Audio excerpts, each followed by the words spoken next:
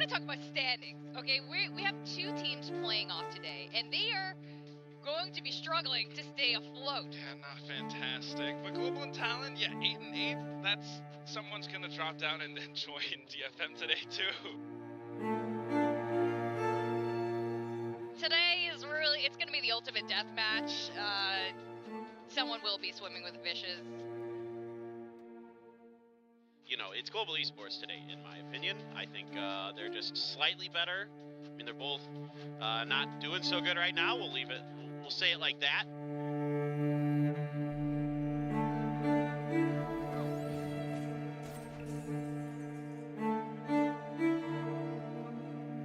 Grab B. Oh, Grabwell goes to grab one. And he's still alive. The lock-in, but I mean, Garnet's not paying attention as Monyet. Oh, he's doing it again. Oh no! Off the rip on 4K. Ace to kick off the series. Monyet, you absolute split animal. Brings us now into 1v2. Cruz surrounded. Picture on the long flank about to arrive in garage.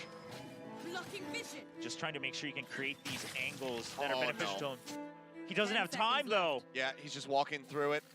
Now he has to get back through. He's planning right on the edge.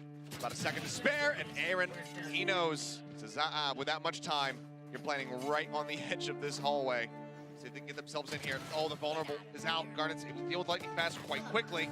Last pack as well takes Aaron down to a sliver of HP. The second one intercepted by Texture, but Aaron, despite having 3 HP, managing to find a kill. They know where he is. Oh! Pat now needs to win it out, he cannot.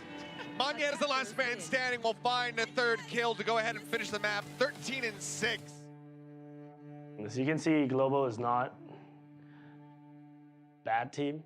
They are very solid with the players they have. And also coming from us, which is we played different, which means we're not using each other's utility. We're not communicating as well as we should be. And a lot of the things we see is mostly hero plays from most of our players, which shouldn't be happening. Pop that. No spray through the wall to try to interrupt. Disrupt this, but Rossi now on for an ace. Oh, he wants it so bad. In his debut map, what a way to jazz somebody up. This would certainly be it. The push out, and Bazzi steals it away. Come on, you knew he was full flashed, my God.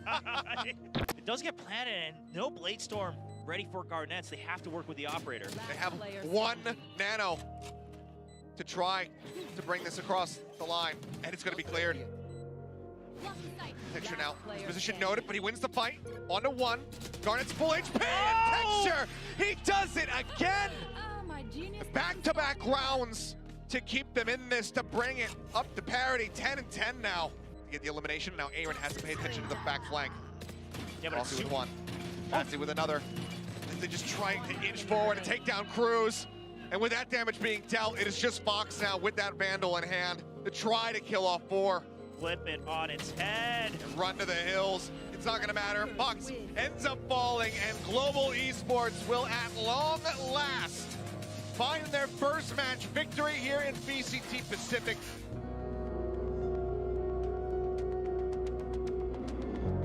I mean, going 0-4, obviously, you know, sucks. Every game, I'm just like super tense and, you know, I would say on the verge of being frustrated, but, you know, it's not really my place to do that because someone has to stay level-headed, someone has to lead the team.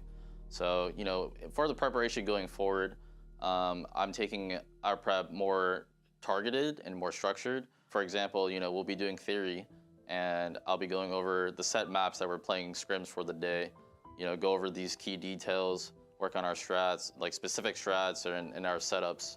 And then we'll run that, you know, in practice. And then after all of that, I'll set some goals, you know, like, hey, we need to focus on getting the operator going or getting X, Y, Z player into positions. So yeah, we have a clear intention for what our practices are looking like now and what our objective will be when we are playing the match. So Boy coming in instead of working remotely has changed a lot of the things we do here. Just like the little things where we'll get the teams to actually feel like a team more. Strategy-wise, he has been putting a lot of work into the game as an IGL to have Boy helping with the strategies and trying to help me grow as an IGL. He gives me ideas and what I should do, what I shouldn't be doing, and options for me to choose from. I think it's a very different way of me seeing the game. I think Zeta, obviously, you know, they're respectful opponents. I think they deserve all the success that they have. I think some of their strong suits would definitely be like their explosiveness, the willingness to like just explode on an exec or explode onto a bomb site, contact plays. They strive really well with that and supporting, you know, their star player depth at this point. Even though they might be on a hot streak, you know, that doesn't mean our streak hasn't started yet. This could be the match that we start our streak. I hope we just have a good match, you know, and I know that my players are more than capable of just taking them, you know, 2-0 clean. Welcome back, everyone. We are now getting ready for our last match of Week 5 here at VCT Pacific 2023. It's going to be Talon going up against Zeta Division. Now, let's just get the elephant in the room out of the way. Talon currently also at 0 wins, 4 losses. The question remains, do they stick with DFM at the bottom of the board, or do they finally branch away from them?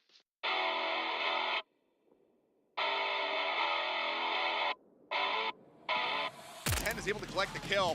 Flash down out from the backside. Jit Boys mowing down 2. Has to swap over the classic, and he wins out the fight with it. Pat able to alleviate that pressure. The paint shells into the corner. Looking phenomenal. Takes 10 down.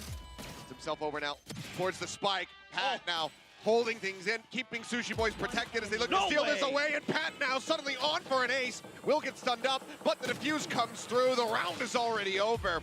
Dark finds nothing, but his position's going to be noted. Pushing out around. Sushi Boy's good for 1. Last out spotted, taken down. Sushi again. I mean, this guy with the triple kills has just been so consistent. He's been amazing. Fox is playing close, but no. Depp doesn't read it. Fox finds the kill. Jit Boys gets Crow. And now Pat takes down 10. And that's going to be it. Pat will be the finisher, finding 3 kills for himself. 13 and 8. Talon. Welcome back. You know, I was obviously like super nervous, you know, and I was just like, oh my God, like, please just do what we practiced and we would win easy. And that's exactly what happened on Haven. We did exactly what we needed to do on Haven. Garnet looks to hold it. The shot whips. He does not find the shot. Sugar Zero's got a crossfires. He tries to exit. You're good for another one. A 2v2. The spike now stranded. The flank comes in, and Fox will finish off 10 to keep Talon afloat. 3 more to go to take us into OT. Drop down coming through the flash timing. Looking good, and somehow Jit Boys, he gets the shorty across. Depp's gonna be taken down. Pat finds 10. It's just Sugar Zero and Laz left alive. The flash in deep, the drop down, they get themselves onto the spike. Time still dwindling. Laz desperately trying to get them off of this one. He puts a little bit of damage down. He hasn't spotted him, and Garnet gets the defuse. Laz might find the kills, but Talon get the round win, and we are going to OT. The moment we hit 8-12, I was just like, it's not over yet until they get 13. We're gonna win this one, and then the next round, we're gonna win this round, and I just kept doing that every single time. We're gonna win this round. We eventually got to OT, and I was like, holy shit, like we did it. That's when I knew like we're gonna win. As soon as we got to OT, I was like, we're gonna win this. Tag down to 70, didn't get the reveal, sets up for the shorty, expecting the push. Flashes come across, he's still gonna be good for 1. Pat with covering firefights 2. 10 and Laz, both gonna be taken down. Depp only able to find 1, and again, it's gonna be Sugar Zero looking to clutch this out, but look at where the spike is. You have to get through Pat. His position noted. Paranoia goes across. The counter swing out. Garnets will find 1 with the operator, and we are going again. Garnets looking for the push, and it's not being watched at all. Depp and Crow get taken down. Garnets with a monstrous flank finds him, and Sugar Zero this time cannot be the hero. Eliminated. Pat swings around. Laz gone, and it's looking like a flawless to close out this attacking round. 10 will be able to stop that at least, but needs an ace clutch with 8 HP. They don't want to get themselves back into a map point. There's just almost no way here. Now with him being watched by Fox, yeah, he's good for the final. What a round here from Talon. Spike retrieve, dark cleared, they know. Pop flash out, drop down, Fox reaching over towards the site. Looks to cover this position, and he's good for it. Sugar Zero cannot find the kill. 30 seconds left. The timing on that cross just broke the crosshair enough that he wasn't able to stabilize it. Good timing there from Talon. A monstrous task here. Garnet's spotting him just a bit sooner. Finds the kill, and Talon once again get themselves to a match point. Switching sides. Needs them the most. The door going to be shut. 10 lurks on the opposite side of it. That does leave 2 players disconnected now here onto the site. Garnet is pushing the pace, and that might just be it. He finds them both, and now 10 has to retake versus 3. The door broken open. They know exactly where he is. The Nano Swarm goes across, but Fox finds the headshot. 10 goes down, and Talon will close it 16-14. A 2-0 victory over Zeta. Phenomenal play here from Talon, and the relief is palpable.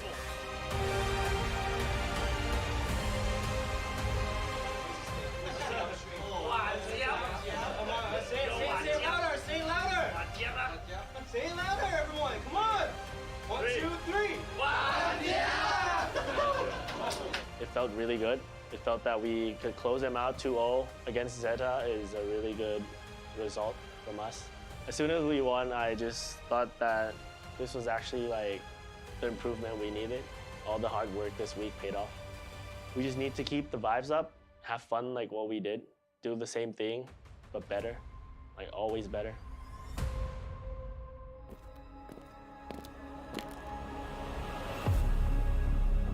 Come on, let's go.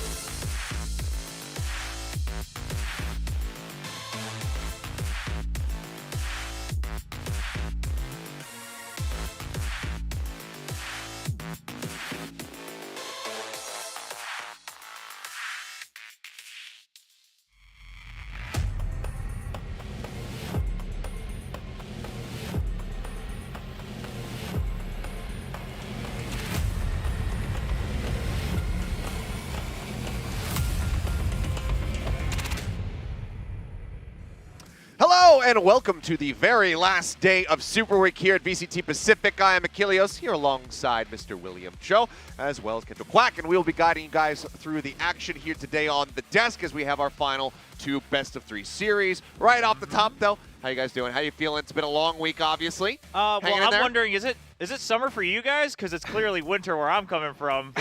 It's I warm am today. the last remaining Oceania representative now that Global Esports no longer has a chance to make it to playoffs. Obviously, that's just the results of what happened so far. But it's been a long Super Week. I think it's been very exciting, and I'm really excited to find out that even today's matches still matter. One of them does. Well, for playoffs. One of them matters for playoffs. One of them matters LCQ. for the teams at their hearts, Yes, right? of course. Of course. There's obviously always something on the line. It might not mean a playoff spot, but there's still plenty to play for. And as we go ahead and talk about this, let's look at the standings as well so we can put a little bit more context around it. Because obviously, kicking things off today, we will have Talon versus Detonation Focus Me, so 9th versus 10th. This is not going to be a battle for a playoff position. Both these teams have long since been eliminated, but it's going to be a battle for pride, for, you know, picking up your fans that are watching from home, and for Detonation trying to get a win on the board, you know? Yeah, get a win on the board, prepare for LCQ.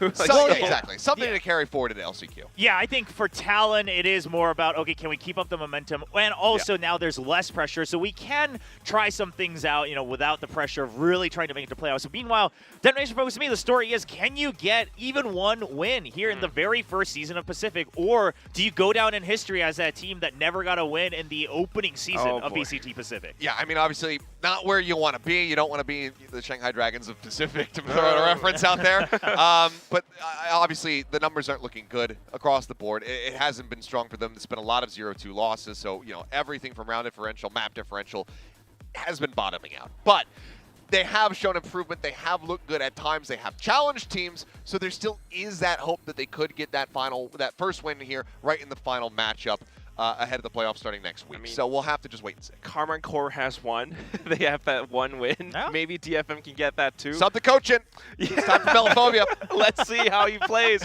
But still, you know, the next one would be RQ versus Paper Rex, and that's an interesting one as well, right? It is. Yeah. And right now, the stage is set to potentially be the most whimsical day of Valorant that we have had in all of Pacific. I'd say probably globally in all of VCT.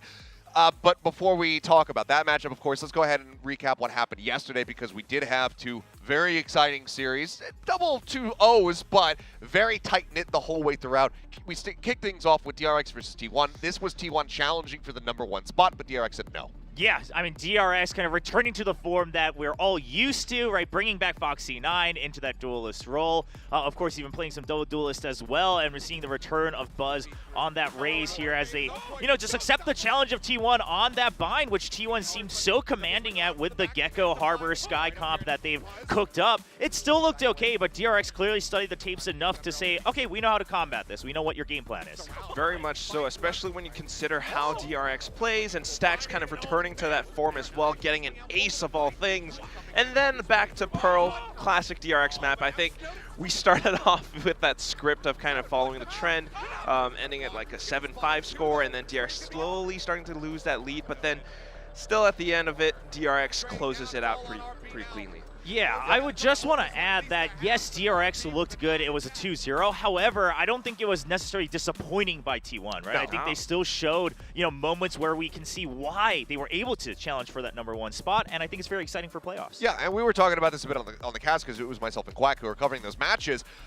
You know, I'm right there with you. I don't think that you can look at this matchup as a disappointment, and I don't think that you could be disappointed being in 3rd place, you know, going into the playoffs, because coming into this, people were saying, okay, maybe T1, if they get some improvements, maybe they make the playoffs, maybe it's going to be a 6th, 5th spot. So being in 3rd after all the expectations that were set around your team, obviously very, very good. DRX, they did go back to, you know, Foxy playing. We got to see him again instead of Buzz on the Duelist. We did see him on Race, to be fair, on Mine. But we weren't seeing him playing the Jet. And then DRX, it was kind of, you know, down to business, but it was a good effort, good solid effort from T1 to make both of those maps very competitive the whole way throughout. Do have to, of course, give extra credit and props over to Saya player, who went like plus 26 in the loss. He was playing out of his mind. And if we can continue to see that form from Saya going into the playoffs, with a second crack at DRX, I think that they'll be sweating a little bit more. Yeah, I mean, especially because we've seen the high points of the rest of that roster as well, right? So if it all comes together on a different day, T1 could very well take this to a map 3, if not take the entire match. So that sets the stage a little bit for potential playoff matchups as we get ready for that next weekend. Well, that wasn't the only series that we had. Obviously, we also had to say goodbye to Global Esports for their playoff potential as they went up against Team Secret, who were able to lock their position in again, a very close 2-0. GE fighting the whole way throughout to try to get that victory, to try to keep themselves afloat, but Secret were able to squash all of those hopes at the end. Yeah, dude, GE really fought. I mean, we Yes. talk about GE fighting all the time, but this one was... It was heartbreaking to watch that, I'm going to be honest. Like, Team Secret, we start off Superweek, and they beat DRX. That was already a huge buff. And then coming into this one, starting off on Haven and then going on to the next map, it seemed like whatever Global Esports tried, Team Secret always adapted. Team Secret always knew how to react in kind to all of these plays. And despite a lot of heroic efforts from players like Monyet, Texture, getting some crazy clutches, it still wasn't enough. Yeah, I mean, I think the biggest thing is exactly what you mentioned, Quack, is yes, in the very beginning of this series, yeah, we could start to see that maybe Team Secret was just online a bit faster. You know, maybe the rest of the players on Global Esports still needed some time to warm up. But as the match went on, we just saw repeated rounds where Team Secret had a hard read on Global Esports. And when you're that far ahead in the mind games, then the aim is already in your favor, right? You know what fights to expect, and that's why Team Secret just looked so much stronger. But if you're looking at the map and the overall kind of calls that you're seeing from both teams, Global Esports tried their darndest. It's just Team Secret was always that one step ahead. And I think that this is going to, reinstill a lot of hope and faith in Team Secret, because they have had their ups and downs. Started off really high, then kind of dipped a bit. And that's why, you and I in particular, William, we did favor Global coming into this matchup, but Secret were able to flip the script. They were able to prove us wrong. And clearly with solid prep, they can take down just about anybody. So that is a terrifying thing for other teams that are going to be facing them as we get ready to go into the playoffs. But we have to continue to give credit to Warbirds coming in, taking this 3-man veteran core, 2 additional players, and turning them into a team that absolutely can challenge the top. Yeah, I think, going back to what I said yesterday on the desk, I said, okay, so far I think Global Esports has shown some more consistency in terms of the macro game. Well, after yesterday's game, I think we can agree with what you just said, Achilles, is that, okay, given the time with the prep, now that they've shored up some of their own weaknesses, Team Secret clearly accepting that they have to also anti-strat these teams. They've proved it now 2 games in a row in a Super Week, so that's pretty hopeful here now for the playoffs. Yeah, obviously, for all of the teams that have been eliminated, Global now joining the likes of Talon as well as DFM, the year is not over. They still do have that opportunity in the LCQ down the line to try to make their way over to champions. So for all of the teams that don't make it to Tokyo, we're going to be, having our eyes trained on them to see who is improving the most during that downtime and making the most out of that prep time. So we'll have to just wait and see. But it's the last day of the Super Week. The playoffs are on the horizon, which means that we have one more day, one more segment of playing games. Okay. I was like, oh my gosh, what's happening? So this is a new one, I've been told. And we only found out about it pretty much like earlier today.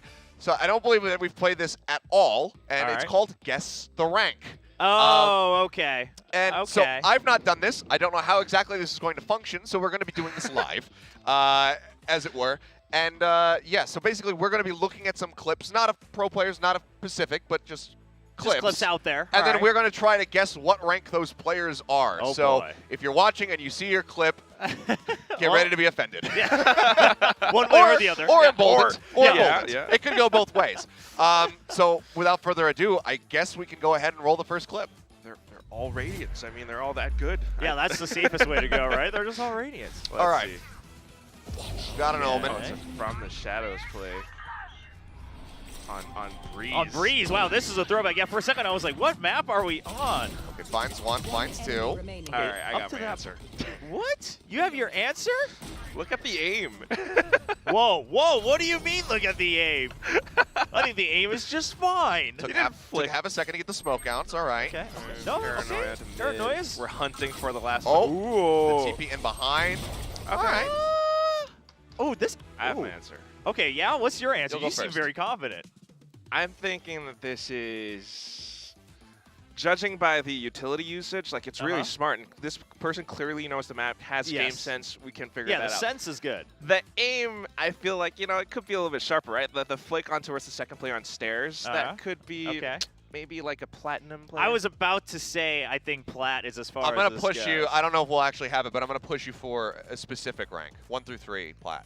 Okay. Ooh. Plat 3. Plat 3. Oh, I will go with plat 1. Okay. 'Cause I'm gonna, plat 2 is too safe. I'm gonna go with a gold 3. Gold 3. Oh, why? Okay. Why All are right. you going lower? Because I'm not out here to make friends. Okay. All right. So all right. I guess, can we reveal what rank this is? Who do we have? Plat 3, plat 2, you said? I said 1. Plat 1. Or yeah. And they're So it is platinum. plat. We don't have 1 Okay. through 3. Okay, but okay. we don't have that. So, okay, Yeah. we'll just play around with the actual ranks. But platinum, okay. You know, I the reason I was so confident by the end was because I was stuck in platinum for the longest time, and this is exactly what all my games looked like on my own screen. Pretty good, though. Yeah, I Pretty do see what you're talking about. He goes for the transition shot over the neon, tries to get that flick, but is aiming at the legs, has to steady the aim a little bit. yeah. It's a little bit Recalled us in slow the to try to head. get the smoke. I thought maybe it was going to be a gold player who has like one of those moments where it's like, oh yeah, I popped That off is a little bit possible. harder. Yeah. So I decided to undercut just a bit, playing Price is Right rules, I suppose. Yeah. But How all about right, that? so All right, we we were got all in the 2 range. correct guesses. We were all very close. Okay. But now we'll go ahead and roll the second clip. I don't know how many times we're doing this. I forget. Oh, okay. But we'll roll the next clip, and then Alright. we'll make a guess. Yeah, we started with a very safe one, you know? I want to Yeah. see some whiffs. Or something crazy. Okay. Got Arena holding, Doesn't look right. It just Oh. and we have audio. Okay. Yeah, hopefully, we've got their hopefully the We've got audio's their been own cleared. commentary going on, just in case. Good Let's just talk crosshair over it. placement.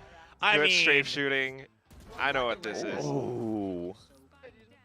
But here's the thing: is that when you're watching these clips, you got to start to wonder what's the player's rank, but also like their opponents at the same time, right? Like, okay, Sure. the headshot sight line is good. That much I will agree with, absolutely. But it's like they're also just kind of peeking into you on every turn.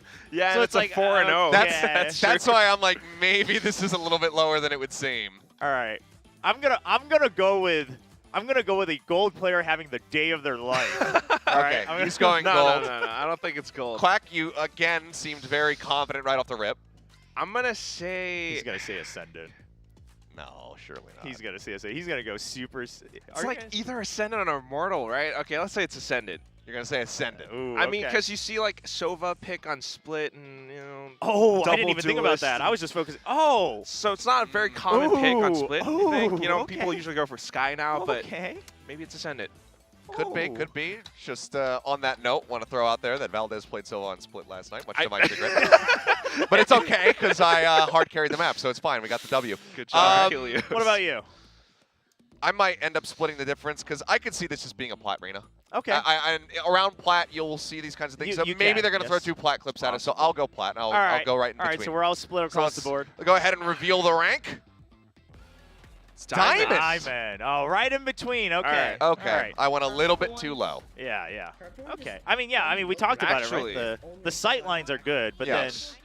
Because why would you pick Arena on Split 2? then, well, the Reina pick, the Silva pick, That's those are kind of tells. But that's yeah. a very pub gaming Yes, thing to do. Also, yes. Yeah, There's all right, the- solo there's queue, like you'll plenty see of Reina. players out there that, say, oh, I'm Reyna, I can hard carry a game. And Yeah, it would also probably tell a lot if we knew which server it was on what agency we're playing. But Possible. True. All right, you got one more? But I mean, I think these are pulled from a website. It could just be any region. I think so, yeah. So who I think knows? so. But all right, let's go ahead and roll the next clip. Looks like we got 2 more. Ooh, Ice okay. Box. Okay. Gecko. Got a gecko. Oh, I'm all for the geckos. Okay. No. Oh. They need a I think slightly. they did get it though. They need a slightly better graphics card They- while they're recording on OBS, but it's all right. I kind of want to watch this again before I guess.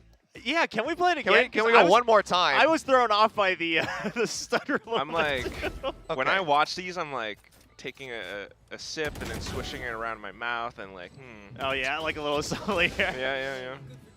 Get a little whiff. Dude, this is going to be, I tell you what, What do you guys think? I think I know what this is, but I also think that this could end up being bait. Watch this be yeah. like the highest tier It one. No, could no be. way. It I don't could think this be. high. Maybe they're just getting used to Gecko. Like, who knows? I think this is silver. I was thinking silver as well, actually. The thing that sold it for me is the COD reload after the first kill. Yeah. Yeah. I'm thinking like it's silver or gold, but He's got so many bullets silver left. might He's be at right. 16 and he Yes. reloads. Silver might be right. The reload, and also as soon as you get the kill, your like sight always dips lower because Yeah. you're like trying to turn at the same time. I'm gonna go silver. Yeah. All right, let's go with silver. All We're all right, agreed. we're guessing okay. silver. Let's see what it is. The This is gonna be shots, like the radiant. movement, the aim. It's like That's you what I'm know. saying. Is it baked? Iron? Okay. What? It's actually. Wait. It's far worse than we could have Well, thought. no. But here's the thing. This person, they're ranking up. All right, they're ranking up. They soon. should be. They should be ranking up soon. Look Still at the some chat though. Still some things to Yeah. be that- worked yeah, on. Yeah. Trying to go for the spike diffuser there. A little bit shaky, good but clutch. you're It's whoever a you good are, clutch. you're trending in the right direction. Yes. Good job. Yeah. You surpassed our expectations, so Oh. we think that you can at least make it to silver. Yeah. There you go. Yeah. All right, we have one more clip. We'll go ahead and roll it, and we'll see if we can get this one right. Can we get a whiff clip? Yeah. I just want to see like all the whiffs and then one sick Spectre. kill at the end. Okay, 83 It's HP. round 2. It is a Spectre. Is nullified, swings in the corner, gets one. All right. Oh, good point. Decent control. Kind of more. Okay. There's still 3 Alright, members no. left on the other side. Not over peaking. Oh, they just killed Not Talon's using coach. utility, but Oh, they did just take down Zeus. oh, And we're gonna push for the ace. I suppose. Yeah, going 6 for it, I rounds guess. left in the mag, and I mean, ooh. Okay, so This is a toughie. it's a pretty even because you got Marshall on the one side. They're holding Yeah. a Spectre, so Yeah. economy-wise, they're on somewhat equal footing. Yep. Gets the ace. The thing that's making me think that it's lower is Okay. that ace spray control not too great. They're widely going for body shots as well as leg shots rather than going for the head and then dragging down. Ooh. But also 0 util use. in yes, this that's entire what I was about to say too. 0 util. You had held onto your This could be the silver. fragment and your More Right. gold. I think this is silver or gold. You guys are expecting like what VCT plays out here with all the utils? Well, I'm just assessing that this is probably not a very high the tier habits. Okay. game, but maybe this is going to be the Ooh. one that baits I'm gonna us. say it's gold. You're going to go with gold. Yeah. Really? I was gonna go higher just because everyone was like not peeking out trying to greed for kills. Like they were playing smartly and like just hiding and waiting for the opponents to come and try to go for the defuse. So I was thinking actually like low diamond. Judging by the Yeah, teammates. yeah, huh? yeah. Judging by the teammates, Okay, actually. Okay. They All were, right, they all were right. calming as well. They were coming as well. Well, let's find out. What did you guys say? He's I'm going s- for gold. You're silver, right? Well, not your silver, but you're guessing silver. I'll have you know, That- I have that higher remains peaks to than be you. seen. I have had higher peaks than you, sir. Yeah, I'll join you on gold. Okay. We'll give it a gold. All right, I'll go with diamond. Let's reveal. Yeah, gold, gold, diamond. So what? I was originally gonna go for Ascendant. You guys all guessed so low that I dragged it down. No I'm shot. telling you. I'm telling you. And I think the Spectre spray was okay. Well, that one was But I better. think the teammate positioning is what really sold it for me. Like everyone's like, just back out, That's a right? good Like point. don't greed for the kills. Like they gotta come in. We've got better weaponry. Like that doesn't happen very often. I guess you were. I mean, you were definitely the closest. I wasn't sold on it. I was not sold on it. Yeah, yeah. But I mean, when I was in gold, that's just what all my gameplay looked like.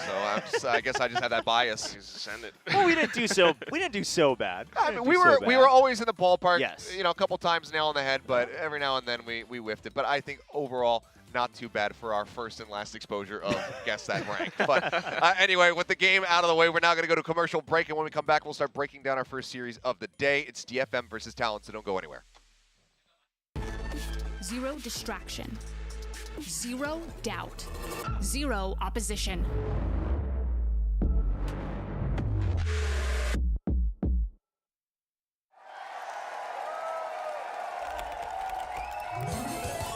Red Bull gives you wings.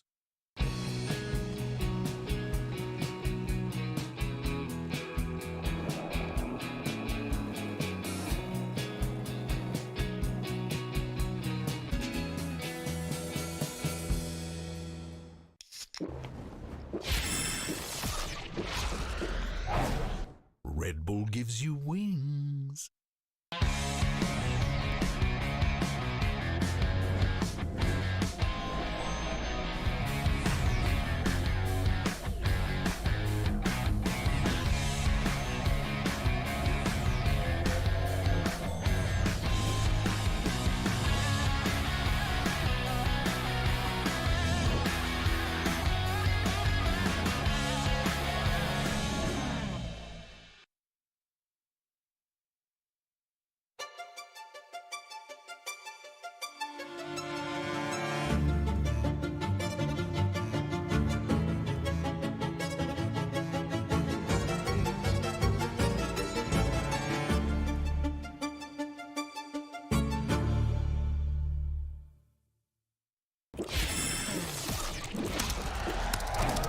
Red Bull gives you wings.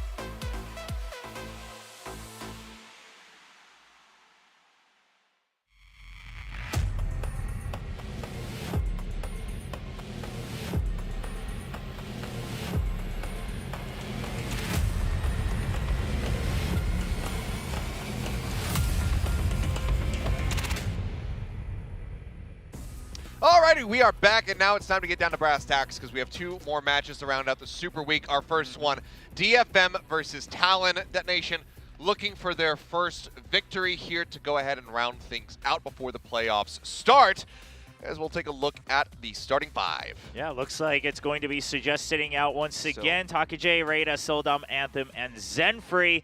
And here's the biggest thing, right? The biggest question again is, can you get that one win? I mean, early on, I will say, they took a map off of Gen G on that fracture. It looked very, it looked very well prepped. I mean, yes, they always looked like the weaker team, but we had that hope in the first couple weeks of they might be able to take a match here or there, and then they actually started to fall apart even more. Now the pressure's off. You're just looking for that one win. Soldom's trying to get back into form of that explosive duelist. The rest of the team trying to support around that. Have they figured out a formula that can make this come together? I think that's something that they really have to do and go for. But remember also, with a lot of the previous matches that they've had, even then, without the pressure, right? They couldn't really make it to playoffs. They were still playing so slow. They were still kind of second guessing themselves and just being so cautious, overly cautious, that they actually lost a round to time. The spike wasn't even planted. They couldn't even get onto site. That's kind of worrying for me. I think there's been plenty of causes for concern, as unfortunate as it is to say here for DFM. But again, we have seen some silver linings. We have had some highlight moments. Soldom in particular, once he started coming back into the roster, it was like, okay, how is this going to look? And he has put up some very polished performances and has shown us some of those highlight plays that went on to make him famous and be known as the Korean Jet.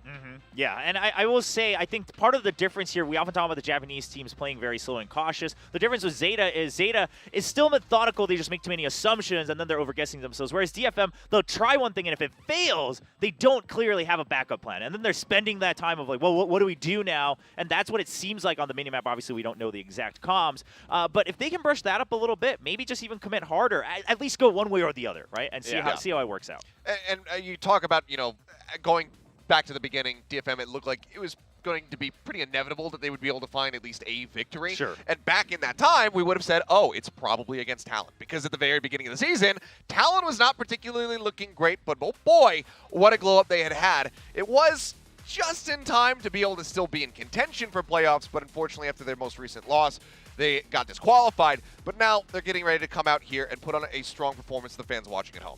Hey, these guys beat Gen G, they beat Zeta, they had rocky start, but you know that they have that potential. And I think with the assistance of Coach Boy coming in, they managed to find a bit more structure to the way that they play. His name. Sorry, Coach Boy. Yeah, his name is just Boy. But yeah, I mean, you know, it's this team. They are the boys. You got Sushi Boy, you got Chip Boys. There's so many boys on these guys, but the way that they've been playing, at least at the start of league play, was so a little bit messy. Everyone's swapping around roles. We're all trying different agents. Pat was like playing every single agent that we had in the pool. But now we've had a little bit more structure. We've had a little bit more a semblance of some control. And then going into these plays, they have that coordination to actually succeed in these rounds. Yeah, I mean, I think the overall foundations have returned here for Talon. That's what we can say. But at the same time, they kind of doubled down in their match versus RQ earlier in Superweek by bringing out a new, funky comp over on Ascent. It didn't work out. However, I don't think that's them just like whimsically experimenting. I think they were doubling down and saying, well, we need to win. We practiced a new strat. Let's go for it. Since they lost, it didn't look good. But if they had won, we would have all been praising them, right, for coming up with something that works on their own color. So that's a bit unfortunate, but I think it's good to see that they feel comfortable enough to do that, even in that pressure situation. I mean, you want to, if you are the team that starts breaking the meta and kind of redefining it and redirecting it in towards a different composition, getting away from what everyone has been playing as a stock standard, and it works out for you, obviously it's going to look brilliant. We saw very much the same thing being done by Global just yesterday in, trying out different comps for themselves on Lotus as well as on Haven, going out with that effectively Pearl composition in the Pearl Viper. It didn't get them the win, but at times it did look good. So it feels like, Talon, with a little bit more work, maybe those shifts could pay off for them, but unfortunately it wasn't quite in time for them to be able to get that qualification through. Yeah, and just looking at the numbers, I mean, obviously, because both of them had such rough starts in the beginning, they're going to be pretty straightforward, right? And there's not going to be too much to break down in terms of comparison here. But the story is deeper in terms of how have they looked in their recent games, which is what we're trying to emphasize, especially on the side of Talon. Yeah, and this is where a statistic can come back to bite you in the rear, because obviously on the side of DFM, some 10s, some 8s, and then there's that 2, and you go, oh, that's pretty good. Oh, wait, no, it's because they have just kind of gotten crushed in a lot of their series. Yeah. The unfortunate reality of it. But we're hoping today that we see a nice, tight-knit, competitive match, firm handshakes between both teams, and maybe a little bit of whimsy sprinkled in. Because, again, at the end of it all, this isn't really affecting the standings at all whatsoever. So, hey, maybe we get Talon also bringing out triple duelist. Maybe we get some wild stuff from DFM. Who knows? They could do whatever they want. We did that once. But, I mean, you're right. That's what it comes down to. Let's have fun today. And we're speaking of fun, we have these duelists such as Soldam and stuff. Players like Zenfree and Fox are the ones who set them up. Yeah, I mean, we kind of wanted to talk about it. It's very easy to talk about the duelists, especially when Soldam's on the other side. Always compare the duelists against Soldam. But then I wanted to take a look at, okay, well, how have things looked for those who have been setting them up? You can't always just rely on that one player to go in and break the side all open on their own. Zenfree starting to play a lot more of that Sky, of course, still playing some of those controllers here and there depending on the map. And then Fox coming back to play kind of the primary initiator here, and then sometimes Pat supporting with a secondary initiator, and the flash timings and the info that they gather, so that the players like Arnett or maybe sometimes even Pat on the side of Talon, and then of course on the side of DFM, Soldam can go in and actually confidently get the kill, open up the site, or push out on the defense. I mean, I have to agree on this because you're thinking about how these two teams function. Sometimes strategically speaking, it's quite contrasting and quite different, but they do have them in place. It's just that executing these strats, sometimes you need players like these to really carry them through. But speaking of these guys at the same time, Fox has played a lot of initiators. Occasionally he goes for that Yoru, so triple duelist could be fun. Meanwhile, if we're looking at Zenfree, sometimes he's an initiator, but sometimes he goes to a controller, depending on the map. A map like Lotus, he tends to play an Omen, so that could be pretty different as well. We might have some flexibility there, but with not much time left before we go over to the stage, let's go ahead and take a look at our predictions, because I believe that William might have some explaining to do. Come on. Just throwing it out there, huh? Listen, I'm just saying, we all thought DRX was going to finish round robin 9-0, and look what happened. They took their first map loss, all right? I think it's completely reasonable that Detonation could take the map. I also just think, okay, both teams now with less pressure. DFM just put out all the firepower that you have. We know individually these players have some good firepower. Just let it happen. Let the magic happen. Let the battles happen. And let's just see who comes out on top. Look, I love a good underdog, but I don't think that's going to happen. I would be really happy if DFM actually does get their first win, but I don't think it's going to happen. Just given the form that we've been seeing from Talon, being how they've been able to press teams, take matches away from some better teams as well, it just feels like this is kind of an inevitability. But anything different would be a very pleasant surprise, that is for certain. But without further ado, it is time to go ahead and activate the stage, as we love to say. Bring up the lights, bring out the players, get them in their seats, and get into the action. We'll see how they fare, whether or not this is in fact going to be a very whimsical start to the day, or if we'll have to wait a little bit later for that. But for now, let's go ahead and meet the players.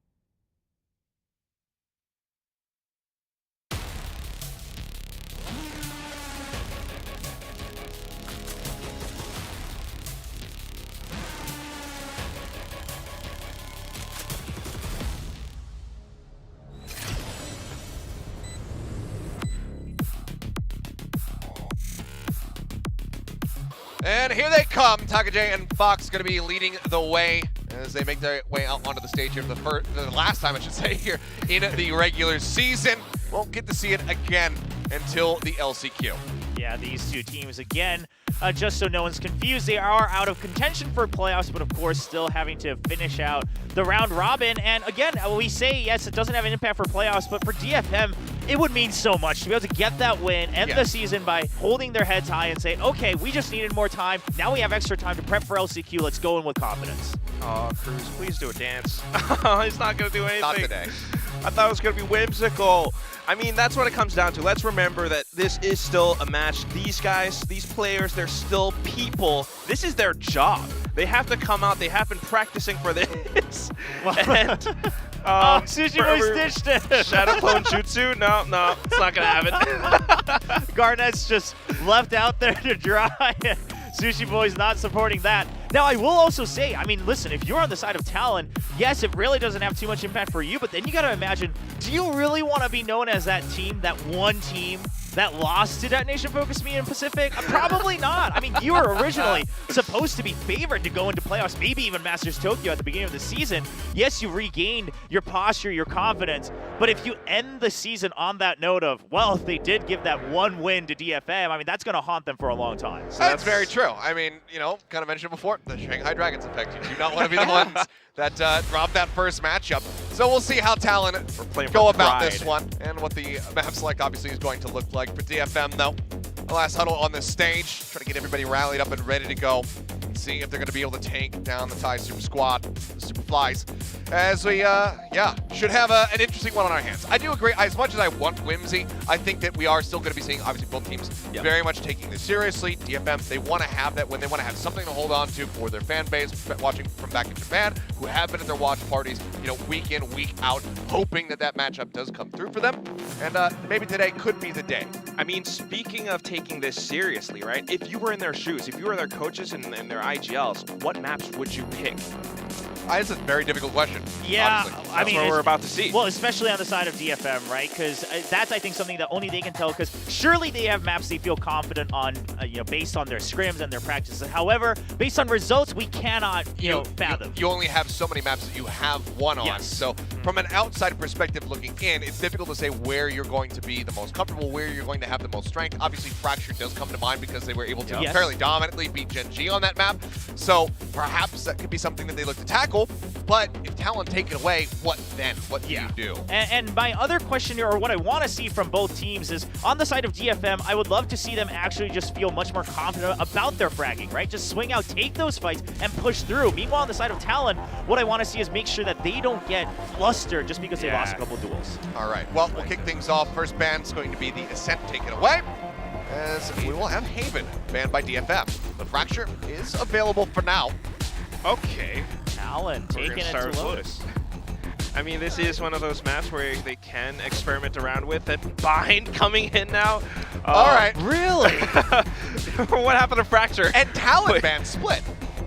Wow, okay. This is interesting on a lot of different fronts. The Pearl ban, that's probably the most reasonable thing I've seen this map ban pick coming out from DFM. But, okay, well, the bind pick, here's the thing. I mean, we have no idea. I don't mind it just because, again, you are eventually going to have to play that map, prep that map. If you've been prepping it because you know that you've been out of playoffs and you want to get a head start on it, I think it's not a bad time for DFM to say, let's see if what we've been cooking up works against a team like Talon. It is something that they can do, and all I'm saying is, you guys wanted your whimsy, you wanted your chaos, here it is. Oh, and they get to try it, yeah. But even then, I still am a little bit puzzled. The Lotus is obviously going to be an interesting pick for the side of Talon because DFM have had strong performances on that map in the past, you know, challenging Paper X and whatnot, nearly being able to extend their series into a 3-mapper. Let's see what the compositions do look like, because obviously we saw some differentiation yesterday. Yeah, but it looks like a slightly different interpretation still, right? On the side of Talon, it is still very much about battling with the Breach and then the support coming in from the likes of Omen and then the Silva for the intel. Just really push out, push hard, and then take space and then figure out what you want to do in the rest of the map. On the side of DFM, you're still buying some insurance with that Viper, right? Still cut up the map a little bit to a smaller pieces, but then you still have the Omen if you want to really challenge a part of the map with the Paranoia. Yeah, and especially for Radar, to gather information is Sky as well, but what I'm really curious about is how Anthem's going to lead this team. Are they still going to be that cautious, or are they going to charge in with Soldem on the jet? I mean, when we saw Anthem get his ace, that was him playing that Sky right there on the B site on Lotus. Let's see if he can do it again now with Killjoy in his hands. Try to take away Talon's map pick. We have our casters ready, so we will go ahead and toss it over to Tasteless and Paper Thin to take us through the action. Excellent work over at the desk, gentlemen. An exciting match to start the day off here. We're going to see if Detonation Focus Me can finally get that win, or if Talon, the likely favorite, is going to close this out. Yeah, there's still a ton to play for here in terms of pride. Like, neither of these teams wants to go out in this season on a low note. You still have the LCQ coming up later on this year. So, like, if I'm the team, I'm saying, let's give it our all today. Let's, you know, finish here on a high note, especially for DFM, who would love to get just a win, period. But then, you know, get some confidence, get some momentum built up for yourselves, you know, to get prepped for that LCQ later on in the season. You know, these are two teams that have had to make some major adjustments and improvements in their play. I think Talon has overall done a little bit of a better job of that. Today here for Detonation Focus Me, it's going to be a real opportunity for them to try to break through and see if on this last day they can turn this disappointing score into a real opportunity. This could be a real moment to learn, to improve. Obviously, Talon wants to try to crush through here. Let's get this going here on map number 1. Yeah, I'm right there with you. I think both these teams are going to be taking this very seriously today, especially with the comps. Like, this tells me they're both playing their standard comps here on Lotus, what they've been playing in recent history. So this is definitely an opportunity for them to, you know, work on things that they want to work on. You know, there's opportunities here to not just win, but also correct mistakes, you know, fix things that have been maybe going wrong previously, and have kind of those positives that you can build on for the future. All right, we're going to have Talon here on the defending side. Detonation Focus Me with his spike, ready to try to attack in. A 3-stack push into mid, trying to get some intel, and already Anthem gets the drop on a Garnet. Yeah, went for the Sheriff early and got a big one. That's a great Paranoia, though. Crew's going to follow up off of it with the Frenzy. Can't find a second. Chip Boy's there for the trade. 3 versus 3 right now. They are not able to make any real momentum here. Pat does get the drop on Rita. Fox taking Anthem out. And we're down at just 1 on the attacker side here. Taka J needs a miracle. Can he get that spike first and foremost? He's been really good at times with his individual mechanics so far this year, but this is a tough angle to push from. Should get flanked out, and yeah, Pat's got the finish onto him. And yeah, it's a good start here for Talon, right? They're just aggressive on all the angles. They're just winning some good trades. a good paranoia to kick things off there, to set up Cruz. Everybody's playing off of each other, so what I see from Talon on that opening pistol round is really, really solid. And not a surprising moment either. Detonation Focus Me has been fairly weak in pistol rounds, particularly compared to the other teams we've got out here. So everything kind of par for the course so far as we wrap up round 1 with a Talon victory. Obviously, a lot more to go here. Marshall in hand right now for, oh, sorry, he had a Marshall in for a second there. Anthem did and sold it, so it's going to be a pretty standard budget round here for round 2 for Detonation Focus Me.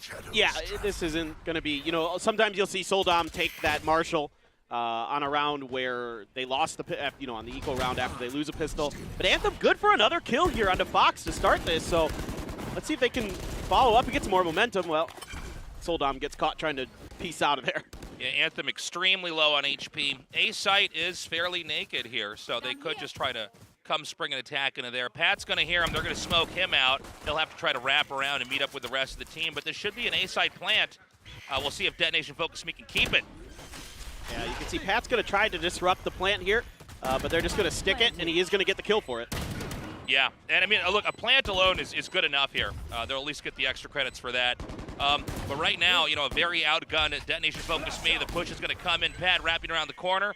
Already Jit Boys is gone. Just 2 left over here.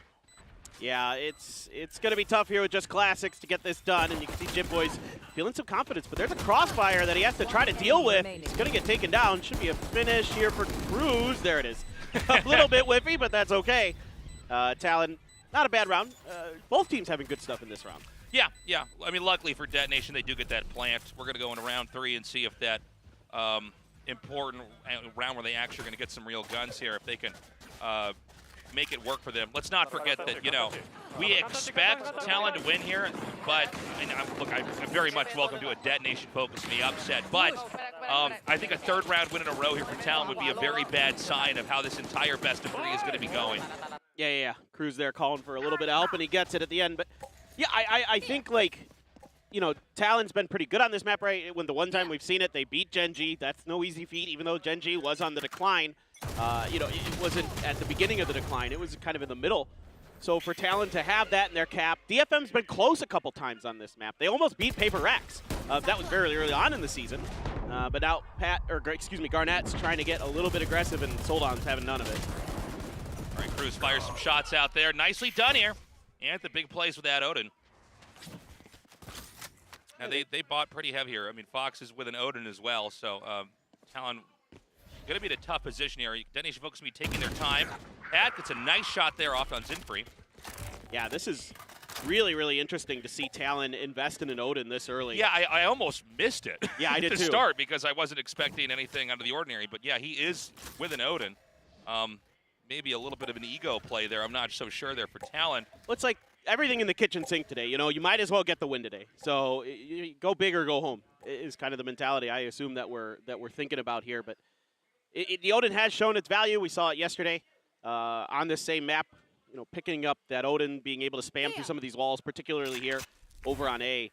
You know, there's a lot of angles that you can hold to make life miserable. You can kind of shut down some of those early A pushes that the attacker side might want to do. So these kind of late season adjustments that teams have been making are really fascinating. You know, the Odin kind of often just relegated to Ascent. Now we're starting to see it crop up a little bit more. Now, Talon bet on C, and obviously that did not pay off. We've got a stack over here onto A. Are they going to try to save this Odin for the next round? I mean, we've got some pretty slow movement here from Talon so far. It looks like Fox basically ready to have the players kind of retreat into him. And so this is probably, unless we see an actual push come in, just going to be a round win here for Detonation Focus Me. Yeah, they might try to see if they can get a pick here with Jit Boys. In fact, they're going to throw the gun back to him since Pat has low health. Just let him go in there. Probably die one way or another, but you really want to keep that Vandal and that Odin.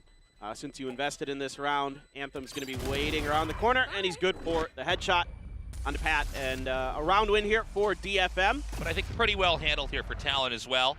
They're going to keep those 2 good guns coming forward here and should have a pretty healthy buy round. Excuse me, I can't talk, as we go into round 4. Yeah, they're basically just going to have to shuffle a little bit of money around here for Talon, but they should be able to get everything they need. A half armor going to be cut for Detonation Focus Me. A couple for Talon, but again, keeping that Odin.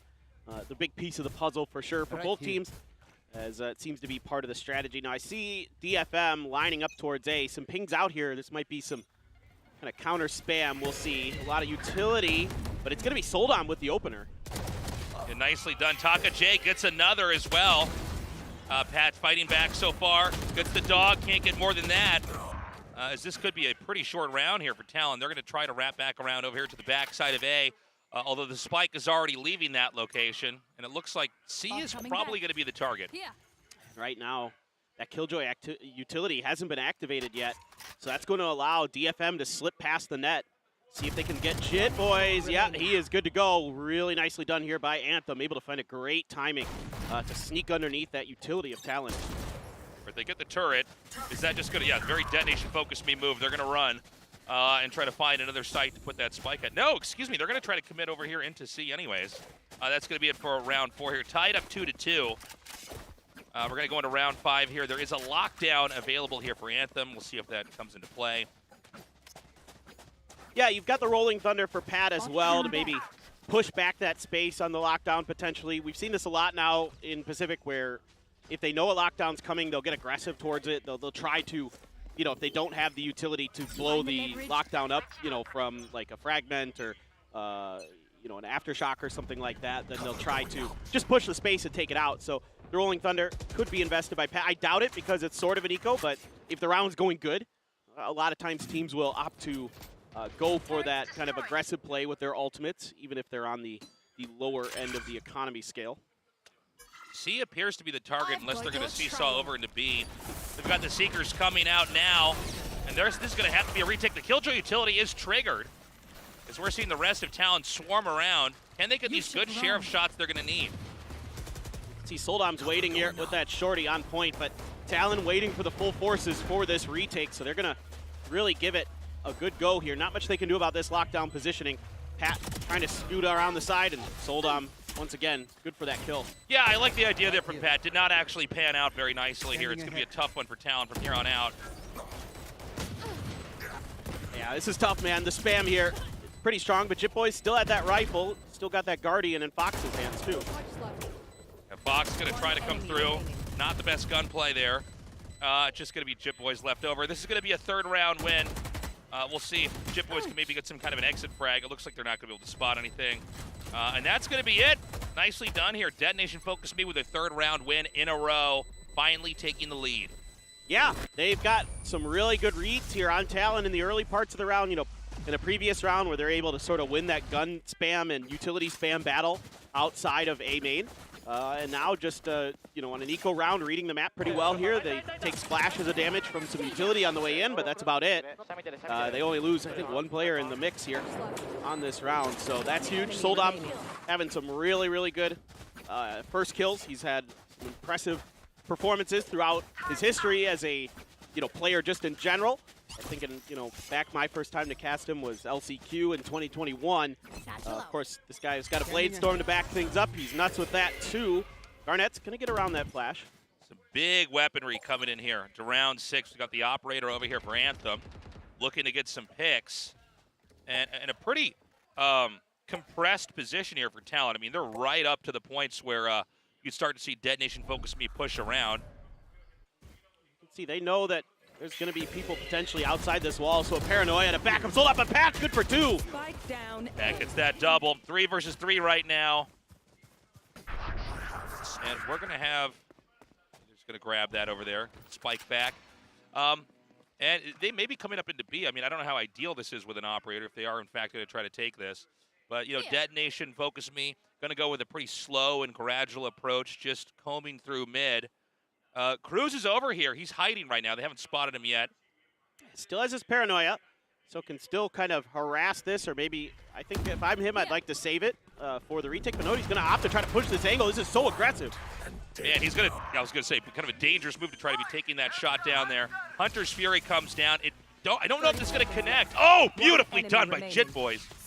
That was a nasty shot. And, I mean, this is very tough. He actually might want to switch this out for a Vandal if he can grab one. Yeah, absolutely. You definitely would not most likely want to be planting on B with that operator to hold Yeah, it. I don't know how that's going to work. Unless you're Soldom, he might do it, but everybody else is like, nah, yep. 10 seconds left. Going for that Vandal. Should be spotted here by Fox. This should be the... Oh! Maybe not. Standing. Oh, big plays here from Anthem. I was so confident that in that moment, you know, as we see the spike kind of in air about to be slammed down, that was going to be the moment for Talon to try to get that shot and get that kill. So Dead Nation Focus Me, look, they win there. Importantly, they're going to have that operator moving on into the next round. In what was overall a very expensive and costly victory there for Dead Nation Focus Me, but regardless, momentum's on their side. Yeah, no, this is going really, really good. I mean, the idea here from Talon is fine, but the execution is just a little bit late, and Anthem, you can't give this guy many opportunities to clutch. If there's one thing Anthem has shown us that he's good at is he has some monstrous clutches inside of him, so a little bit of a execution error in terms of the mechanics for Talon cost them around, and an early 2-kill affair here for DFM. All right, it's getting crazy over here, right? An attacker's spawn, Crew finds one, but we're now down to just Jet Boys. Could be the shortest round we've got yet here. Dead Nation Focus Me is going to casually stroll through A site here. We've got probably a very easy setup, an unideal weapon here for Jet Boys, unless he can find, I don't know, a Vandal or something and just go for a save round. Yeah, and again, it's... Or, I'm sorry, just carry that to the next round is what I'm trying to say. Yeah, certainly. I was going to say, this is like kind of funny to watch these eco rounds, like these ego pushes that are just being read really well right now by DFM, not really giving Talon many opportunities for kills. Sure, they get 2 here. That's not too bad, but the economy already in a pretty good spot here for DFM, so they don't mind seeding a couple players over. And I can't imagine a world where Jit Boys goes for the lockdown normally, but today, maybe.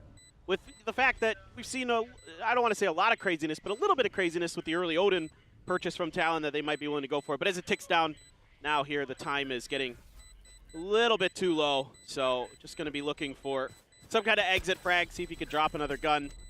But it is just going to be Jit Boys going down to the spike, and DFM claims their 5th round in a row. So this is some insane momentum, and honestly, I had no idea we were going to be having a half like this. Unsurprisingly, Talon calls for that timeout, and they need to go back to the drawing board, man. I mean, this is just not the Talon I thought we were going to have here. When I saw the win in round 1 and round 2, I thought, okay, you know, par for the course. I thought Talon was probably a better team. Then Dead Nation Focus Me gets that 3rd round, and I thought, well, at least we're going to have a back and forth. Now we're pretty far along, and Dead Nation Focus Me is dominating. They've won enough rounds that this is becoming a crushing lead. And if Talon can't try to reassemble right here, right now, I think Dead Nation Focus Me might be walking out of map 1 victorious. They certainly look really, really good. Talon looks a little bit out of sorts since the pistol and the follow-up. I saw good coordination from Talon in those rounds. Since then, it's been a lot of ego challenges or a lot of odd man challenges where DFM has 3, 4, sometimes even all 5 versus only 2 or 3 of Talon. And they're able to kind of come out ahead in those exchanges with that superior utility and firepower combinations. So right now, you know, Talon just a little bit whiffy too. There's been a few kind of shaky sprays, I'll call them that, and some shaky moments.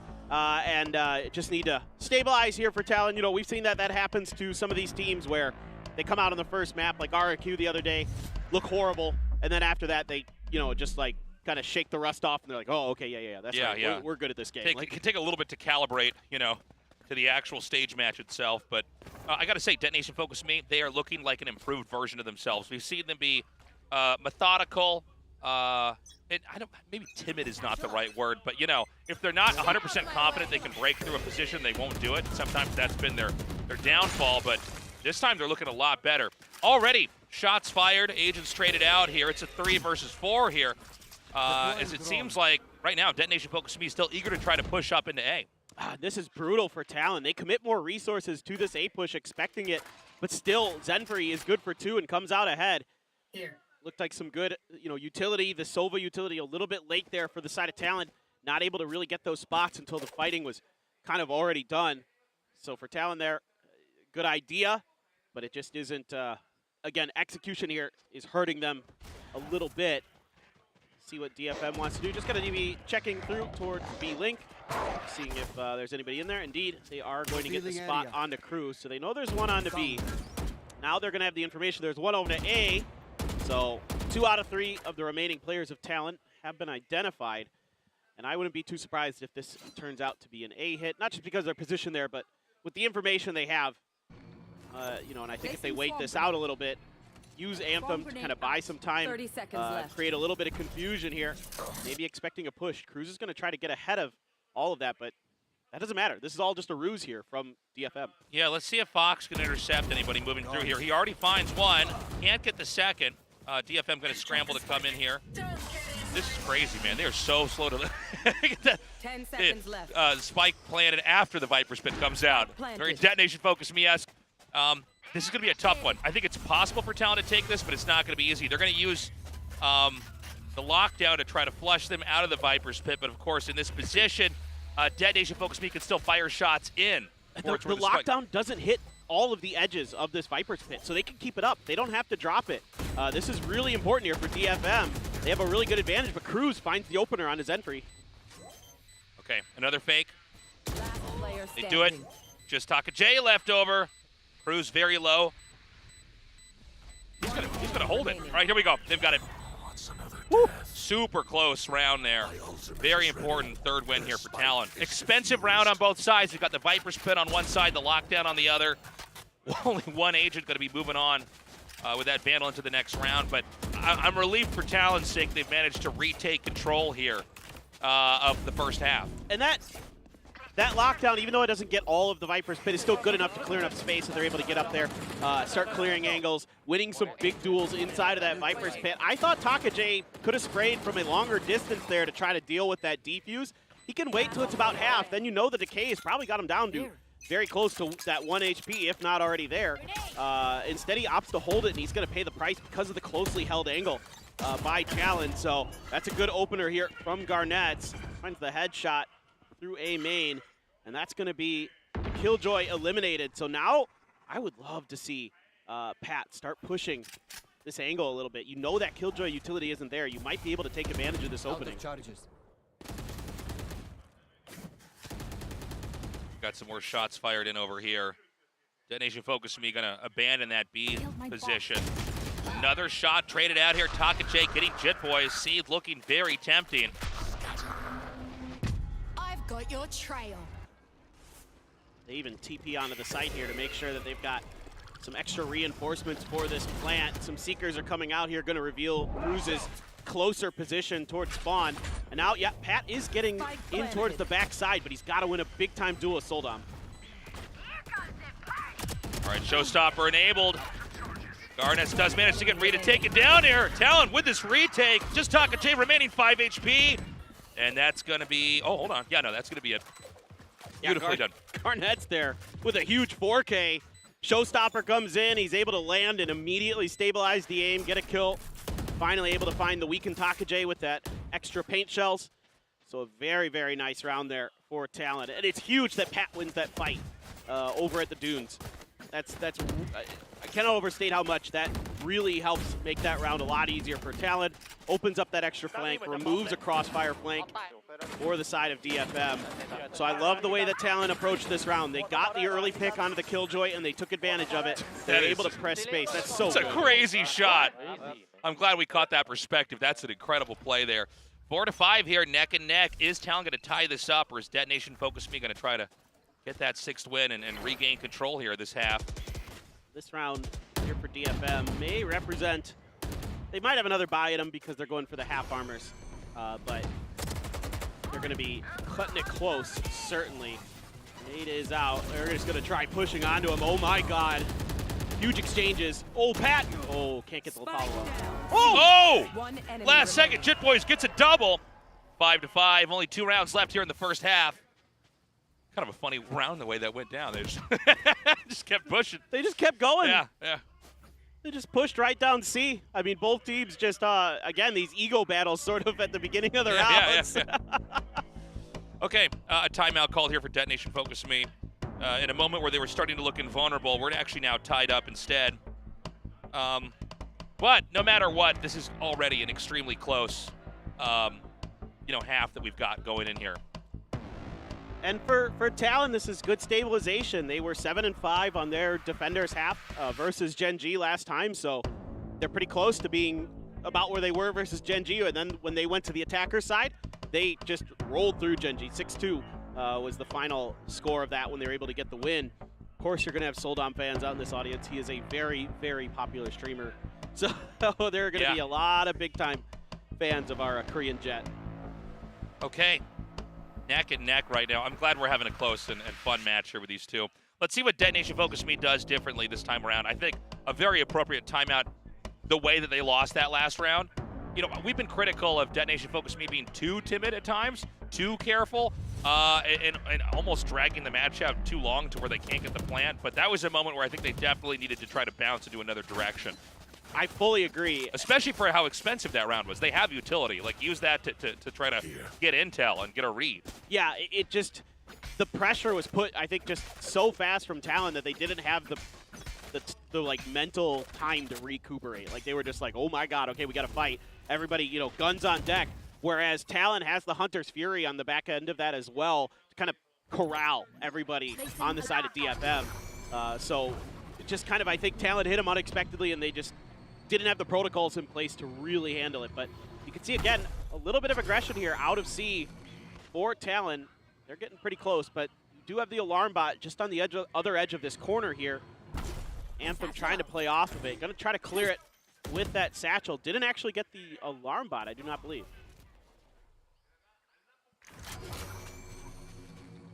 Okay, they're going to open up the door here. Not seeing anything on the other side.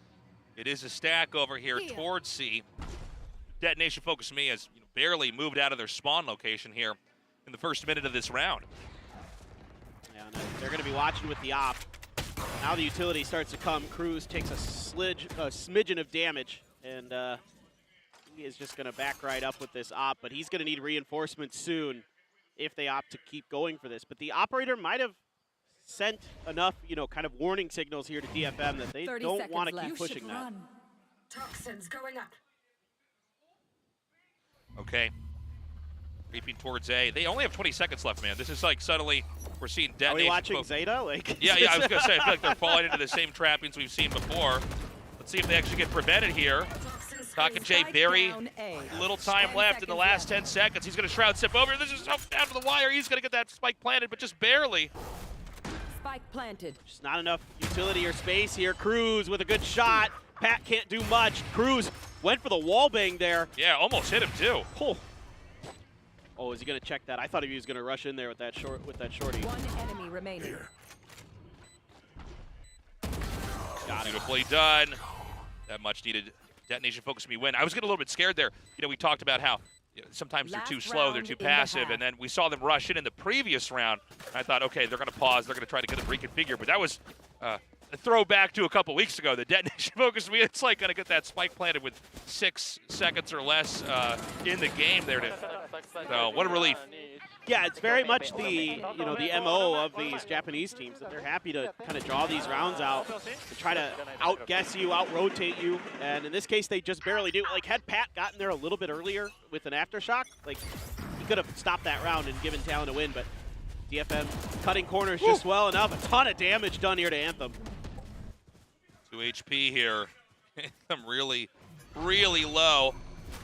They're going to try to come into A. The Killjoy utility is here to intercept them. And we've got a lurk here from Jit Boys. When is he going to reveal himself, though? Had to delay the plant just momentarily for a nano, I believe. Traded for kills here. Cruz, a pistol out. Oh, beautifully done. So the Vipers pits up. Just a 3-stack down here inside. They're going to try to figure out exactly the location there. Beautifully done. Pat gets another. Takajay here, that pit's not going to go down unless they can get rid of him. Yeah, they're throwing all the utility they can to try to get Takajay out. Rada down, still Takajay. They're going to push him when he has utility in hand, and he's gone. That is going to be a round here for DFM. You might as well use it. Can't take it with you into the second half. Just enough time there. Well, there's plenty of time, actually, but that's classic Pat right there. Yeah, that was hilarious. All right, so it's 6-6 right now. Dead even. And we're going to go into the second half here. Now, Talon did win the first 2 rounds before Detonation Focus Me strung together 5 wins in a row. Let's see how it's going to look with the shoes on the other foot. I mean, this is just great work here. Coordinated push. And again, right as that snake bite came out onto the spike, they were just going to push that. There was no intention of sticking to defuse there. It was all finding Takajay and clearing him out. But yeah, it's just good responses here from both teams after their timeouts. But Talon a little bit better after theirs in general. So DFM, though, not a bad half. I mean, both these teams playing well, having some good ideas, some good moments. I think DFM having some really good kind of like death ball pushes. There's no other real way to put this, where a lot of times they just group up in the beginning, like when they were stringing those 5 rounds together, and they would just, you know, throw everything they had at Talon and win those odd man advantages and then take the rounds from there. So good job by Talon to respond to that, to start playing a little more defensive. Or if they were going to go for those aggressive pushes, make sure that it was like all hands on deck. Yeah. We're just going to try to outduel you. And they did, and it did work. Okay. I wouldn't be surprised if we're going to have 3 maps here tonight. This has been a very fun back and forth here. Again, it's going to be Talon here now on the attacking side, trying to get that spike planted. Let's see what kind of approaches they've got here. And we could see a sign from the audience, end the L streak. Yeah, I hope they can do it too. Let's turn that M L, upside or down. some call it losing, as some would say. They're going to be DFW soon, which is not just an airport. It's going to be Detonation Focus Win. Yeah. Win, there you go. Turn that M upside down, my friend. Turn that M into a W. Now, yeah, just excited to go into this next round. Should be a fun one. Detonation Focus Me, again, they have not won a single best of 3 yet. So they're at the very bottom. You know, this is going to be the last time they're going to be on this stage, at least for now. I'm sure we'll have them back here, but it would be a really nice and happy ending if they were able to finally get that win at the very end, to finally have that moment of improvement. Because, look, when you're down in a moment like this, it's not a reason to not try. I mean, this is a great opportunity to try to keep learning and keep improving and keep applying these changes, these techniques, these strategies, and that focus to try to deliver a win. And so far, this is looking very doable here versus Talon. Precisely. I mean, and even more than what you just said, which is probably the most important reasons, is like your fans. You know, you want to give them a good show. You want to come out here and give them something to cheer for, give them something to feel good about. You know, you got a little bit of time before the LCQ to prepare for that. So go out on a high note, you know, give your fans a nice showing, and then, you know, build on that from there. This time Talon kind of expecting a little bit of aggression here. They were fanned out, kind of creating a concave angle as DFM tried to push, but wise here by DFM to back right off. They had invested in a little bit of armor, a couple armors, and you want to keep those for those close quarter battles so you can win those out versus those frenzies with those classic right clicks. But instead, it's going to be a shift over towards C. Anthem takes a little bit of damage, but it's 2 kills here for Anthem with the Sheriff. He's been really good with that so far today. Very on point here, and already Talon in a lot of trouble. Kind of funny seeing the one Sheriff there on the Killjoy too. You know, a lot of times we see it like with the Jet or some character that can at least fire a shot and get away. But I mean, if it's not broken, don't fix it, I guess. Oh, it ain't broken. He's on for the ace. He's on C's insane. They're gonna try to set him up for it. Oh, Fox shuts it down. Hey, great round though. Detonation Focus Me scoops up another one. Momentum already building. Insane round from Anthem. I mean, this is just pure gunplay. That's about all this is. He gets a little bit of help, but you know, from Takajay to kind of step in there and sort of distract for him a little bit. But still, it's about hitting these shots here. Just nasty stuff. Oh, Pat just kind of walks right into the crosshair trying to help out Cruz. Not going to happen. Just nasty shooting there. Love to see it. And that's huge. That's, you know, we were talking about in the previous half Tasteless that DFM struggled on their pistols sometimes, and they get a much-needed win here. Some more shots fired down here. Nobody picked off just yet. Garnett's pretty low on HP. And it looks like Talon's going to ping-pong back, unable to really make a good advancement over onto the C site. Just leaving behind Cruz to see if anybody's going to follow. Nobody does just yet. Instead, it's going to be a slip right up into B. There is Killjoy utility ready for that. It's like one of those rounds where I'm just like, yeah, just use the Sheriff. It's actually the best gun in the game. Like, there's like no other, like, you don't need anything else. But of course, he's got the Bulldog. Takajay has the Judge to back up that Sheriff, so using the Sheriff for the long range. But at least Talon here trying to get what they can out of this round. Oh, great shot here by Rita. What's happening here with Detonation Focus Me? They are really getting these connects. They are crisp today. Yeah, very on point. So this spike is deep over here in defender spawn. And even then, even with these kind of odd angles, they're ready. And it looks like the walls are going to start to close in here. I mean, ideally, Fox would maybe be able to get, a plant before it's going to be diffused, but I mean, they are on the hunt. Almost perfect round there for Detonation Focus Me. Yeah, I mean, losing Rayta there on that trade. Rayta had a good opportunity to just shut the round down himself, but not quite able to get there in time with the aim. And DFM, still though, you only drop one gun, that's great. Just put a sheriff in somebody's hands because they don't. Yeah. That's all they need right now. I mean, these are really nice shots. Everybody's really just kind of ADSing at the right times. This one here just misses a little bit. Yeah, just over the shoulder, but other than that, I mean, very perfect gunplay. I mean, these dry peaks just not working out here for Talon. This is going to be the moment for Talon to try to redeem themselves. They are going to be coming up here towards a triple stack ready to intercept. Well, they know they're clear up to that box, right ahead of Fox here because of that dart, so they can keep pushing space. And they got to be careful with this door. They've been Zenfree swung in, but it doesn't matter. Garnett just gets two instantly. Right, a little bit of a lurk over here. Doesn't quite get those shots to connect though. Just Anthem and Taka J left. It's going to be a pretty uncomfortable plant on A if they can even get it set up. Garnett finds one. Yeah, this is a clean entry here for Talon. Even though they take their time, they just start winning gun battles all over the place. Certainly, it is weaker weaponry for DFM, but still those Bulldogs can be scary. If you give those Bulldogs an opportunity to get one of the bursts off, you might be able to get it done. Jipboy's just going to get Taka J right through the ear. Pretty ordinary ebb and flow here in the second half. Talon definitely stepping it up once they can finally get some real guns in their hands here. Once again, we've got the lockdown ready here for Detonation Focus Me, but of course that can just be hard countered by the Sova ulti here as well. Yeah, and there's going to be a Odin being bought, I believe, assuming it's going to stay in the hands. We saw it purchased there. We'll keep our eyes on that. Yeah, every once in a while I'll call that too soon. I'll be like, oh, they're going to go with this crazy gun, and then I come back and I'm like, oh, they're just messing around. Well, yeah, it's like buying whatever they can in the screen. Yeah, they're committing to it. So an Odin and app armor here for Taka J. And Soldom starting to heat up again, kind of calm down there after having some explosive rounds in the middle of that 5-run streak that DFM put together.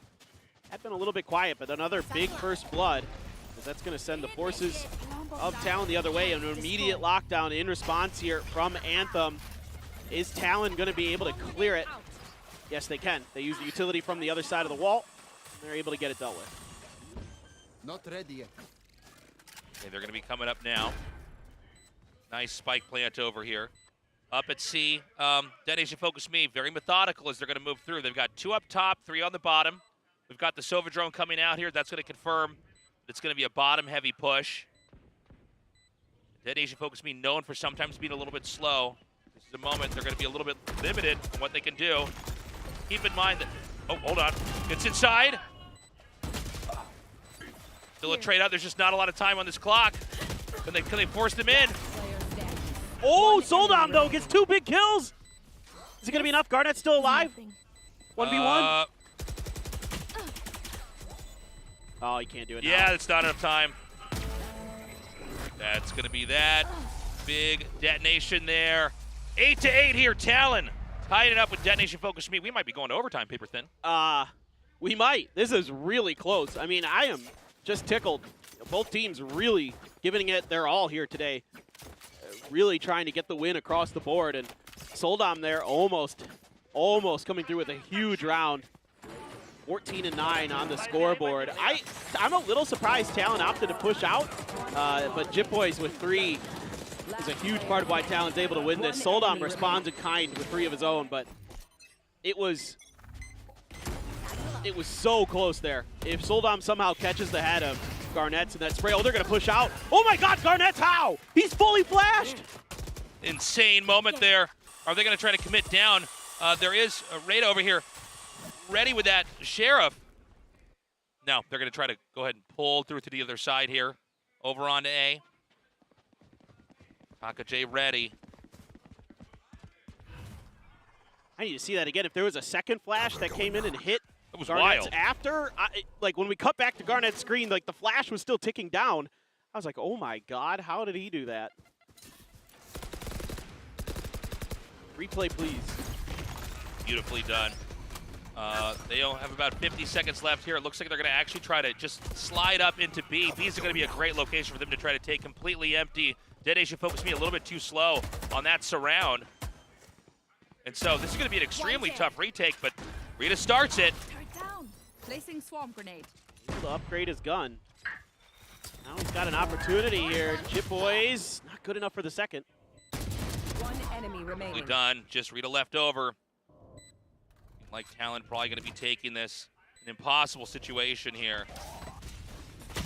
Yeah, I mean, what are you going to do, right? At that point in time, it's too late. Talon now finally in the lead here.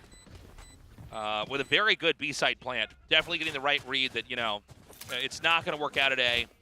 But obviously with that limited number of agents in that moment in the game, probably B is naked as well. Exactly. Yeah, you know based off that contact you got at A. Okay, he was not flashed there momentarily. Yeah, he was able to see then. But great spray transfer regardless. Jeez, I thought, yeah, that's still nasty. Absolutely insane. But yeah, you're absolutely right. You know, you get those 2 picks early. You ship back towards A thinking, okay, maybe they did like a pseudo gamble stack, like a 4-1 stack or something. You got to check your other side. So it's good diligence here from Talon in that round to make sure that they don't, you know, kind of throw a round away that because of the economy should have been theirs anyway. There. Now Jip Boys has an Odin. No Odins for the side of DFM. A couple big ultimates here. You got the Showstopper and the Lockdown and the Hunter's Fury available for Talon. As that Lockdown was invested a long time ago by Anthem, but they didn't need to use the Hunter's Fury to clear it. So let's see how they want to dial up this attack. Oh my God, great play there by Garnett. He is traded out, Soldem gets him. Hunter's Fury inbound here, getting some good connects. Great flash there by Pat to make sure he's covered to spray that angle. And they've lost control of C. This spike is getting planted. And there's actually a very deep lurk here by Fox. Yeah, there we go. Anthem gets Cruz. Oh! So good! All right, Killjoy's ulti has been triggered. One enemy Oh The my push God. is going to come in regardless. Oh my God! What is this? That was insane! Dude, DFM is crisp. I mean, this is amazing. Yeah. Talk about a tough execute. You got to do that perfectly to get in there and actually take that out, but they pulled it off. I mean, this is a great hit by Talon, to be honest. I don't know what you're going to say during this timeout other than because they set this up so well. It's like they get a ton of information on the spacing and the placements of the members of DFM. They're able to find those 2 kills, trade it for 1. That's huge. They even used the Rolling Thunder here, but Anthem was just a little bit ahead of it. So the timing just a little bit delayed for the side of Talon gives DFM and their fans something to cheer about. Cool to see that watch party there in Nagoya. I mean, it's neck and neck right now. I have no clue who's going to take this. I'm not surprised that there's a timeout called. I don't know what you can really plan out from there, though. I mean, it just looks like Dead Nation Focus Me is maybe a little bit late to mature and develop as a team, but they're finally showing up here tonight. Yeah, I mean, I think just with Talon maybe just being a little bit better with some of those decisions, a little bit faster. Like if that Rolling Thunder comes out, you know, a second earlier, that's a completely different round. Anthem can't get up on that ledge at the back of sight to get those 2 kills to really bust things open. I don't know what you do against what Rada did because that was insane. Just tapped 2 heads. I mean, that's hard to defense against that. All right, well, in we go to round 19. Not much left here in the second half. This is going to be a round. We've got Soldem here, ulti ready. Would not be surprised if Dead Nation Focus Me is going to be trying to use that. Not the richest round here for Talon either. I see Judge in hand here. Yeah, because even though Talon had won a couple rounds in a row, they've been really, really close. So Talon's economy just not quite where it needs to be to put together another buy for this round. So they are going to kind of over-invest into it. Make sure that they have a Judge and a Stinger there for Garnett's. See if they can really start pushing some space. Vox has to be so careful. These Odins, so nasty through these walls. All right, we are about to have an engage here. Jit Boys is hugging this wall, and just around the corner is Soldam. Yeah, Jit Boys shouldn't move a muscle here. Yeah. But you got to imagine this is going to be an updraft around the corner into the air here for Soldam. Oh, or not. Kind of a weird moment there. Good control here from Jinfried regardless. Shroud stepping just perfectly away. That was really good. I was about to really praise Jinfried for actually getting out of that, all things considered. Pat gets another. Seas is there for the taking as long as they can get past Anthem. What? Who's already found one. Out of charges. What is that spray? Ooh, Pat, another killer shot. Taka J here. Odin in hand. Oh my god. Oh.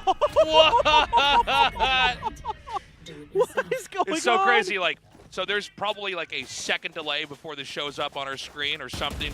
Like maybe just a little bit less than a second. But I just heard this huge scream on the stage, and I'm like, oh my god, who's going to take this? It was Dead Nation Focus Me. That Odin's going with him into the next round. Very important victory. This is just wild. I mean, again, like you said, Zenfree here with a really nice escape, a good double. Cruz somehow got that headshot after getting aim punched onto Zenfree as well. Ridiculous stuff from Cruz in that moment, but then that Odin at the end, so powerful, makes it so difficult to hide behind that wall because it can spam through it.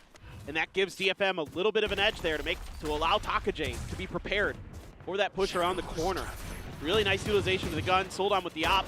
It's going to get one here. So it is a bit of a eco round here of sorts for Talon. Zenfree going to set up with a great paranoia for Rada. This might be a perfect round here. Cruz left over here. He is surrounded. He's going to peek. He can't even get the kill. 9-11 here. Flawless victory for Dead Nation Focus Me. The finish line is in sight. Talon starting to feel the heat here. Yeah, and this is going to be it. Like, they're investing everything into this round. So if they don't win this one, it's going to be 12-9 in favor of DFM, where Talon's going to be in bad shape economically. Of course, Soldam, very consistent, and that's just a great either smoke or paranoia. I thought it was a paranoia at first, but it doesn't really matter. Rado is just going to spray it down regardless. It's good timing there. Nice job, Uncle. That's what he said. That's so funny. Ooh, Soldam gets the first. Spike down A. He's so clean, man. Sometimes when Soldam is on, he is absolutely nuts. And today so far, he's been really good for DFM. Yeah, he's been just so on point right now. His first bloods have to be huge. He's gotten a ton. Talon here, maybe the most important round for them. They have to start to swing this. They're already down one player. That's already been killed off here. They're peeking into B. Anthem wraps around, but Cruz gets him. Oh my god. I love this. He knows he can just spray that for free, and there's Soldam again with that op. Yes, the spike is down, but now you have a 4v3 situation. Op is going to be passed over to Rada, actually. They're going to allow Soldam here to kind of be that guy who kicks in the door. All right, Soldam does it. Oh, none of those shots actually connected with him. Garnett's with a pretty deep lurk. Soldam gets him with a shorty. They're going to have a double swing here. All right. You're going to get the trade out. Just Chip Boys left. Oh, hold on. Odin is not exactly ideal here. Oh, huge play. That was insane. Yeah, you know, it's funny. The Odin, it's so great for wall banging. It's got so many bullets, but its startup is a little bit slower, and so it's not good in that peaking game. Beautifully done there. Talon still keeping the dream alive. But let's not forget, Dead Nation Focus Me is very ulti-rich right now. There's a lot of opportunities they can create, and even the one player that doesn't have their ulti right now, the Jet, is I think 2 stars away from getting that too. Exactly. I mean, Soldam was just massive in this round, even though DFM doesn't win it. Jitboy's playing this so nicely. But yeah, it's tough with that Odin because you can't spam that wall. So you lose your advantage that you had, that we saw previously with Takajay, when he was able to, hold an angle because he could spray the wall. Therefore, he could kind of control the flow of that peak battle a little bit better. All right, they made C very undesirable. They're continuing to spam out over through B and from A. As Detonation is starting to back away from A is looking like they might actually send the spike back in that direction now. They're going to send a smoke out here. Nobody's committed any one site just yet. Not ready yet. Yeah, they did get the spot into Soldom, but with Reita there to back him up, you have to assume there's maybe one more. Zenfree loves to hang out on top of rubble. I've seen this so many times. Paranoia going to be invested, and that's just going to send Talon packing. Okay, another push up here into C. Are they actually just going to go for it into the Viper's pit? They're going to have to, and you can see Takajay knows it. He immediately puts the snake bite down, buy a little bit of time. Garnett's going to try to blast back his way through all of this. Should find Takajay. Oh! No, it's the judge. All right, Jip Boys get sold him. The Killjoy ulti is down here. Just barely, actually. Zenfree, Shroud steps back out. Spike is going to be planted. This is all going to come down to that retake here from Detonation Focus Me. Could go either way. Oh, that lurk just got spotted by the alarm bot from Jip Boys. That's huge here for Talon. If Anthem can win this fight, it's a lot easier. Rolling Thunder going to be invested. Make sure that angle, that link angle, is clear. Out of charges. All right, Zenfree finds the first. Standing. Just Anthem left over. Can he make a miracle happen? Oh, he cannot. It's 11-11. We're tied up again. Unbelievable. I mean, Talon on the ropes. One more round and DFM would have broken their economy and likely taken the map instead. It's Talon who strings two together now and is right back in it. Now you have to take a timeout here as DFM to talk about this, to try to restabilize, because this had been going so well. They got 3 in a row. It was looking like they were going to take this map. They've been so close before on Lotus. Going down to Paper Rex 11-13 in a very, very similar fashion. If you guys will remember back to that. It was like DFM was looking like they were going to win, and then all of a sudden Divide came online for Paper Rex and just took over and shut DFM out almost single-handedly, it felt like, with all those clutches. So this is starting to be a little bit of deja vu here for DFM fans. There's only two ways this can go on. Well, it'll either end at 11-13 or we're going to be at overtime. Those are the only two possible realities that we're moments away from discovering here. A timeout's called here for Detonation Focus Me. I'm actually not sure where they are credit-wise here, but me neither. Yeah, I'm not exactly it's been a very back-and-forth, interesting match, but a lot on the line. Again, let's not forget, everybody, Detonation Focus Me has not won a best-of-3 as of yet. Yeah, I didn't catch it before the timeout with the economic situation Yeah. looked like. We can't actually see it from our desk because all we have is the BGM. Yeah, we see what you guys see. Yeah, we don't we don't have anything else. Yeah. So that's what I'm looking at too. So there was enough to buy here for the most part. Okay. Available ultis. We do have a showstopper that's 1 kill away, as well as the Soldum Jet ulti. But nothing to start things off with. Bird comes down, tries to ping deep into the spawn side of C for the attackers. Well, I guess the one kind of good news here for DFM, if you lose this round, is that Soldom's going to get his ulti for the next round to at least keep you in it, even if you do fall here with this huge economic investment. Whereas Talon has enough money to buy into the next round, so they're okay in terms of forcing it overtime if they're the ones who fall here. Now they're starting to push through to B. A lot of utility. Now the spam starts to come in a little bit. It's going to back Talon off momentarily. Soldom on the other side of the switch, over by the dunes, seeing if he is going to actually try to push it. But look how aggressive DFM is being in towards the front of B. Okay, he's going to come through. Pack gets the first kill. Pack gets another. He just keeps going. This is suddenly over. Just Taka J with an Odin in hand. All right, well, it's a start, but not enough. Talon with a 12th win on the board here. Detonation Focus Me going to have to fight for overtime before they can fight to try to win this round. Talon knows they just need to close it out. They do go into the next round with a showstopper ready. Soldom could try to swing this here. He's got that Jet ulti ready to go. If anybody could do it, it would be him. Oh my God, Pat turned the flash and then just stepped out and got the repeat attempts from DFM. I wanted to see it from his perspective, but yeah, it's just crazy stuff. And now DFM, like I said, the good news here is you've got the Blade Storm, a little bit to scrape together a few Guardians and Vandals. But this one certainly looking good for Talon. Showstopper in the back pocket for Garnett's. Cruz we haven't really seen this, where somebody's just kind of solo planted themselves right around the corner here at A lobby. Now Fox is going to roll in to help. Knives are out. If they commit down here, it could be pretty deadly. This is a really good setup here for Detonation Focus Me. Oh my God. All right. That's going to be no showstopper now. Exactly. Oh man, that's huge. That's huge. Yeah, that's like the best of possible outcomes right now here for Soldom. Well, the good news here for Talon is that they're able to quickly rotate over towards B, but Soldom's just going to be right in it. He's stunned up, though, and shut down by Jip Boys. All right, Talon's still in this. Taka J dropping Cruz. Very slow back and forth here.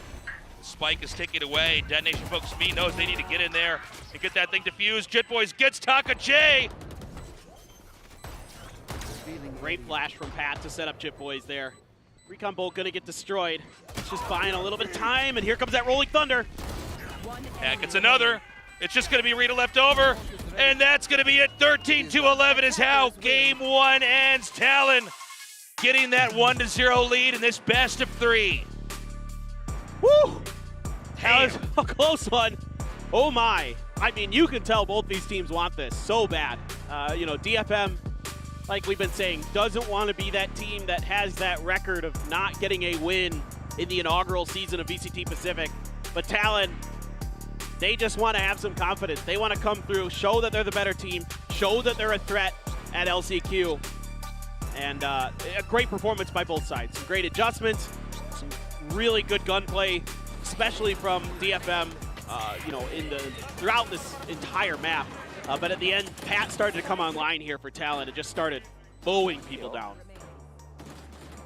Okay. I mean, I got to say, it's been a fun back and forth so far. I'm really relieved to see that Detonation Focus Me is playing as well as they have been. But let's not forget, Paper Thin, I mean, the truth is, it's another loss.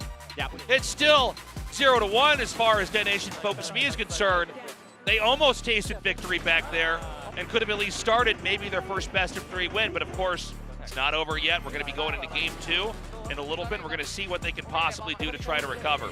Well, and the next map is Bind, and neither of them have played Bind this year. Yeah. So we don't know what this is going to look like. You know what I mean? Like, it's it's just it's a complete unknown. I mean, we're completely in the dark about what's going to be happening on this next map for both of these teams. I mean, I was just looking at it and, like, Talon barely played Bind, like, back in the day, like, as a team. Like, they played it once in 2022. Once!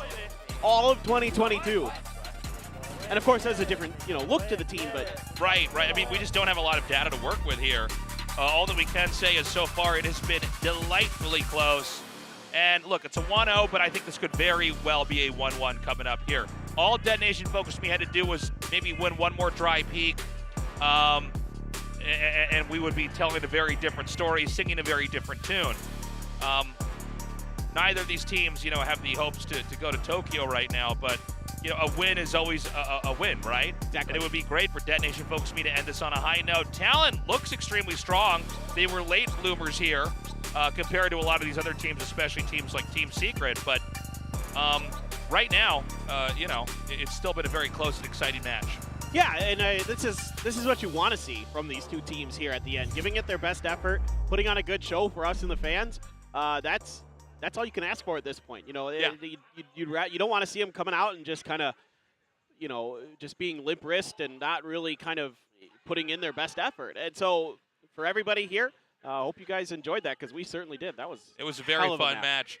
We're going to go to a commercial. When we return, we're going to go to the desk for some analysis, and then back here to this desk to catch match 2. You don't want to miss it. We will be right back.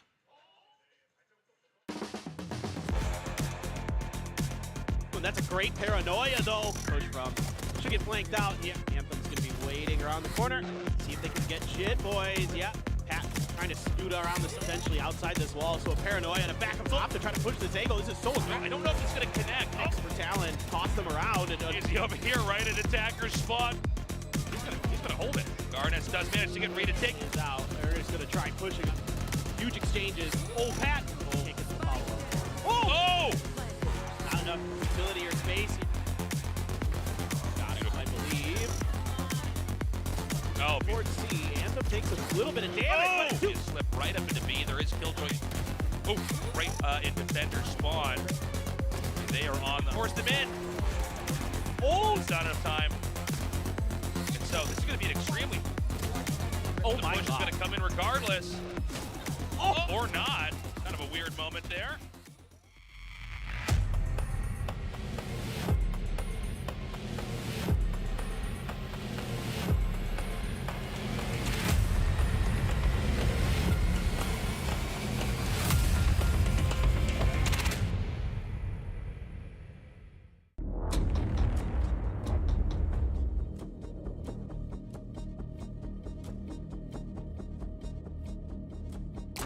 이렇게 천천히 침착하게 태호야. 태호야 침착하게.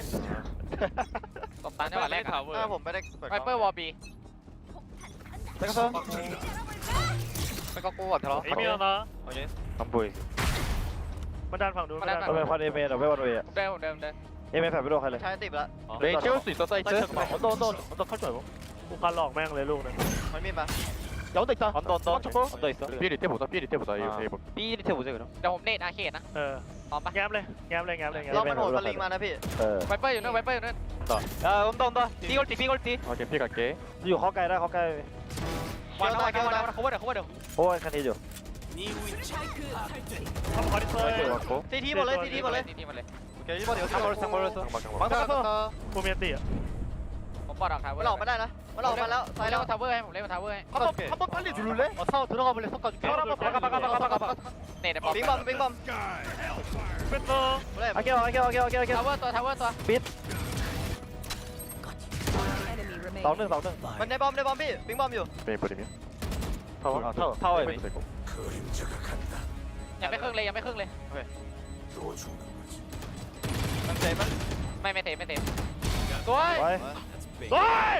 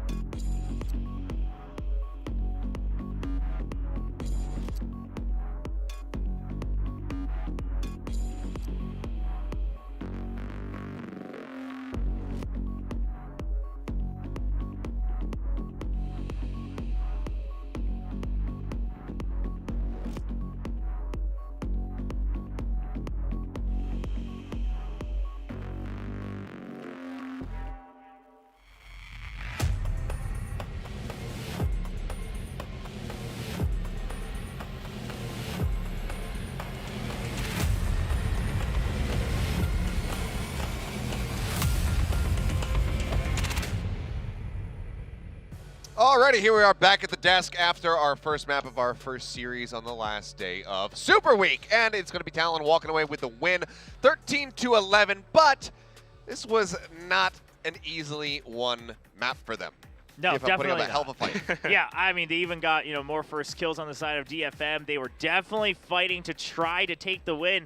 And they had the lead, in the second half for a little bit, but eventually Talon bunkered down. A couple super plays come in favor of themselves as well, and Talon will be able to close it out 13-11. Still a good look for DFM, though. I mean, you can see starting from round 3 onwards, 5 rounds in a row. How many times did we see Anthem getting so many shots in a row? And it looked great at some points. I think even almost an ace at the start of the second half.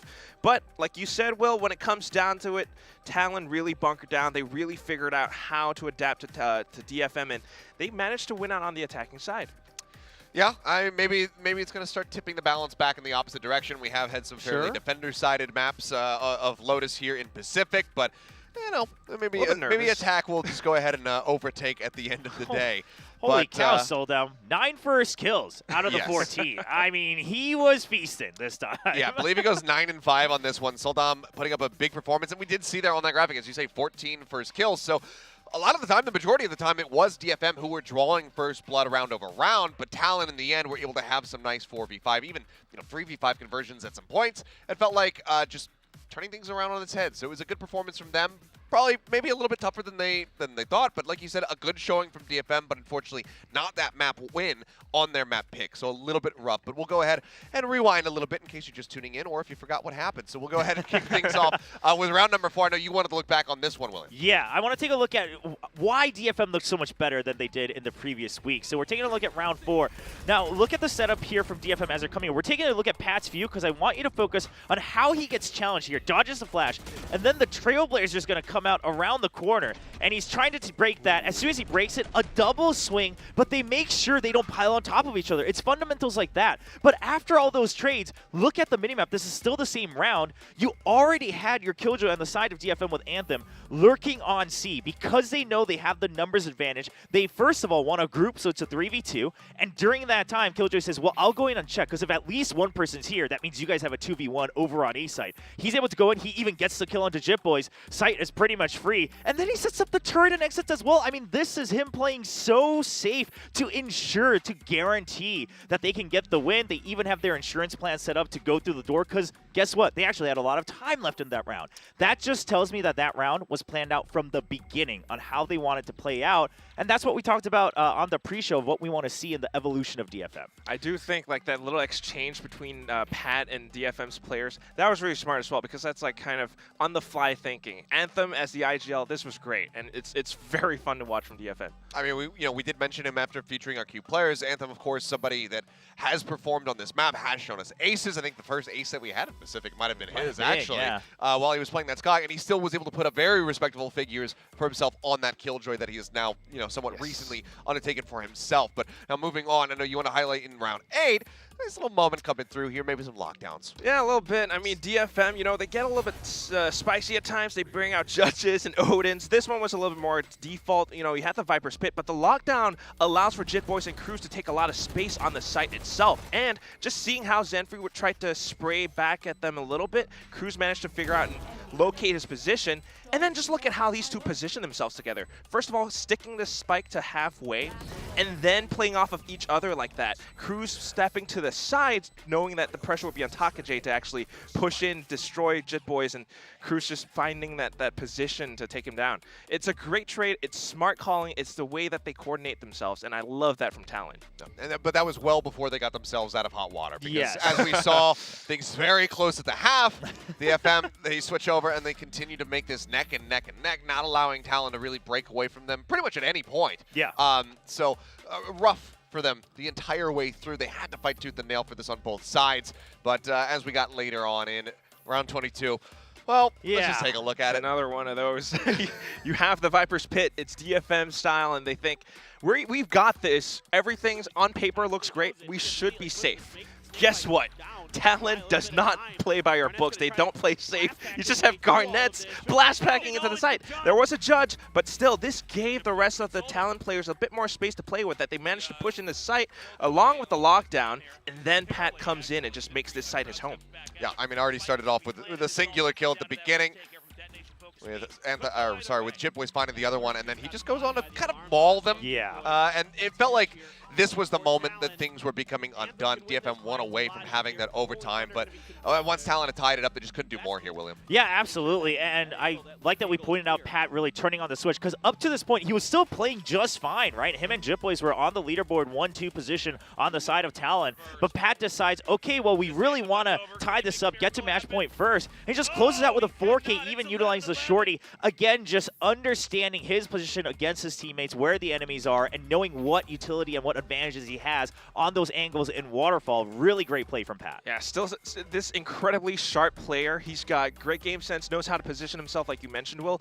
But also keep in mind, like off of rounds like these, it affects his mentality. He goes into the next round with more confidence and gets more multi-kills because of that. And that's great. That's great to watch, and that's why he has this huge ACS 276 and 2.3 KDA.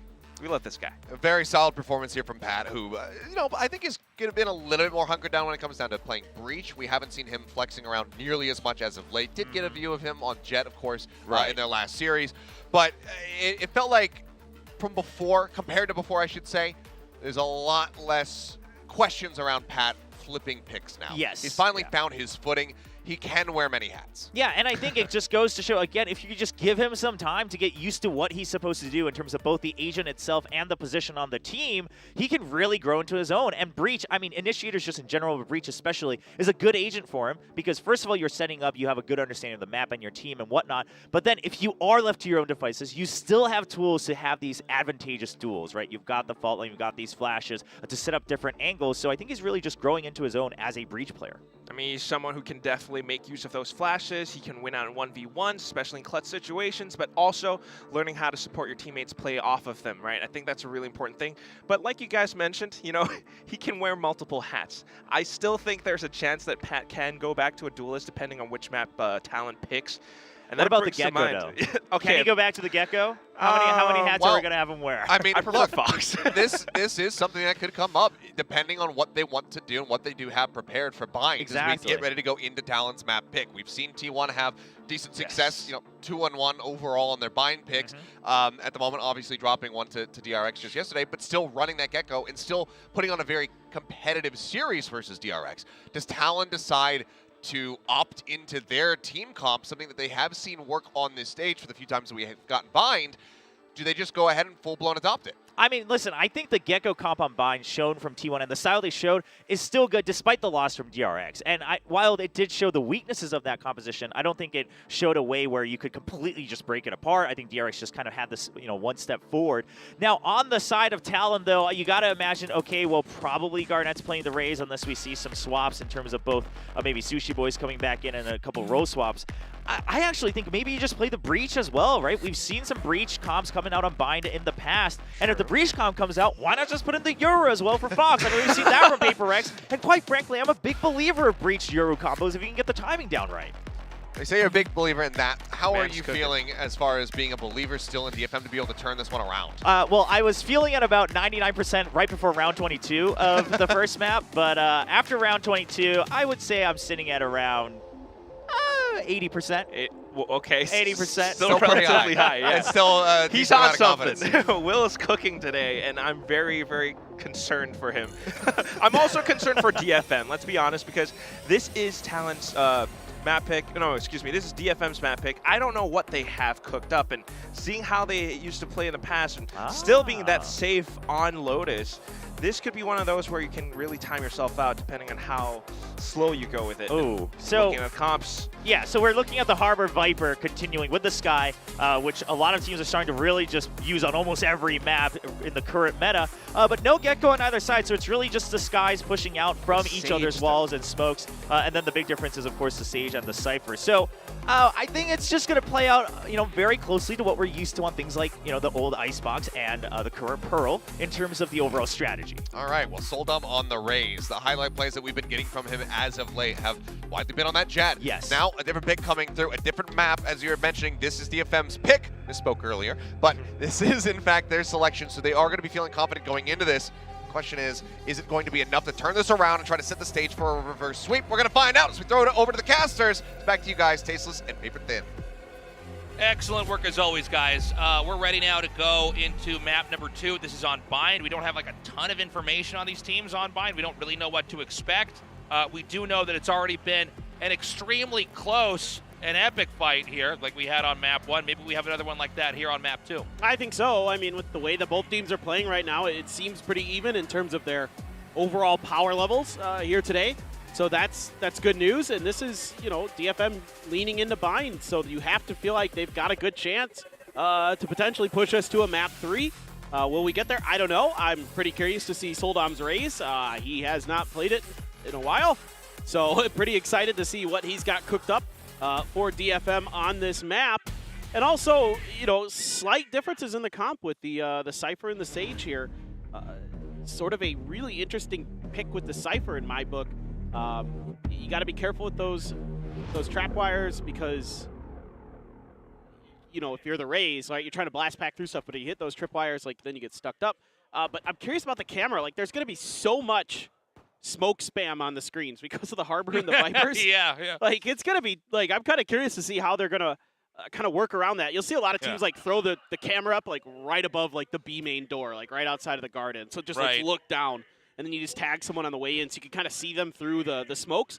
So there is opportunity here, I think, for the side of Talon to maybe get a little bit of an information advantage over all of that. But still, you can see they're expecting an aggressive push here with the Cypher trips placed right outside of short A. It's a quad stack on A. Slow start, one-way setup over here, just outside of Showers. And, you know, Talon biding their time. They want to see if anybody's going to overextend. But it looks like they are going to feed now into that big A stack. So this is not going to be an easy entry, no doubt. Yeah, I mean, if they're going to commit to this, they're going to have to win these gun duels pretty efficiently to get through this. Soldom already spraying, anticipating the attack. Here comes the utility through as well, and Cruz is going to find Takajay. Yeah, bit of a trade out here. Pats does get the drop onto Soldom. And it's now a 2 versus 3 here. Very low HP for Talon. Now just Rita left over.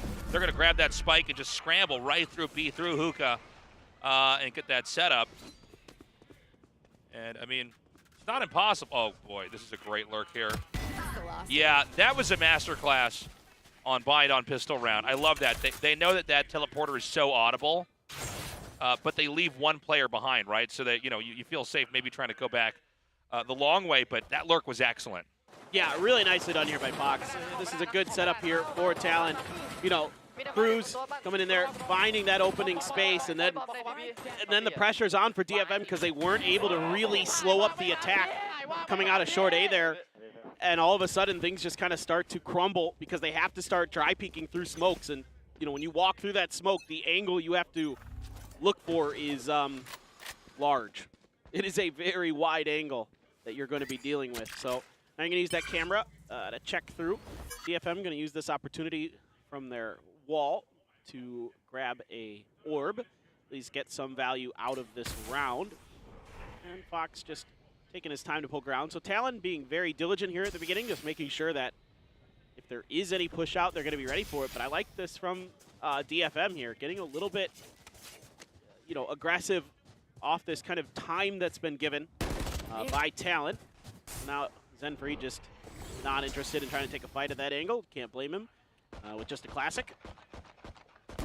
And Detonation Focus B is not going to find much over here in the middle. It is going to be a sprung attack over here onto A. They're going to have Garnets come through first. He's going to go right up there, get the first shot on the head. Beautifully done. Easy setup over here now onto the B site. He's so good at getting his aim back under control when he lands off of those blast packs. I mean, his crosshair placement is so good off those maneuvers. I'm really, really impressed with the way he's been playing. But yeah, there was that trap wire over towards the market from A, so it's going to stop everybody up momentarily from the side of DFM as they try to find a flank, but instead I think they're just setting up to die to the spike here. You might lose Soldom on the back end. Soldom probably just trying to go for that trade, but Pat knows that they want to die to the spike, and he's trying to push this. Yeah, and I don't even think they're going to take the bait. They might just try to smoke this out and then go through teleporters here. Pat's going to get 1 and 2 right now, and that's going to be that. That's going to be a second round win here for Talon, expected. Nothing really out of the ordinary there, and we got to see what Detonation Focus Me can cook up here in that third round, and if we're going to have that ordinary ebb and flow, or if Talon's just going to keep stacking victory after victory. Yeah, I mean, it could be. Talon's looked really good to start here. Their aim is pretty on point. Seems to be a big part of this right now. And good read here on the positioning of DFM. Yeah, Pat dies, but getting 2 and not allowing them to die to the spike, probably worth it there in that trade. So good job here by Talon. And it is going to be a stinger for Pat. Fox still has a Vandal. We're actually buying a Vandal, excuse me, now that I look at the money. But it is going to be a push towards Hookah. You always got to worry about, oh my god, Anthem just swats Garnet away. Now a Flash going to confirm this push. Cascade to try to gain some space here for Talon, but so far DFM doing a good job keeping Talon at bay. Right, good control for the time being. They do have that spike actually going through the teleporter here. And it looks like he's going to go all the way around here. Just kind of trying to trip them up audio-wise. Kind of a slow start here for Talon. Kind of a funny play. I wasn't really expecting this.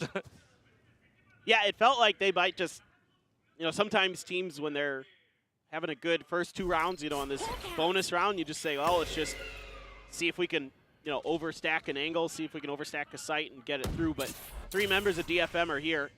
So this is certainly a challenge. Now, the good news is a fair amount of utility's already been used. They're going to try to cut off the back of the site, but everybody's inside of this, and Soldom finds one right with the grenade underneath.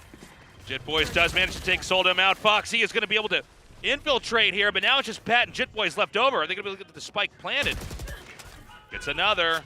This is big. Cage triggered.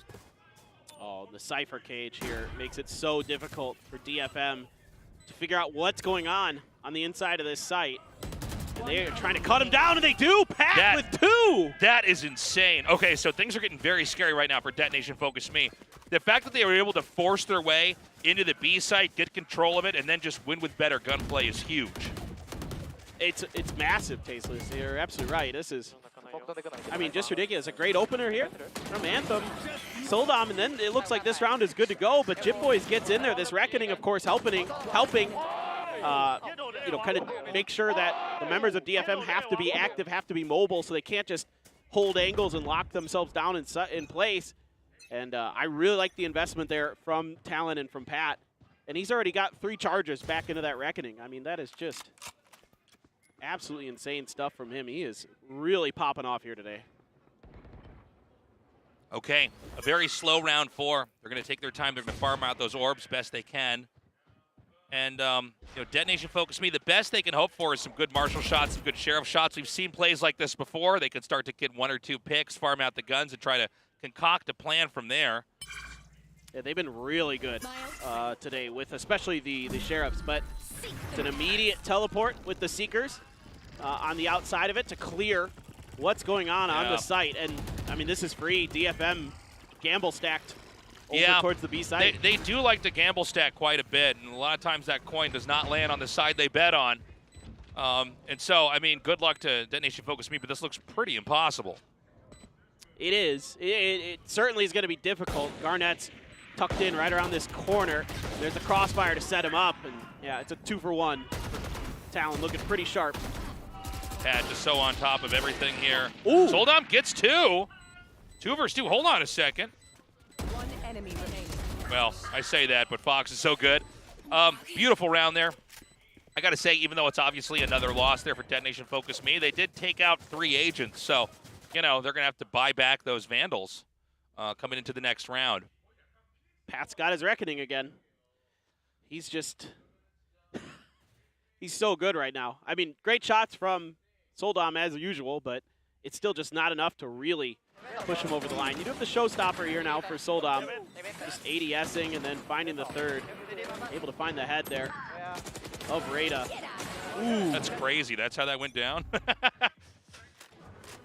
Those no-scopes with the Marshall, so satisfying. Something else. Couple shots fired in there. They do actually connect on Ataka. They're going to heal him back up. And let's keep in mind, the showstopper's ready. So we want to watch Soldom very carefully. See exactly where the spike is going to be. You know, Hookah could be a dangerous spot to try to be pushing into, especially with showstopper available. You can see Talon is, I think, fishing for this showstopper and trying to find some way to deal with it, but they're just not getting the contact they're looking for. So instead, they're going to head back over towards A. Anthem ready and waiting here. Puts up the toxic screen. Or excuse me, the poison cloud gets flashed out of there. Here comes that Reckoning, and he's just shot right out of the air. Shot mid-air there. Dinfree's going to scramble to get into showers. Garnett's going to come in here maybe with a push. No, with a lurk just outside the door. I know exactly. Perfectly done. Oh, that was such a well-timed out move there. Taka. The Neural Theft, yeah, I was going to say the Neural Theft's got one more tick in it there, and he was trying to jump across to time it. This is so tough. Yeah, what are you going to do? Oh, okay. Rita starts it, but can't finish it. Soldom, the only one left here. Now, there is a stack over here in showers, but I don't think it would be a wise decision to try to use the showstopper here. He's going to save that for round 6, which means round 5 is going to go to Talon as the streak continues on. Yeah, not good right now for DFM. And you can see that Talon is trying to see if they can cut him off. They had an opportunity. They got it. Fox was there, ready and waiting. They took that teleporter knowing the timing of when Soldam was going to be crossing or through that door. And big brain stuff there. Timeout is called. I don't think anybody's surprised by that. Dead Nation Focus Me in a lot of trouble. And look, if they don't start to get control of this, I mean, it's going to be a very impossible second half here. Yeah. No, this is pretty one-sided so far. And Pat's numbers are just through the roof. A couple big ultimates from him. A couple big rounds. Everybody kind of doing their job. And DFM is, you know, there's not much wind left in their sails here. See if they can get something going. It's been a rough day. Yeah. After having an almost win on Lotus. Yeah, I mean, that's one of the sadder parts of it, right, is that they were literally maybe one or two dry peaks away from actually beating Talon on the first map. And then here we are now, and it's 0-5. I mean, we have seen teams recover from this, but we know, you know, the kind of results Dead Nation Focus Me have produced before, and this is starting to look a lot like our previous weeks here. Talon, you know, one thing about this team is they seem to be either hot or cold. Yeah. You know, I have a very, I think out of all the teams we have, I have the toughest time gauging exactly where Talon's at until we start to get into the games, right? It's so funny you say that because I feel the same way in that I feel like Talon is one of the few teams that I have a really hard time predicting how they're going to perform. Same, yeah. Sometimes they look like they can beat anybody. Like they beat some of the best teams in the world at some of the international events. Oh, Soldam. Oh, they're getting a couple. Oh my God. Paper thin. Oh my God. All right, well, Pat gets another one. Dead Nation Focus Me. Gonna be in some trouble here. Pat just keeps finding him. One away from the ace. That was the funniest play-by-play. Paper thin is in mid-thought, and then as he's starting to try to talk about how he's not sure where Talon's skill is, he's just a showstopper. He goes, I should know better. I should know better with Soldam. I should just know better. That's so funny. Well, that's another Talon win, probably the shortest round we're going to have here, at least for mine. Yeah, I mean, I don't even think Soldam knows what he's looking at there. He's just spinning everywhere. And of course, Pat is going to get the ace here. Those first two kills really sealed the deal for Talon. But yeah, man, Talon's hard to read. They're very, like I came into this, I thought the map one was going to be one-sided. It wasn't. So I think, okay, well, this one's going to be close. Now it's not. It's just so hard to predict how they're going to perform. And I was so high on them coming into this year. After the way they performed at lock-in, I'm like, these guys look great. I'm so excited. And then they just came out and really came out flat. And that sucks because I was really hopeful for them. I had a lot of confidence that they were going to be a threat this season. But as the season wore on, it just became too little too late. Yes, they picked it up a lot here at the end. They've looked really good. But that slow isn't really going to stop Garnett's here. Looking, he knows the Sage is out here somewhere. Yeah. Yeah, he's going to fire that into elbow. Does end up getting the kill regardless. This is going to be a setup and an attempted retake here. Dead Nation Focus Me going to try to come through. Obviously, they've got that curtain shielding any vision in there off. Oh my God, great shots here from Fox. What? That new angle is so brutal. Yeah, that is a nasty way to take him down there. It's coming out of the spawn point. So it's going to be a 7th win. And, you know, at this point in time, we're far past the normal back and forth of a Valorant game. We have Talon starting to get some extremely deep pockets here, which means, you know, we're kind of past the point where it's like, well, this round, you know, isn't going to be good for them anymore because they fought the last round. They're winning too hard is what I'm saying, and they may not be stopped. It may be a very one-sided map 2 here with Talon walking out of this best of 3, 2-0. Yeah, and there's a lot of confidence in Talon, of course, as you would expect, the way they're performing on this map. They've had a great read so far.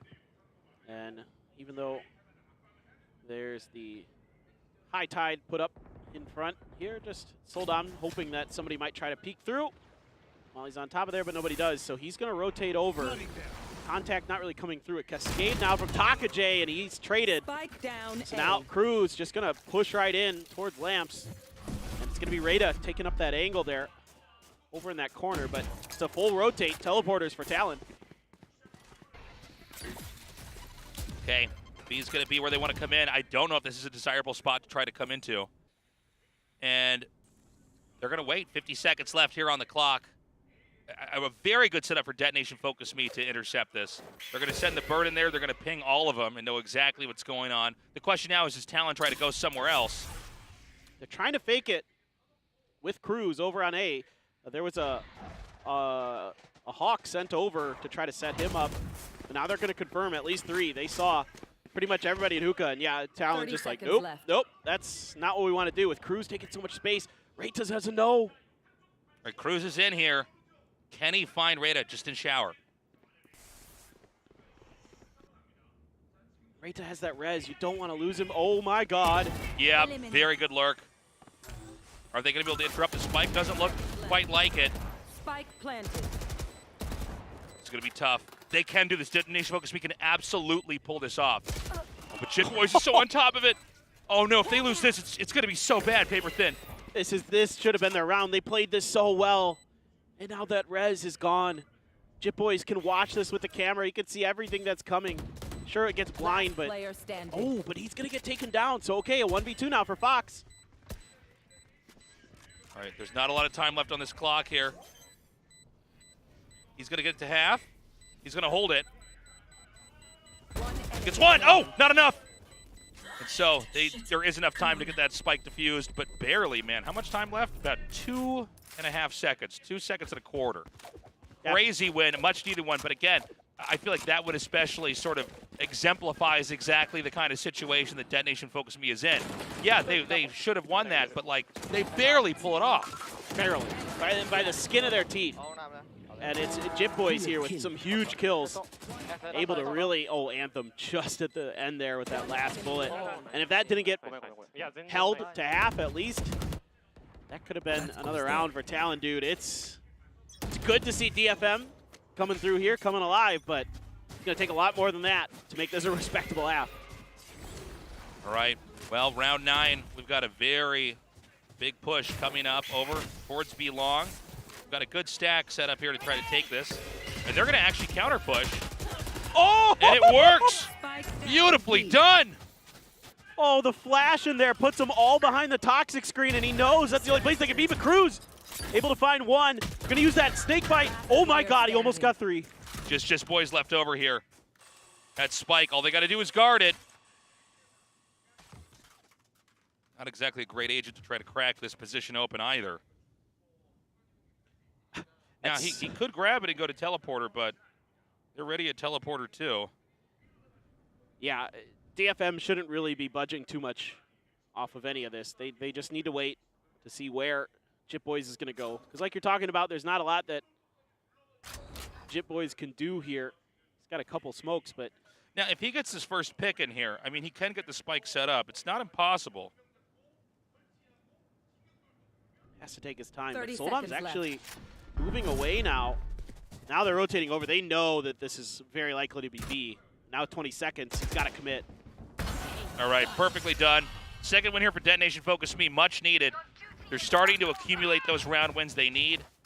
I mean, let's keep an open mind as we go into round 10. If Detonation Focus Me can string a couple wins together like they did in the first half of the first map, then maybe they can actually catch up and make this 5-7. Absolutely.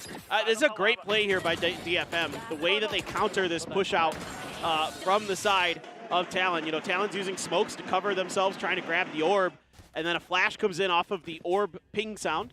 And it gets him, and then, you know, he knows they've got to be behind that toxic screen, and he just sprays in there, gets 3. So a really nice play here by Zenfree to get that. Absolutely disgusting. All right, looks like A is going to be the target this time around. They're going to send the dog out there to scout. Going to clear out elbow. I've got your trail. Here we go. Garnett's going to come towards showers. Oh my God, this is crazy. What? What? That was so weird. Showstopper finds another. Just cruising. Fox left over. Viper's Pit, of course, is out, making this a pretty difficult position to crack open. Great tactics there from Fox. He gets another. And now Cruz can just stay alive here. Let's try to bait a little bit for Fox. Yeah, so good. Oh, he tries to just push forward here. But again, it's a very tough 1v1.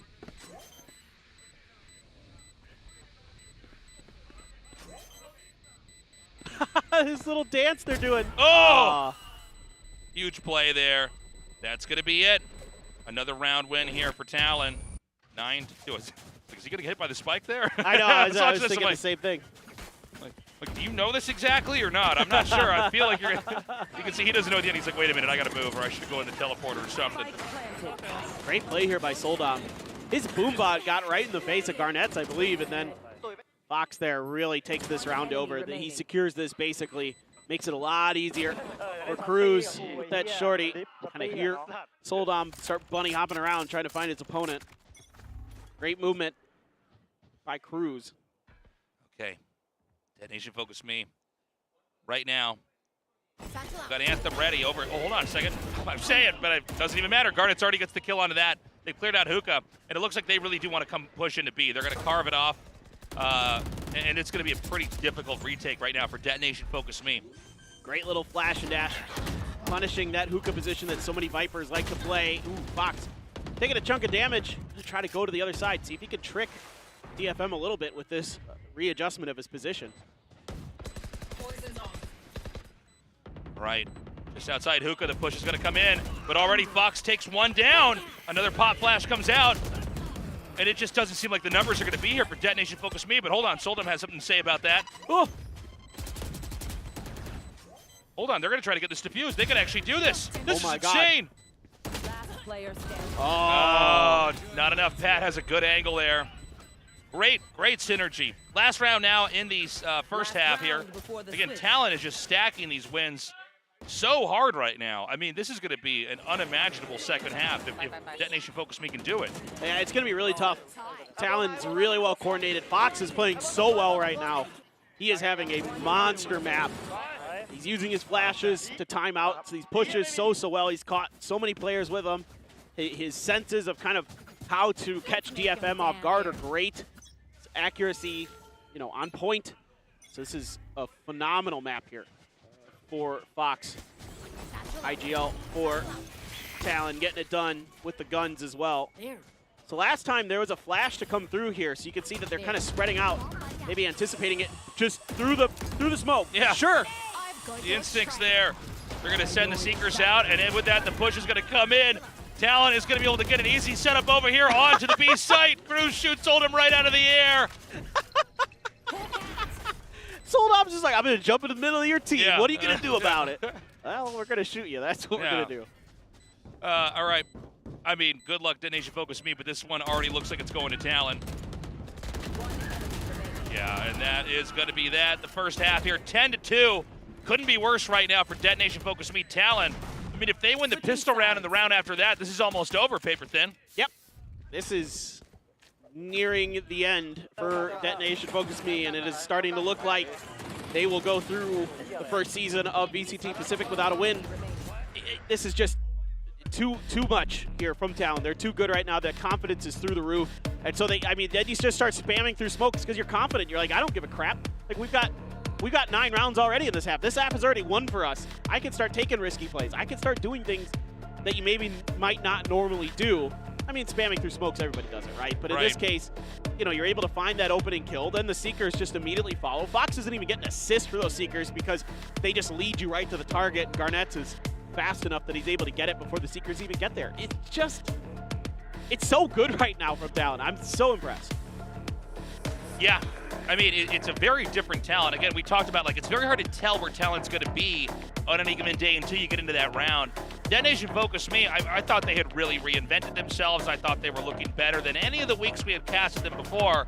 But here we are again, and it's kind of the same story. Detonation Focus Me just not, unless we have, one of the craziest maps on Bind ever, it's probably just going to be a 2-0 here for Talon as they walk out. Yeah, it certainly feels all but over. I mean, it's a must-win pistol round for DFM coming up next.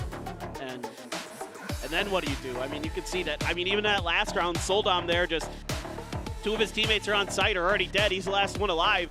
doesn't even try to play his life, doesn't even try to hold hookah control. He just blast packs right in the middle of Talon and says, you know what, I got to go for something crazy. I mean, you could feel that pressure. Yeah. When you're just like, I got to go for the big play. Like, I got to get 3 kills here right now, or we're not going to win this round. Well, good luck to Dead Nation Focus Me. You've got your work made out for you. We're going to have an even better performance from them than what Talon did, or this is going to be ending pretty damn quickly. Talon now on the defending side here. Dead Nation Focus Me, ready with that spike.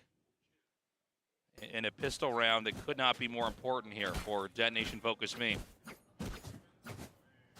All right, well, DFM angling over towards B, leaving Anthem to watch the A push out potentially. That is going to confirm their players out here. They're going to go for the push, and it's a quick 2 for 1 for DFM.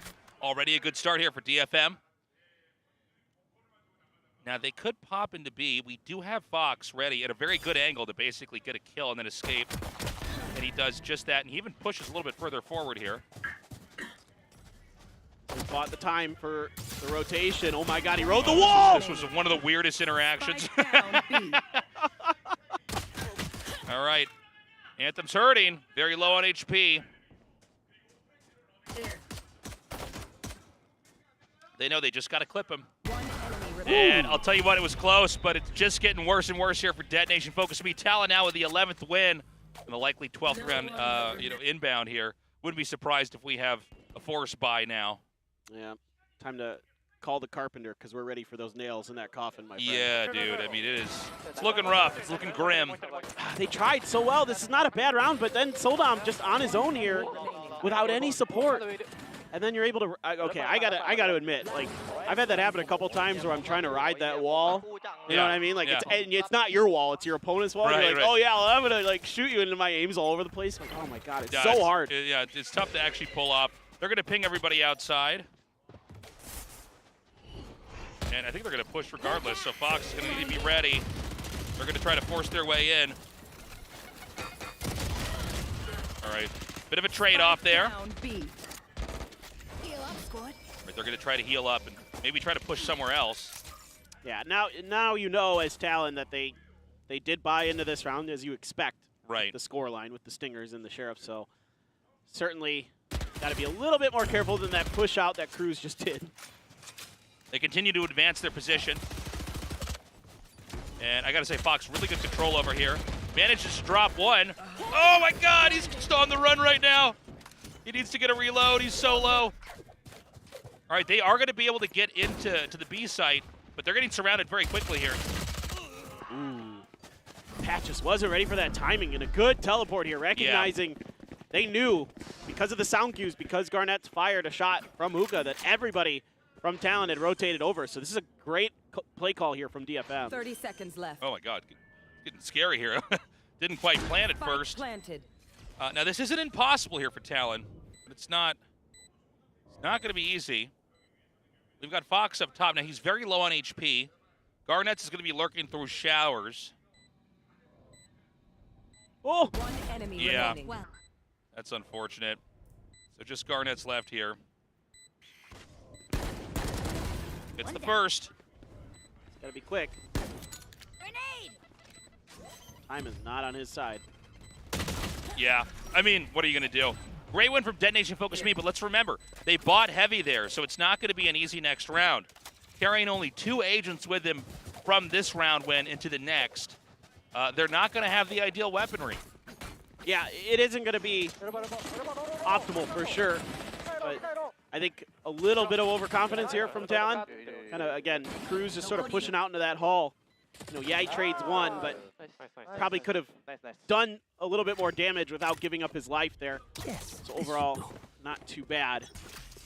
Cypher Cam going to be placed right out. Yeah. Talent at this point in time, I mean, they're going to have a very cheap round. I think they realize they've got enough room. They can try to make this comfortable in the next couple rounds and maybe see if they can pull off a miracle win here in this one. Exactly. There's no reason to spend much in this round. You want to just save as much money as possible. You know, just in case things start to go sideways, you know, you have that extra cushion, that extra padding as time goes along. And DFM, again, you see this all the time when you know the team's going to be on an eco. You got to be cautious of the, the ball of death that could just, just 5 classics all together in one spot just come barreling out of one of those spots on the map. So you got to be real aware of that, and they are. This is a cool lurk here from Cruz. Yeah, they're trying to bait for him. Let's see if DFM's going to be ready for it. This is, this is the only investment they really put into this round. Yeah, it's the the Sheriff. Pretty cool tactical setup. All right, doesn't work out. Rita gets that first kill. Yep, looks like they're going to easily be able to come into B here. 30 seconds left. Oh, all right, well, that's a gun. Yeah, that is one gun. And they're going to be able to just try to come towards B now. Now, again, it's still unlikely they're going to pull this off. Let's see what they can try to do. Yeah, it wasn't a Phantom, though, just a Spectre. So right. Not the ideal upgrade. Certainly not coming down this hall. It's very tough to get through this door. It's one of the most unforgiving parts on any map. But they do. They get in. Hold up. Hold up. Soldom not able to hold them off here. It's going to get wild here, but okay. Soldom stable. Able to find Garnett. It's now just 2 left for Talon, and of course they don't mind dying to the spike if it comes down to that. Yeah. Okay, so they're just going to go ahead and escape through B-Long or teleporter here. And we're going to go into round 16. There's no way for them to defuse that spike. And look, it's a 4th win here for Detonation Focus Me, but Talon kind of gave up on that one. Oh, yeah. They're invested in the future here. Again, they're so close to that number 13. Yeah, precisely. Again, no real reason. I mean, I don't mind buying one Sheriff to try to set up for that cheeky kill. B main there, but yeah, it's good recognition here by DFM. Kind of would have liked to have seen them maybe put a little bit more presence towards that door you were talking about. You know how hard it is to get, like you were saying. Yeah. Is the hardest door to get through in maybe all of Valorant. And yeah, it's one of the roughest spots on any map. But they kind of ceded that territory, and that's maybe a little too cautious, but Pat barely beat Soldom. All right, well, already with that first pick, things are looking dire right now for Detonation Focus Me. And it's going to come out now. Boombot's going to give away the position here of Detonation Focus Me. I don't know if he's going to peek, though, but Anthem's going to come around. Oh, my God, Garnett gets a double.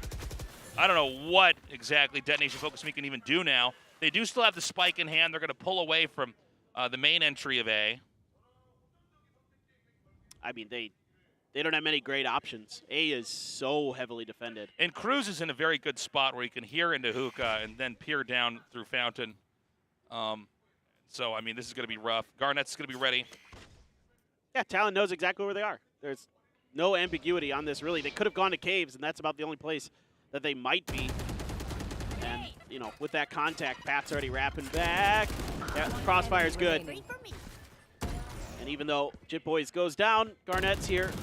Doesn't even need it. 12th round win here, and a very healthy round. I mean, only Jit Boys was killed off back there, so they're going to have great weapons coming into this. And right now we're watching Detonation Focus Me. Well, they're going to call for a timeout, but we're basically watching them try to win 8 rounds in a row to go to overtime. Nearly impossible, Tasteless. Not many can do it. Even the best of the best. Yeah, well, I mean, it's the difficulty of just not losing one of those rounds in there, right? Because even if Detonation Focus Me is playing out of their minds, you know that these ultis are going to accumulate. You can kind of force something, a Viper's Pit or a Showstopper, to kind of swing that, that into your favor. And so, I mean, this timeout's called. I almost feel like it's too late, but let's see what they can do. No, I agree. I mean, at this point, I think all you could really say as the coach is just, hey, keep your heads up, play your best. Yeah. Let's go out on a high note. Let's see if we can string some rounds together here. See if we can make something of this. That's about all you can really say. I mean, in terms of, the mental aspect of this. Yeah. Of course, there's strategy and tactics I'm sure they can talk about too, but for me, if I'm a coach, the biggest thing I'm focusing on here is just, hey, guys, let's just have some fun with this. Let's play the best we can, and, let's make sure we're working with each other. I would say if I was going to say anything, Rain Soldom in a little bit. He's been kind of out on his own. But certainly it's all but over. Okay. This is going to be it. Round 17, Detonation Focus Me. Would they need to bring a completely different version of themselves into this? Or Talent is going to close this out. They do a 2-1-2 spread on the attacker side. Talent actually does send crews over here through teleporter to look for intel. Doesn't really see much. Careful here. And Detonation Focus Me is basically spread out trying to find picks, and they do exactly that. Soldom gets the kill onto Fox. Well, he is good on his own for sure. Another teleport attempt here from Talon.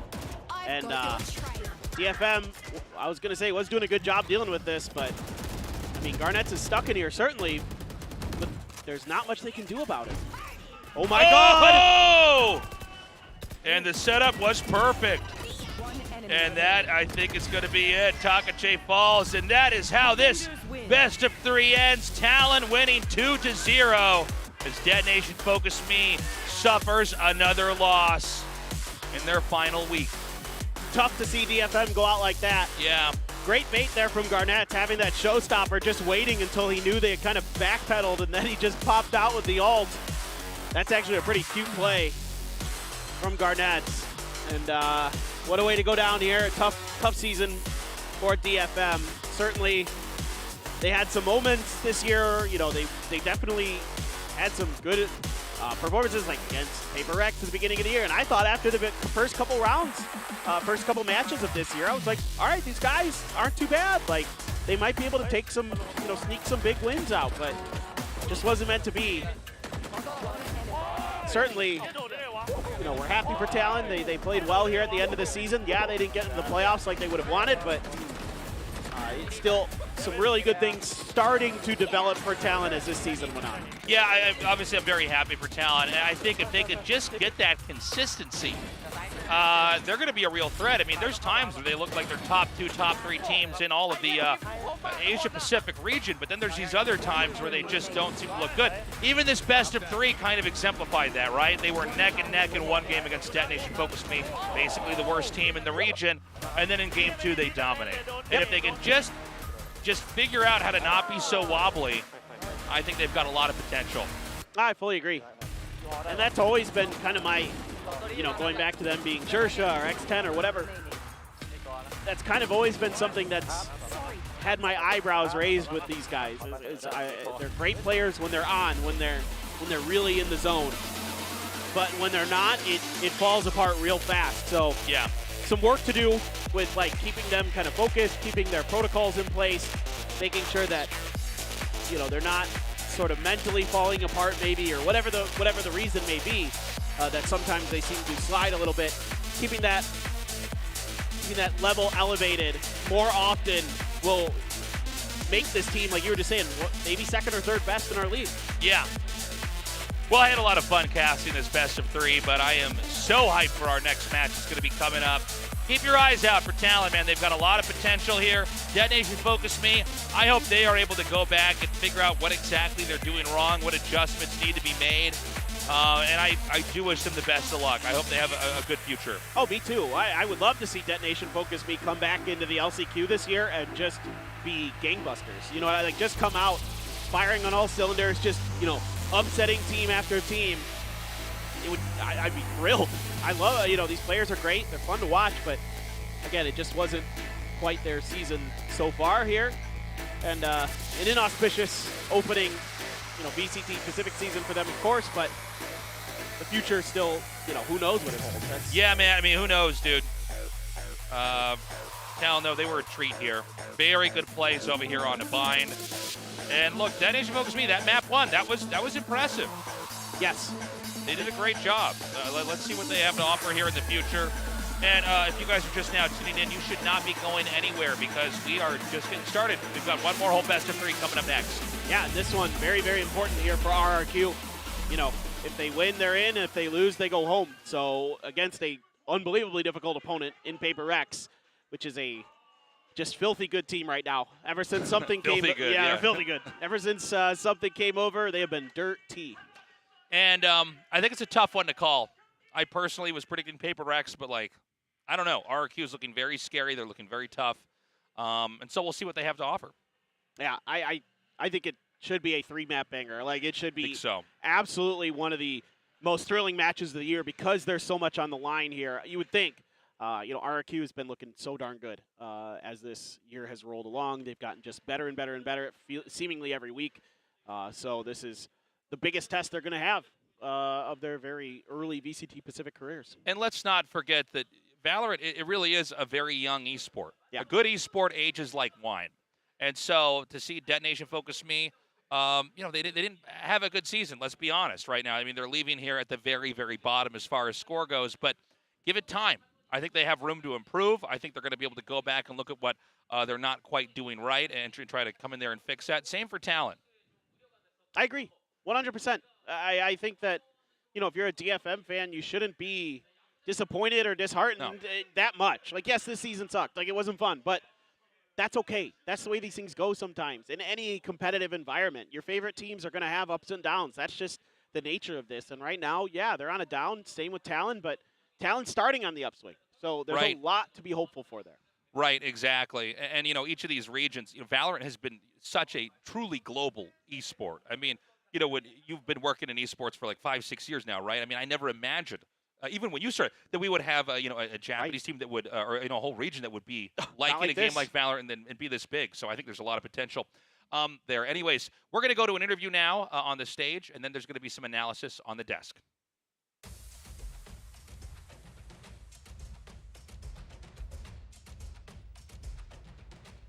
I'm here with Cruz, today's winner of Talon. So it was a 2-0 win for Talon. Congrats for the clean win. So how do you feel about today's victory? It's good that we closed out the series, even though it was a tough one on the first map. But it feels good to win. Yeah. Yeah, as you said, in map 1, it was a neck-and-neck match on Lotus. So how did you try to maintain the whole teamwork? We were just trying to stick to the strats we have, like how we play the game, like our movement and how we take up space, our execute and stuff. We were just trying to stick to the basics, and they did a really good job on the read, so it was really tough for us. And yeah, so I think they did a good job countering us going A, so that's why it was really tough. Yeah, but for Bind, it was amazing. Like, it was a total win for you guys. And so wrapping up the last day of the Super Week, you had a rough start, but regained your form and won today. So are you satisfied with your team's growth and improvements for overall the match? I mean, for the past few weeks, yes, definitely we've been a lot better than the beginning. But to be honest, we could have done a lot more, and I'm pretty sad about the results right now, so it's just unfortunate that we didn't come back earlier. Oh yeah, but you'll never know till the end, so I'll still be rooting for you. And today we saw Talent Spirit lives on, so can you send a message to your fans? So I'd like to thank all the fans from Thailand and everywhere else. It really means a lot to us, and we're sorry for everything. We'll just try to be better. Yes, thank you, Cruz, for the interview. I will still be crossing my fingers for your talent. And we have the DFM fan meeting coming up, so don't miss it, and I'll toss it back to the desk.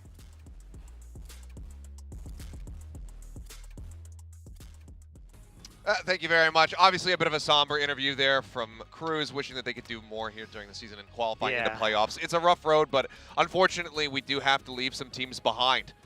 Yeah, I mean, we knew at the very beginning, right? 4 teams were going to get left behind. You weren't going to have a chance to make it into playoffs, and it all came down to when you were able to kind of really turn that switch to go back on an upwards trajectory. For Talon, it looked like it was happening. It just came a little bit too late, and they are still able to finish strong, though. And I think what we saw today, as they talked about on the cast and during the interview, it's promising, right? And now that they have some time off, hopefully they can just kind of rest up, recover, and show us an even better version of Talon in the future, pointing to LCQ. Yeah, I mean, I think it's bittersweet. We could focus on the positives here. Looking at Bind, this is DFM's pick. Talon went into this with whatever strats that they had prepped from their scrims, and it shows a good performance. 7 wins in a row in the first half. Going into the second half, a little bit rocky a little bit, but still managing to close it out strong. 13-4 is a pretty good scoreline to be happy about, and you can see the improvements. You can see the coordination. You can see how sharp some of these players have gotten, and also the way that they play off of each other. Yeah, and Fox, I mean, we pointed him out at the beginning, just, talking about how much more can you do to really help set up some of your duelists. And, I mean, this time he says, well, what if I just reap some of the kills myself? Goes for a 22-9 scoreline, 336 ACS. Meanwhile, on the other side, we talked about Seldom always looking good on the Jet, and how does he look on the Raze here on Bind? It didn't look good, right? It didn't look as good. I mean, did it look bad? Maybe not, but his Jet normally looks so good, and this Raze in comparison wasn't as explosive as the Agent is. Yeah, I mean, it's a couple decent plays there, a couple multi-frags, but obviously not as polished. That's what we had the question around, was how was this going to look in comparison, and obviously a fairly large delta. And that's what we do see for a lot of people who at least start off being a big Jet main. Took a while for Buzz to be able to pick up the Raze, even RB, Foxy9 when we've seen it. So it is something that is obviously very different in its playstyle, very different movement. So things that need to be worked on. Let's go ahead and just dive into the nitty-gritty of it, obviously, though, because this wasn't a pretty one for the side of DFM. They come out with this as their map pick, and it took a damn long while for them to be able to get the first round. Didn't happen until round 8. Yeah, I mean, 7 rounds on your map pick. Most of us watching, kind of scratching our heads on what were you trying to show us here on this map pick. And it just takes so long, and we're kind of going to let the round play out here and just look at even once they're able to get this round win, just how tough does it look, right? And I think it just goes back to the fact that, yes, there are moments that DFM looks good. Yes, there are maps where they look good. But even here, I mean, you look at, okay, well, Rada has that positioning. Soldam does try to even out the numbers a little bit. And then, Jitboys is able to swing out with confidence, gets a kill here. I mean, all credit to Jitboys on an amazing swing out of his own Cyber Cage, which is at an unexpected timing. But again, it goes down to the wire, right? And if this is how you're, even on, maybe, the 2 maps you've won so far in the season, or even on that Lotus where it looked close, if this is how you're able to get by, you're always going to be missing that 2%. And I think these are the type of rounds, even the ones you've won, where it would be great to see DFM go back and look at it and say, why was it so close? What are those micro mistakes we're making that we let the lead slip away from us? Meanwhile, Talon able to just keep their composure despite some of these rounds. I mean, still relatively safe. You could see some tiny mistakes here and there, but that's what it comes down to for these two teams. That's why, they have these standings that we're seeing, right? But it's a lot to consider. It's a lot to work on and fix, and you can go back and hyper-analyze all of these tiny little, whatever it is, like protocols that need to be tightened up or what have you. Maybe it's the agent composition or just overall strategy. The fact that they still showed up, the fact that they still tried and experimented, I think it's a lot of potential that we can see. I mean, talking about Soldam, right, maybe not so polished, but I kind of like the rough edges. I kind of like the unpredictability. You like the raw the form rough and tumble range. Yeah, think about it. I mean, you can never predict what this guy's about to do. Is he going to blast back out at the hookah window? Is he going to just dive straight at your face? He's nuts. Yeah, that is true. That's part of the charm of having someone like Seldom, right? And when it works, he looks like an hyper carry. Exactly. But on the other side, I mean, we had someone so consistent today, right? I mean, we're looking at his plays starting with Lotus. But Pat, again, I mean, another star player back in the day who was that explosive entry duelist. And then we questioned, how does he look after taking a break? Of course, he went through a bit of an injury and recovery as well. Looked like he needed some time, but now that he's been really solidified as this kind of initiator support flex, he's looking very solid. Yeah, I mean, not only has Talon overall had this big turning point and kind of a redefining of their identity in the league, but Pat was kind of that at the same time because he was coming in. He was playing so many different agents. There was no consistency whatsoever, and Talon were kind of falling apart at the seams, and people were saying, maybe it's not time to reintegrate Pat into this roster. Maybe they should stick with Jitboys, with Garnets alongside Sushi Boys in the roster. Now that we get to the end of it, granted they're not going into playoffs, I think we can say, okay, Pat has absolutely reaffirmed all of the hype around his signing. It took a while longer than we might have anticipated, but the guy is back and he is finding impact here for Talon. It's still good. Maybe the journey had a little bit of a rough start, but the engine is now churning. It's going, and it's going towards a good destination, I think. LCQ, that's kind of what we're all looking forward to, and Talon, I think they've got a lot of potential.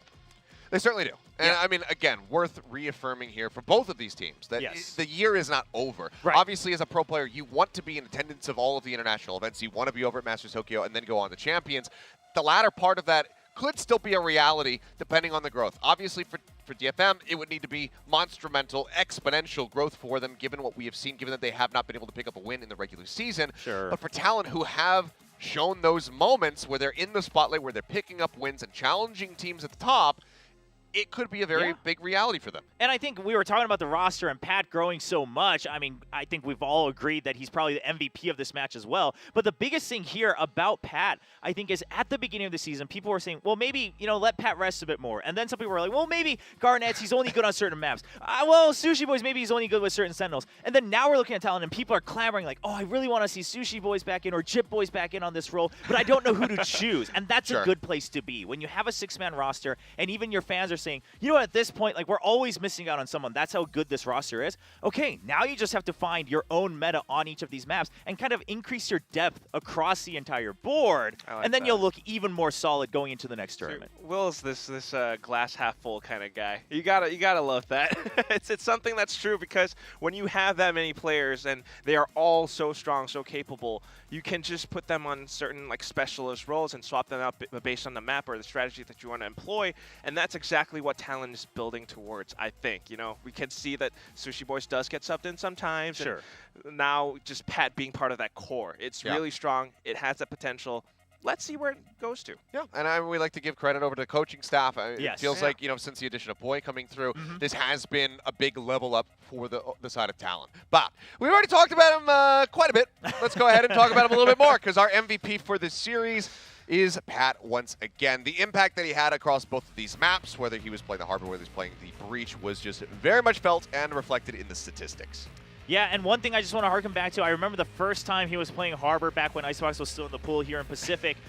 We looked at the match and said he was top of the leaderboard, they lost the map, and he was fragging out, but it was not because of the Harbor util. At that time, it was pure aim, it was just pure Pat mechanics.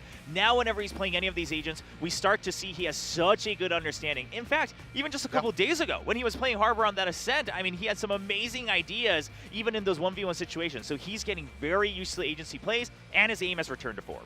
I mean, he has that ace round in this map on Bind. He knows how to support his teammates. He knows how to initiate fights, and he's kind of that catalyst at times, making use of the Reckoning and a lot of these plays. It's good, and that's, again, something that we want to see more of from Pat. But, of course, that's the initiator role that he's now kind of filled up and shaped himself into.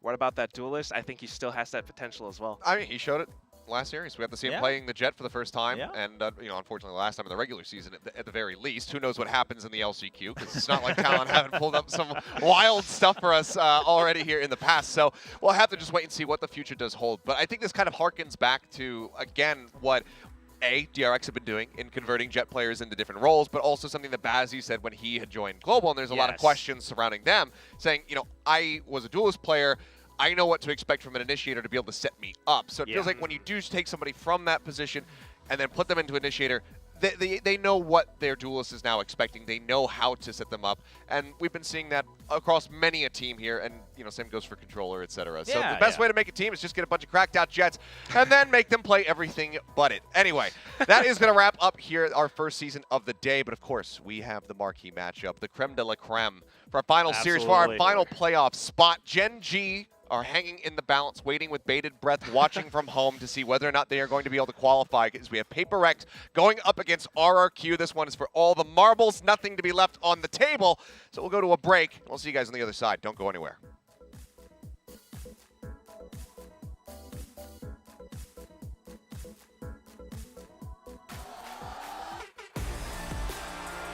Great work here. Yeah, then go through teleporters here. That's going to get one, and that's going to be that. That's going to be it. Well, I say. That nation focus me. Going to be in some trouble. Yeah, he's going to fire that into elbow. Oh, God. Great shots here from coming through a cascade now from Pocket. My God. Yep. Gets one. Toxic screen, and he knows that's the only place they can be. But Cruz able to find one. Going to use that snake bite. Oh, my God. All right, pretty difficult position to crack open. Try to bait a little bit for Fox. Yeah. Ready, over. Oh, hold on a second. I'm saying better the push is going to come in, but already Fox trying to get this diffused. They could actually do this. Out, and in with that, the push is going to come. He'll get escape. And he does just that. Oh! Yeah. Good footwork. Wild here, but round. Oh my God. Back. Crossfire.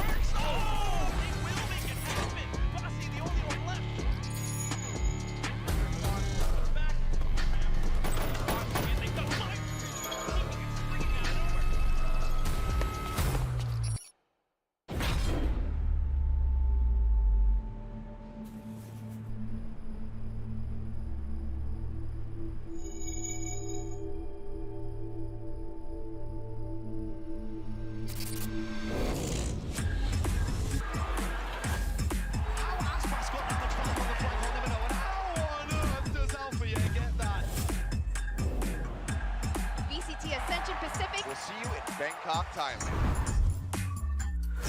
Look at this! This is going to be so fun. Zero distraction. Zero doubt. Zero opposition.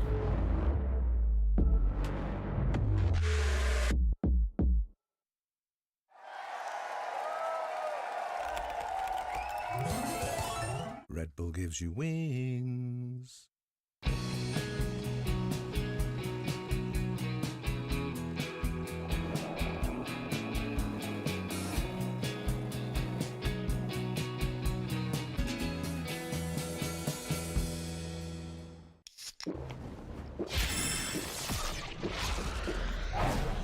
Red Bull gives you wings.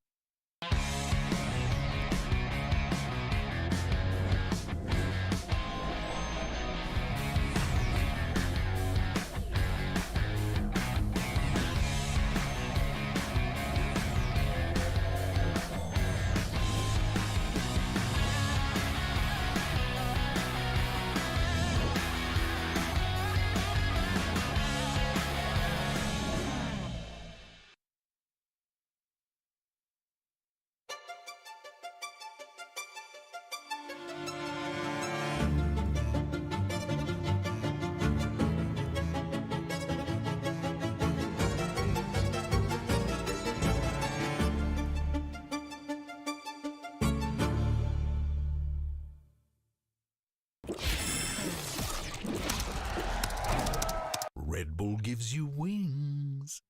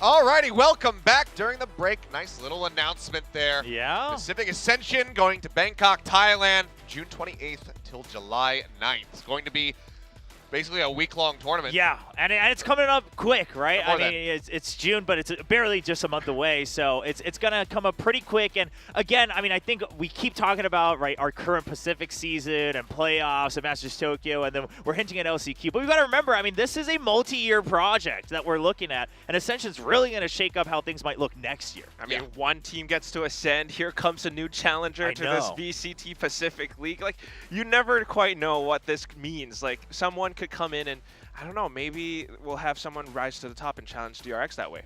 Could happen. I don't know. Hey, Could happen. a little Royal Road first year in. Climb up to the top, get that first place position next year. Who knows? Anything could happen, especially when you have multiple regions that aren't necessarily used to playing against one another. Yes. Because obviously, the more that we see the teams here in Pacific scrim and then get on the stage and play against one another, we see more and more maps getting taken, more rounds getting taken during those maps. This is going to be a lot of these teams in Ascension, their first exposure to one another. So who knows what the reads are going to look like. Too, right? That's a hell of a lot of odd review that you got to do as one of those teams getting prepped for it. So we'll see who are going to be those representatives and then who will come out on top and then look to join the ranks of the other squads here in Pacific come 2024. Yeah, it's exciting prospects all around, and I can't wait to find out exactly how that tournament's going to shake up. So just keep your eyes locked in on the calendar there. Of course, once again, it's coming at the end of June. Yeah, so plenty of action. I mean, you get to go right from Tokyo into that Pretty one. much, So yeah. non-stop Valorant to Asia watch. tour. But speaking of not stopping, let's talk about two teams that are not looking to stop here in the tracks. RRQ, first in particular, they do not want to stop here today. They want to carry onward into the playoffs, and with a win against Paper X, any scoreline would do it. 2-1, 2-0, doesn't matter. But a W gets them into the top 6 and knocks Gen G out. Yeah, I mean, again, RRQ, who'd have thought this team would be able to still have control of their own destiny all the way to the very last match when Pacific first started. This was another one of those teams that people were saying, I don't know, not looking so good, I don't have any expectations, but it was very clear that they just needed time to get used to the stage and, of course, their comms in English. Surely. I mean, I think we started out this VCT Pacific League play, you know, we were all wondering, Achilles was saying, these guys need to find their identity. You know, we haven't really seen or figured out their gameplay and their play style yet, but so far, especially in the recent weeks, my goodness, I think they are one of the few teams that really knows how to capitalize on thrifty wins. Yeah, I would say this has to be a team that's very much in contention for biggest turnaround compared to the start of the year. And it has been a meteoric rise, and I think that they've taken a lot of people's attention by storm across the world, all of our global viewers saying, oh, RRQ, like, you know, we thought that this was going to be the bottom team. Just given the expectations, given the newness of this roster, the mixed language and everything, and what we saw at Lock-In. But as they continue to say, Lock-In was not how we scrim. That is not our peak. That is nowhere close to it. And as time continued to go on, we started seeing those peaks. Unfortunately, somewhat similar to, you know, Global as well as Talon, it took a little while for them to get on the horse and get into a position where they could be competitive, where they could get themselves in the playoffs, and now it is fully in their hands, as you said, Will. Yeah, but I do think it's been looking more and more consistent, right? We haven't really seen any ups and downs. Ever since they've been on that upwards trajectory, it has looked more and more promising. Even if it wasn't all map wins all throughout, even the ones where they lost, it was very clear what the reason was, and even they themselves have even said in interviews, like, we know what the reason was, we know why we lost, we're going to fix it in the next match. And I think that's one of those things that makes them so strong, especially with Coach Ewok at the helm. They always improve with every passing match that they play, even to some extent, maybe actually challenging DRX on certain maps, especially that Haven one. I cannot forget that ever. Yeah, I mean, they were able to take that away from them. It was a big moment for them, but they are going up against just about as titanic of a team as you could here. So if not DRX, then of course Paper X, who are sat there in that second seed position for the playoffs. They are the final boss in this David and Goliath story for RRQ. You know, there's something about the Paper X jerseys and their poses and just something about this team where, like, when you look at this roster, yeah, there's something about this roster that actually just, like, feels scarier than even DRX in some ways, right? You're just like, oh, God, like, what are we going to do against these guys? Because they are always full of whimsy. but very accurate Whimsy. They are just always on point. And yes, they also had a bit of a rocky start compared to the expectations that everyone had. But ever since something has landed here in Seoul, South Korea, they have just been dominating a lot of their matches. Yeah. Everyone's slowly starting to adjust. Everyone's, they're still relatively homesick, but we're getting more comfortable. And like you mentioned, well, Will, having this Russian jet into the roster, they have that firepower. They have more flexibility, and sometimes leaving Forsaken on other roles. It's given them a lot more room to grow, I think. I mean, the firepower you're talking about. I mean, they have it in throws. Even Mind Freak, who had a little bit of a rockier start in his last couple series in particular, finding an immense amount of value, showing us that Mind Freak that we had seen at times past back in Copenhagen, making it into that grand final. So across the board, it has been a level up with this additional firepower coming in, and we've been picking up Devi as well to just go ahead and finish the conversation. Duelists aside, Devi has had amazing performances, won many an MVP, and we also had him on the recap desk or the recap show because we just wanted to be able to kind of pick his brain apart and say, how is this working? To which we were told that he's not actually IGLing, and they really just have a constant conversation going. So somehow it's just working out, but it looks damn good and it's fun to watch. So we didn't get that much whimsy in our first set. Perhaps here in this one, the whimsy can come through. Yeah, well, I mean, RRQ, obviously, they want to try to avoid that whimsy, right? We mentioned it at the beginning of this segment as well, but if they win, they immediately go into playoffs. If they lose, it's going to be Gen G who is able to kind of clutch out that last spot going into playoffs. So clutch of them.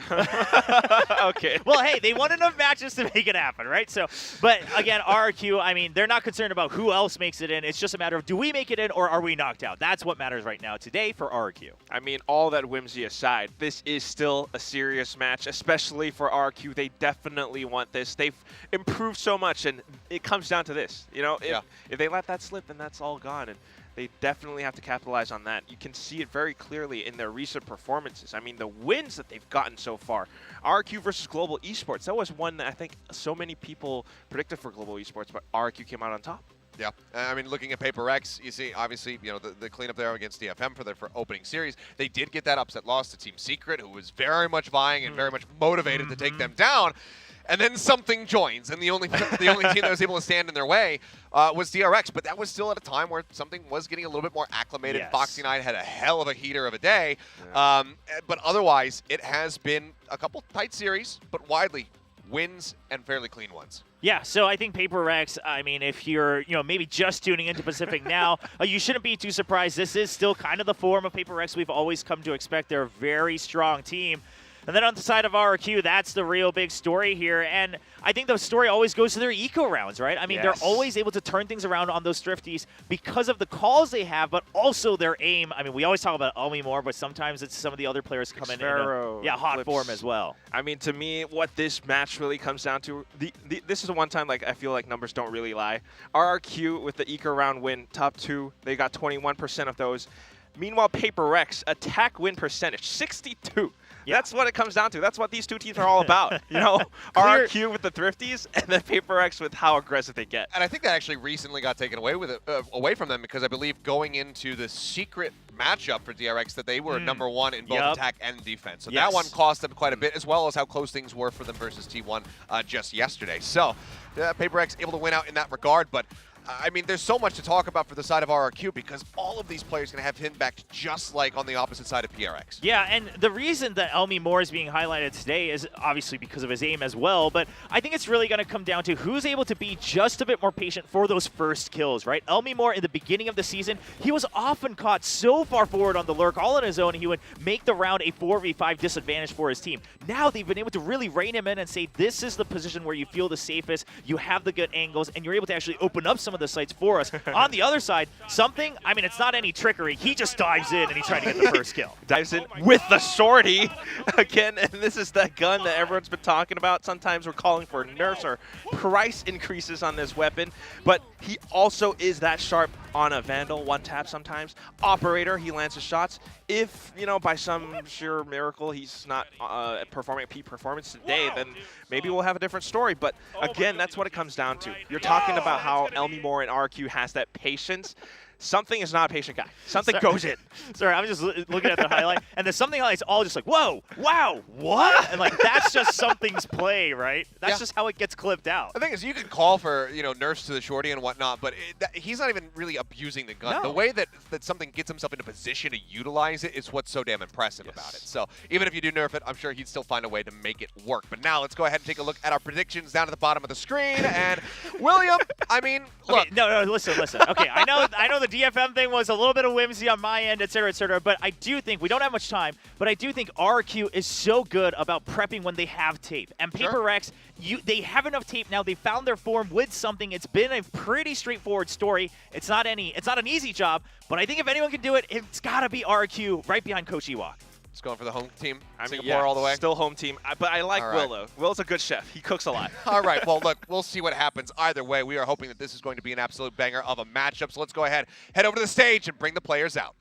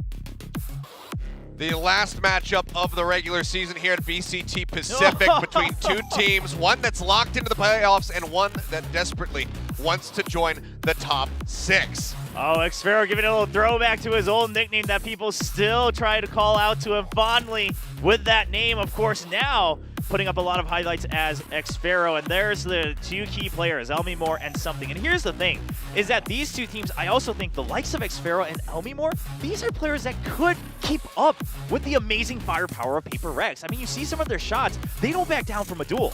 They definitely don't. And then now the two so-called sort of IGL stepping out, shot calling and bringing out a lot of the strategic plays to the games, but still, I mean, I think you're absolutely right. You know, apart from the strat calling, it's also Coach Ewok with a lot of counter-stratting being involved, and that's something that RQ can bring to the table today.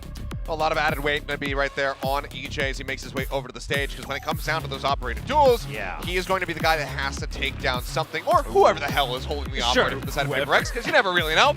I did want to say, I wasn't going to attack you when we had those Preds. It looked like you got defensive immediately, and I don't blame you after the first one. But I'm right there with you. Yeah, we are. Based on results, it feels like Paper Rex definitely is the favorite coming into this one, but it's not an impossibility by any stretch of the imagination. RQ could absolutely be able to walk away with this win here today. Yeah, I do think it's definitely a much closer affair in terms of if we were to put percentages, right, compared to match 1.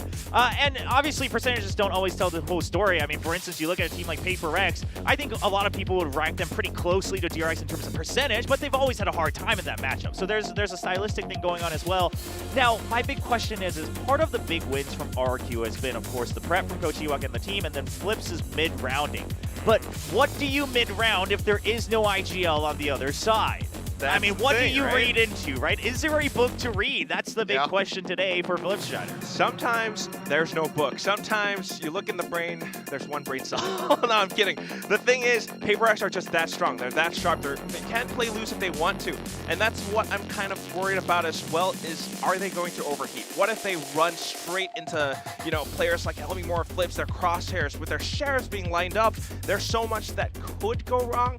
Paper Rex needs that discipline today. That discipline. Definitely going to be one of the key things to watch out for here. Otherwise, Alex is going to be throwing a tantrum in the coaching booth. We'll keep our eyes there. That's how something he's that gonna be doesn't reacting. change. Yeah. Yeah. Because, you know, overheating, it definitely could still strike them despite the solid form that we have been seeing. We'll get now into the map select where Lotus is going to be banned away first and foremost here by RRQ, and that makes perfect sense. But now, with Haven off the board, Bind is open. Is it time? whoa. And it is, but Okay. it's RRQ electing to go to Bind. Now, neither of these teams have banned Bind coming in, and then Paper X is going to go straight to Pearl as well. I mean, Paper X has always felt pretty comfortable on that map. But here's the thing, is that Bind, neither team backed away from it ever since they re-entered the map pool. And then RRQ, it ended up getting floated all the way to the end when it was up against Global Esports. So RRQ's been very willing to play this since it has entered the map pool. Now, the question is Paper Rex, I mean, do you go back to your old faithful Euro Breach type of combo now that Benkai's sitting out and something's in? I mean, we got to expect something, probably playing the Jet there again. Quite possibly. They've been doing a little bit more of that experimentation, trying to make something more flexible, as you say, and with Fracture as that third and final map, if we can go to distance. If not on Bind, I think we could expect to see something on the Breach there. Yeah. So, a lot on the line for both of these squads. Oh my God. Could be a second time playing Breach. I'm getting the heebie-jeebies just thinking about it. Okay, yeah, cool, whatever. Go. Yeah. That's all very standard. Wait, What? Wait, what?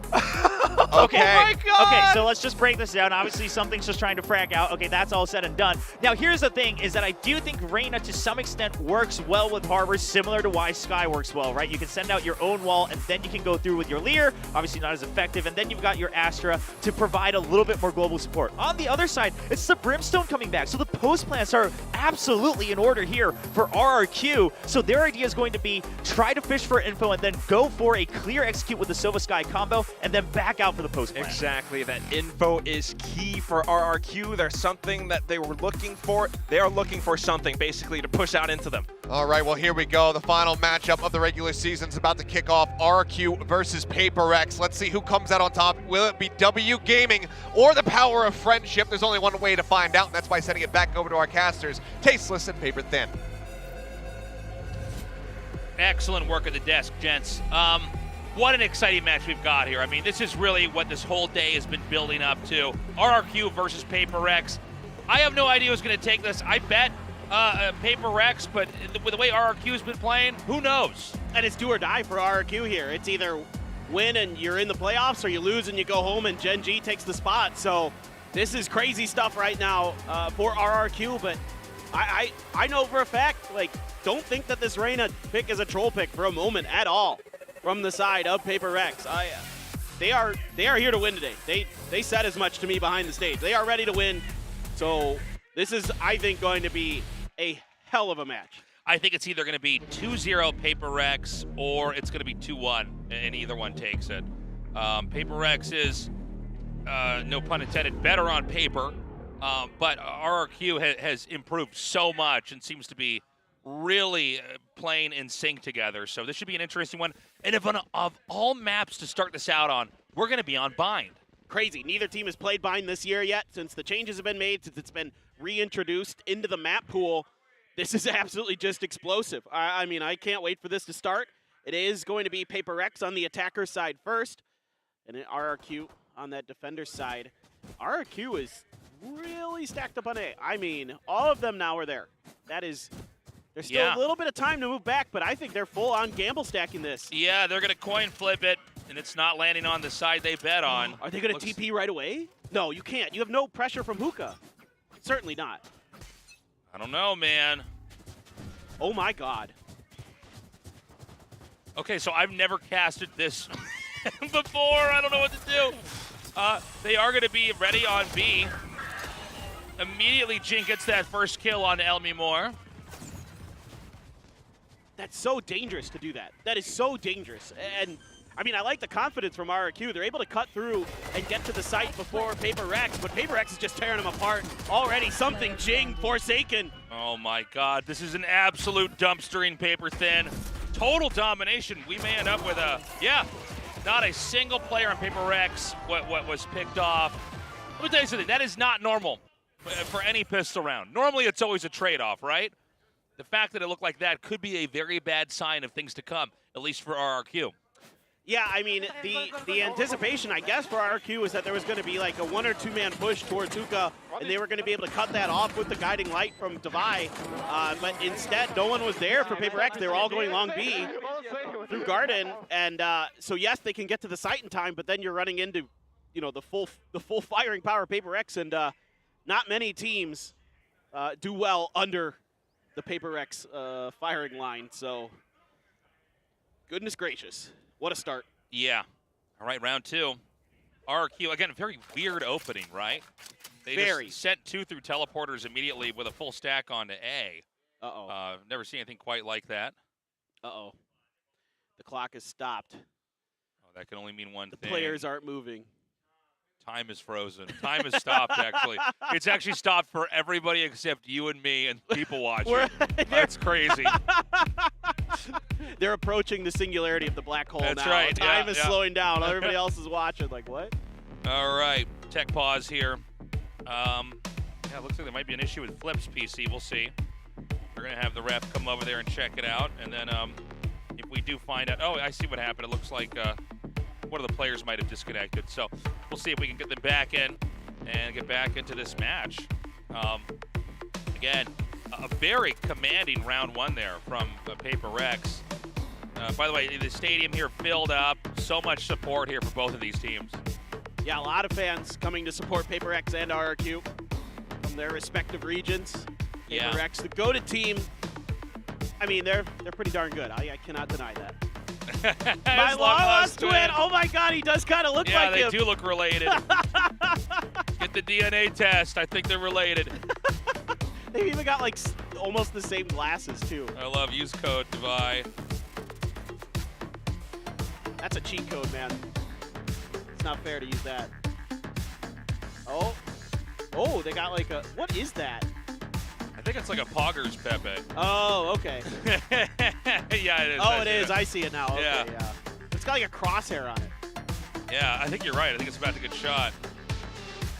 Your son spicy you? That's got to be some kind of inside. It's some meme we don't know. Yeah. So yes, the Jing fans, of course. Do you need a pocket sage? I can meow and oh boy. Well, that's getting a little bit. It's getting out there. That's getting out there. Let's put it that way. Looks like we're almost ready to get back into this game, by the way. All right, he wants to marry him. That's too funny. I mean, how can you not be a fan of something, though, seriously? His play's been so crazy. He's insane, dude. He is just unbelievable. I mean, you know, going from just murdering in the Tier 2 Japanese scene to coming into here and still being an absolute monster is so impressive. It's just an unbelievable talent. And what a oh, it says something. I was like, so mething. What does that mean? So mething. Something. All right, well, it looks like this issue has been sorted. I think they might want to just get a few more camera shots of the signs in the audience, and then we're going to be back into this. Yeah, it should be good. I mean, but think about, like, how smart Paper X was to go out, get something. And, like, he's another duelist, and everybody's like, how many more duelists do they need? Like, doesn't matter. Duelists, like, naturally slot over to other roles so much better. Yeah, I mean, that's the thing. I think people focus on these roles so much, but I mean, if you're a good duelist, you're probably going to be fine at the other stuff you need to do, right? And yeah, I mean, let's not forget, I mean, Paper X kind of they came into this, and a lot of people thought, you know, maybe it's going to be, maybe they're a top dog, maybe they're actually going to be, you know, somewhere in the middle here. And they did have a bumpy first couple of weeks, but as time's passed, they basically managed to level up.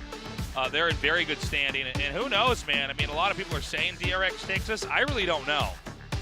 Look, you never know. I mean, someday Paper X will beat DRX. It will happen, folks. And it may be here in the playoffs of VCT Pacific or something. You never know. I mean, they're good enough. Everybody knows it. DRX knows it. They talk about it.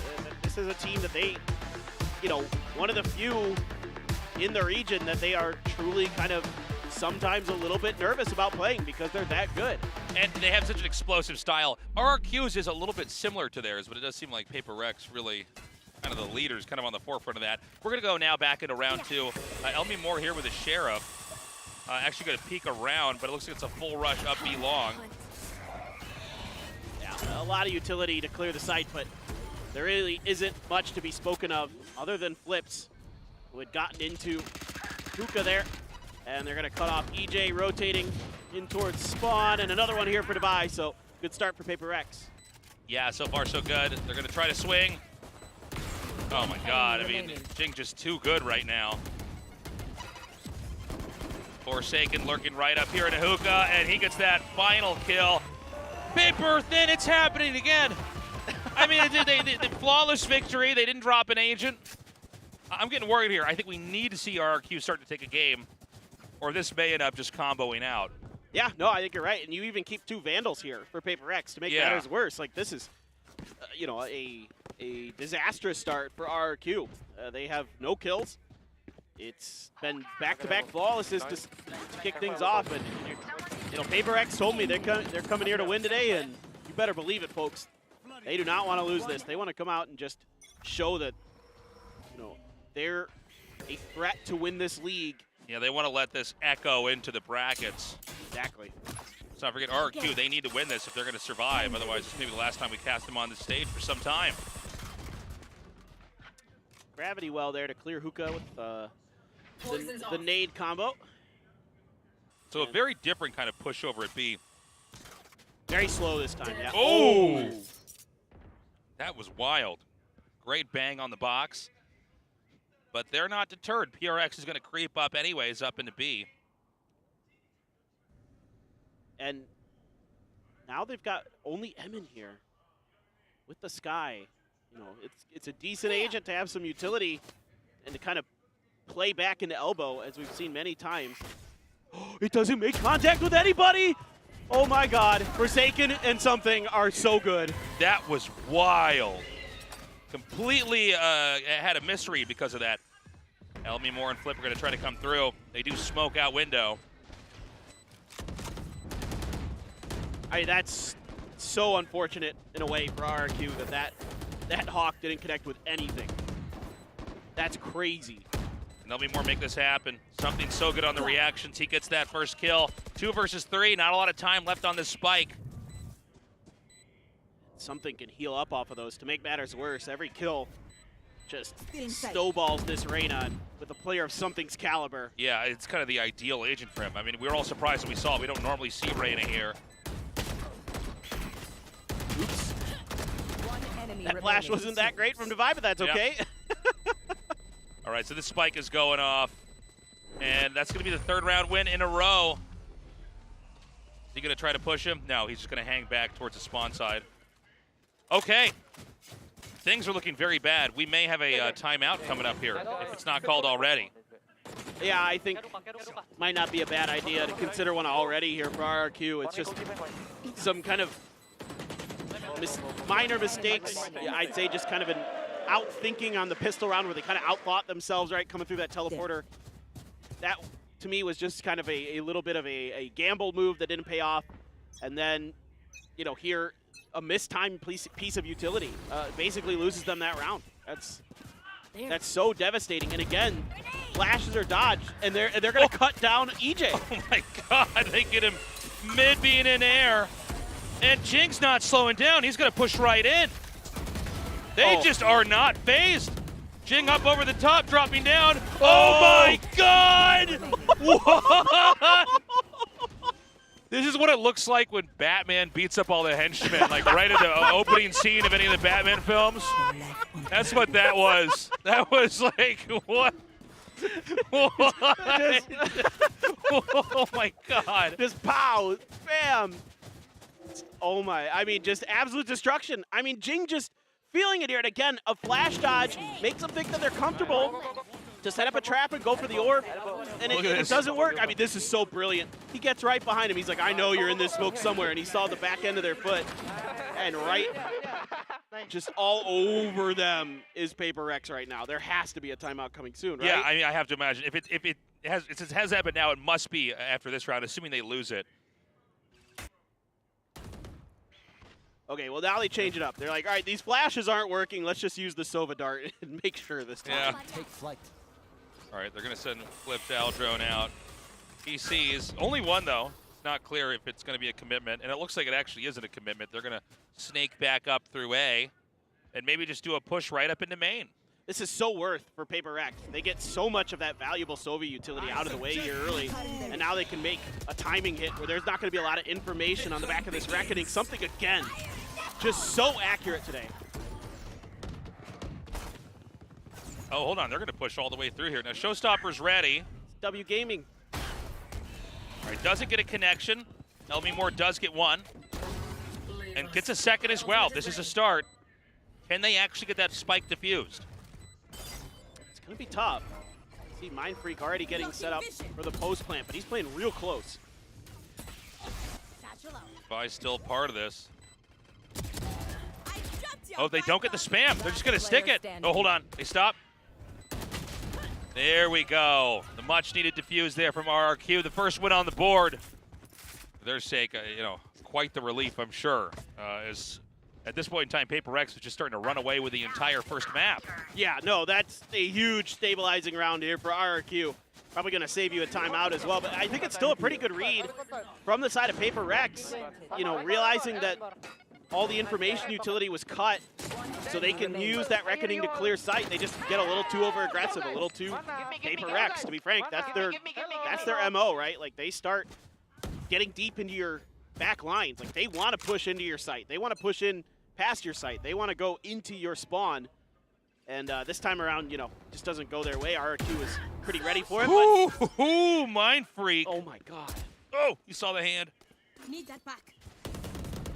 Meanwhile, same story. It's always about B-Long with the Paper Rex here. I think that was through the smoke, too. I mean, that's just... This is just brutal. And Elmi Moore just eats that whole flash. I mean, him and EJ got to do some serious work here. Cove is going to come down. They're going to use that to rotate off of it, to try to fake like they're going to push in. Good fake. And they still are going to have a good setup here with Mind Freak having a pretty deep lurk to wrap around. Spike planted. Not quite getting those shots to connect. So close. They read where that was going to be planted, yeah. Just Flip and EJ left over. I mean, this is looking so difficult. A full stack PRX. Oh, they're going to save. There's no way. They're going to have to, so they're going to go back here. I don't think the Paper X is going to go for the hunt. And so this is going to be the 5th win here. They've already beat up enough Batman, you know, henchmen. That's right, yeah. They've already taken all the Penguins henchmen. It's no more of that. Well, yeah, the 5th round, we're going to be win here, I should say. Excuse me. We're going to be going into round 7 next. But right now, RRQ, you know, they don't quite have the ability to keep up with the movement that is Paper X. Paper X is so fluid in their positions. Oh, yeah, exactly, dude. It's really hard for like RRQ to react to this, especially when you lose too early in these picks. These just, you know, the one against Mind Freak was just a dry peek that went Mind Freak's way. Something spams through the smoke, I think. I want to see his. Let's see if we get to it. Yeah, he's just spamming through the smoke. I mean, they're so crisp right now. Paper X this is the best I've seen them, and they've looked darn good this year. I mean, they are clearly not interested in allowing RRQ to get into the playoffs. Timeout's called. And I'm sorry, did it say Paper? Oh no, RRQ. Excuse me. I thought I saw the Paper X symbol on the screen for a second. I was like, no way. They call the timeout? Well, when it's white, it looks pretty similar almost. Yeah. So look, I mean, Coach Ewok obviously frustrated. I think that RRQ can recover, but they need to start doing it very quickly. Yeah. A 4-point disparity this early on is a very bad sign of what might be coming. No, this is a blistering start for Paper X.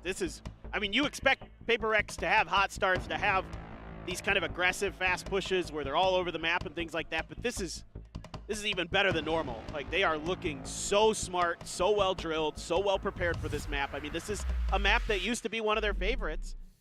And another thing to keep in mind is a lot of these RRQ guys, when they were on Boom Esports and other teams, they very rarely beat Paper X. So, you know, obviously RRQ, you know, wants to do what they did earlier here in this year and kind of beat some of these teams that they haven't always been able to beat regionally when it was the APAC region. See, they're just it's like Paper X knows that there's going to be a change up here from RQ to Showers, and they put a ton of attention towards it. And now they know there's at least 2. Yeah, very good read right off the bat here from Paper X. Jing did go down and snag the spike. They are going to push up here, leaving the opportunity to maybe go into B if they want, but instead they're going to comb through U-Haul. Really smart check here by RQ. They recognized there was a crack in the defense there. That there was a timing, Paper X to get through. Oh my God. So good. Yeah, that was a great call by RQ. I'm so impressed right now. Great trap play. Let's see what Forsaken can do here. He's got a tough angle. If he had peeked out against Xfero, he had him pull blind. Something just hanging back. They haven't planted onto A yet. They haven't fully gotten control of it. Something's going to swing around here. Oh, this is going to be so hard. He gets one. He's actually going to be able to pull back in. That is wild. He gets the kill and escapes. And then everybody else shifts sides. And he's like caught all this attention. Now you've got 3 in U-Haul though. That's a bit tricky. Shot darts. This is a very unusual setup that they've got over here on A. Oh my God, Jing. Jing going to come out again. Oh, no way he's getting out of that. Flip gets the wall bang anyways. Oh, something with a triple. It was looking like such a technical match until suddenly something picked everybody off. Now it's 1-6. PRX just continuing to move on and up. Well, almost halfway to 13. Dude, he escapes out, and he's got all the time in the world because they're locking that U-Haul down so well. Like, Jing just buying all the time to make sure that he uses this dismiss so beautifully. It wraps around back to Showers, and now he's got a crossfire set up here with Devi. It's just over. Yeah, it's a unique feature about Reyna is you can basically get a kill and always escape to a new place. And almost seems like this agent was designed for something. Right? It's like, no, you thought I was a good Jet? I'm actually a better Reyna. Oh. Okay, maybe not. Sorry, Elmi Moore. All right, you're good too. He gets that first kill. Big Sheriff pick. Let's see how PRX fares without something this time around. Here. The Elmi Moore classic. That Sheriff just... Yeah, well... Absolutely RQ, nuts. they may be the best on these budget rounds versus sheriffs. They seem to almost be better at that sometimes than they are with just the normal guns. Yeah, they have, I think, the highest. I think the desk was saying the highest eco round win percentage. This is a crazy lurk. PRX might get pinched here. Oh my God, they don't get any of them though. Forsaken gets a double. Still, though, a ton of damage being done. It's a 2 for 2 now. Well, they're going to get A for free. Here. There's still hope. Lip's got a gun. Elmi Moore only needs the Sheriff. He doesn't need to pick up. Hold on, he might just be able to get there just in time. Oh my! Oh my! The gravity well play is so good. I have chills. I have goosebumps. Oh my God, that was so good. It's brilliant from Mind Freak. That is him living up to his name. Dude. Oh my God. Big brain plays here. Moore's still going to be pushing through here. No! Oh my God. Still Devi here. He knows he's not defused it yet. He does the fake. Playing that little dance. The time's getting low. He has to stick it. Devi should know it. Yep. Such a good play. Dude, that round... That was insane. The little gravity well just to catch him. Because I was looking at that and I'm like, oh, I think actually he might be able to get the kill right as the spike actually touches the ground right before the gun can be pulled out. But yeah. This is just brilliant stuff here from both sides. I mean, the play from Elmi Moore with the Sheriffs is God tier once again. But it's just a better response from Paper X, able to escape disaster and just a unbelievably well-timed gravity well from Mind Freak. That's so smart. Just incredible awareness that Paper X is displaying here today. Like, really understanding how their opponents are going to try to maneuver on the map, and Elmi Moore this time can't win it. Jing. Yeah. Hunter's Fury comes out. What is this? Oh! I can't believe he got out of that. Yeah, that was wild. And they were fishing for Jing because they knew they had him lit up. And they knew it would just take one tap from a Hunter's Fury to get him. We're going to have a deep lurk here from X-Pharaoh. Can he actually find them? So they're faking out B, and it is working. RQ's going to get pulled back by 2. Oh, but X-Pharaoh spotted by that boombot, man. That's that was really good utility right there before they were moving in. The awareness here from Paper Rex on where the flanks could be coming from is just so good. All right, Forsaken gets 1. It's all going to be up to Emin. Tough We're going play. to hear that reload. They're going to do a double peek. Oh, he gets a bull! Oh, that was insane. They lined up for the collat. Oh my God, dude. That was wild, man. Okay, second win here for RRQ. But again, it's looking like such a difficult first map. Even when RRQ wins, I mean, they're barely winning. Whereas a lot of these victories here from Paper Rex are total dominations. Yeah, this is just, I mean, an unbelievable play here from Emin at the end. It's his line up for him. And that's huge. That is so huge to stabilize. Right here. To keep this from really plummeting off a cliff. Look at their economy. I mean, it was near disaster territory. And now Paper Rex, enough to buy for another round or 2 and a few big ults. They've got the Cosmic Divide. They got the Showstopper. Showstopper for EJ as well. Oh, Elmimore's got to go. He safely gets out of there, but they're going to rotate back. Forsaken. Gonna use that cascade, and they're going to try to shut it down. He knew. Dude, Forsaken's so good. All right, Jing on the hunt now. Can he find a target? Takes a bet, doesn't pay off. Nobody hiding in tube. Oh my God. Divide just barely not getting shot back there. Absolutely insane. Hookah not being covered. Oh, absolutely nuts here. RRQ, what a retake. Dude, huge win there for RRQ. Now 3-7. They do seem to be adapting. They do seem to be improving here. Paper Rex calls for that timeout. Yeah, this is a good time to kind of pull the reins here a little bit on a good read at the opener by Forsaken. Spotting, I think, the raise and knowing the ult situation, but nobody's watching Hookah. So a little bit of a breakdown in the comms and the protocols here for Paper Rex. Normally so good once they get that spike down. Yeah. Well, very cool to see. Guess the question now is what exactly, what do we expect exactly here from RRQ coming forward now? Paper Rex is like so on top of it. Like that last round that we had, look, RRQ was their best round yet, but overall Paper Rex has been firing on all cylinders. Everybody is doing their part on the team. Exactly. There is very little to fault with Paper Rex, except that last round. Maybe you could say that they weren't. Not everybody was doing their job there. Somebody needs to be watching Hookah in that situation, especially with that Cosmic Divide, because you've kind of cut off that back sight. You got to be watching for those lurks and those flanks. And so far, they had been really good about it, Tasteless, until that round. That was the one time it broke down and it cost them. So I would assume that's kind of maybe what Alex is talking about here, making sure that, hey, let's not tunnel on a player, or let's calm down a little bit. In terms of like maybe the comms are a little bit messy. That was the first time we've seen them kind of not be in control back there. So we've got the Viper Spit, but this is going to basically push PRX into B, which they're very much ready to catch them at. Showers is also a potential place to go to. I don't know if it's very desirable to try to go in the Viper Spit, especially with LB Moore having to judge. You can see that Emin here is. He used a Hawk earlier to check this area, didn't make any contact. And now Paper Rex is seeing if there's going to be a lurk, seeing if they can get this win. It's going to be up to something, that Bulldog.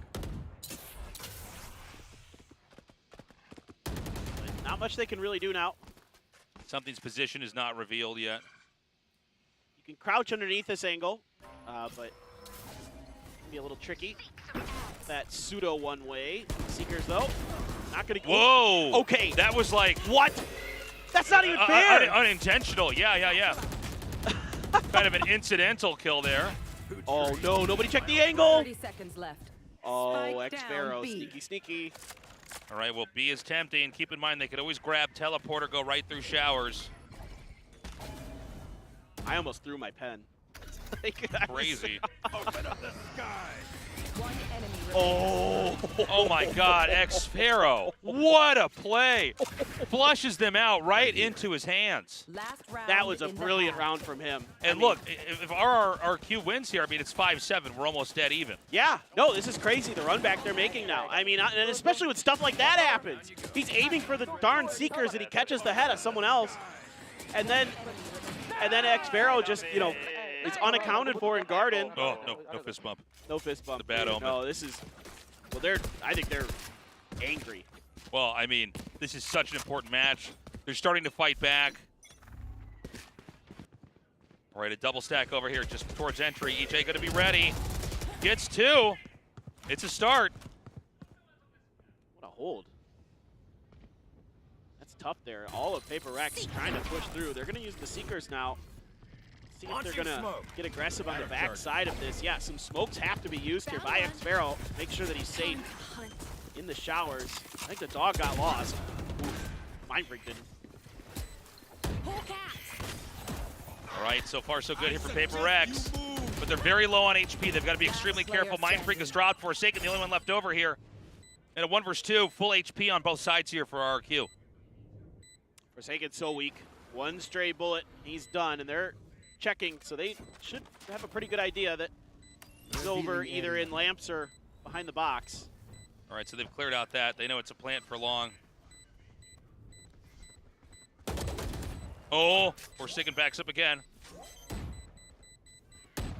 Time. Oh, man. Crazy. That is barely defused in time.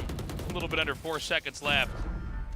Such a clutch moment. Okay, that's the first half. It's 5-7. Switching sides. The only thing that's closer than that is 6-6, so you're dead even. But, I mean, dude, I feel like we're going to have 3 games. I think we're going to have some overtimes here tonight, paper thin. I don't see how we don't. I mean, after Paper Rex just came out and were manhandling RRQ here, since then, RRQ 4 rounds in a row, a brilliant recovery, some brilliant timeouts, and some good reads on the Paper Rex aggression. Oh boy, that was wild. We're going to have RRQ on the attacking side this time around. Some very unconventional strats there for that first round, by the way. Oh, yeah. RRQ, I don't know what to make of that.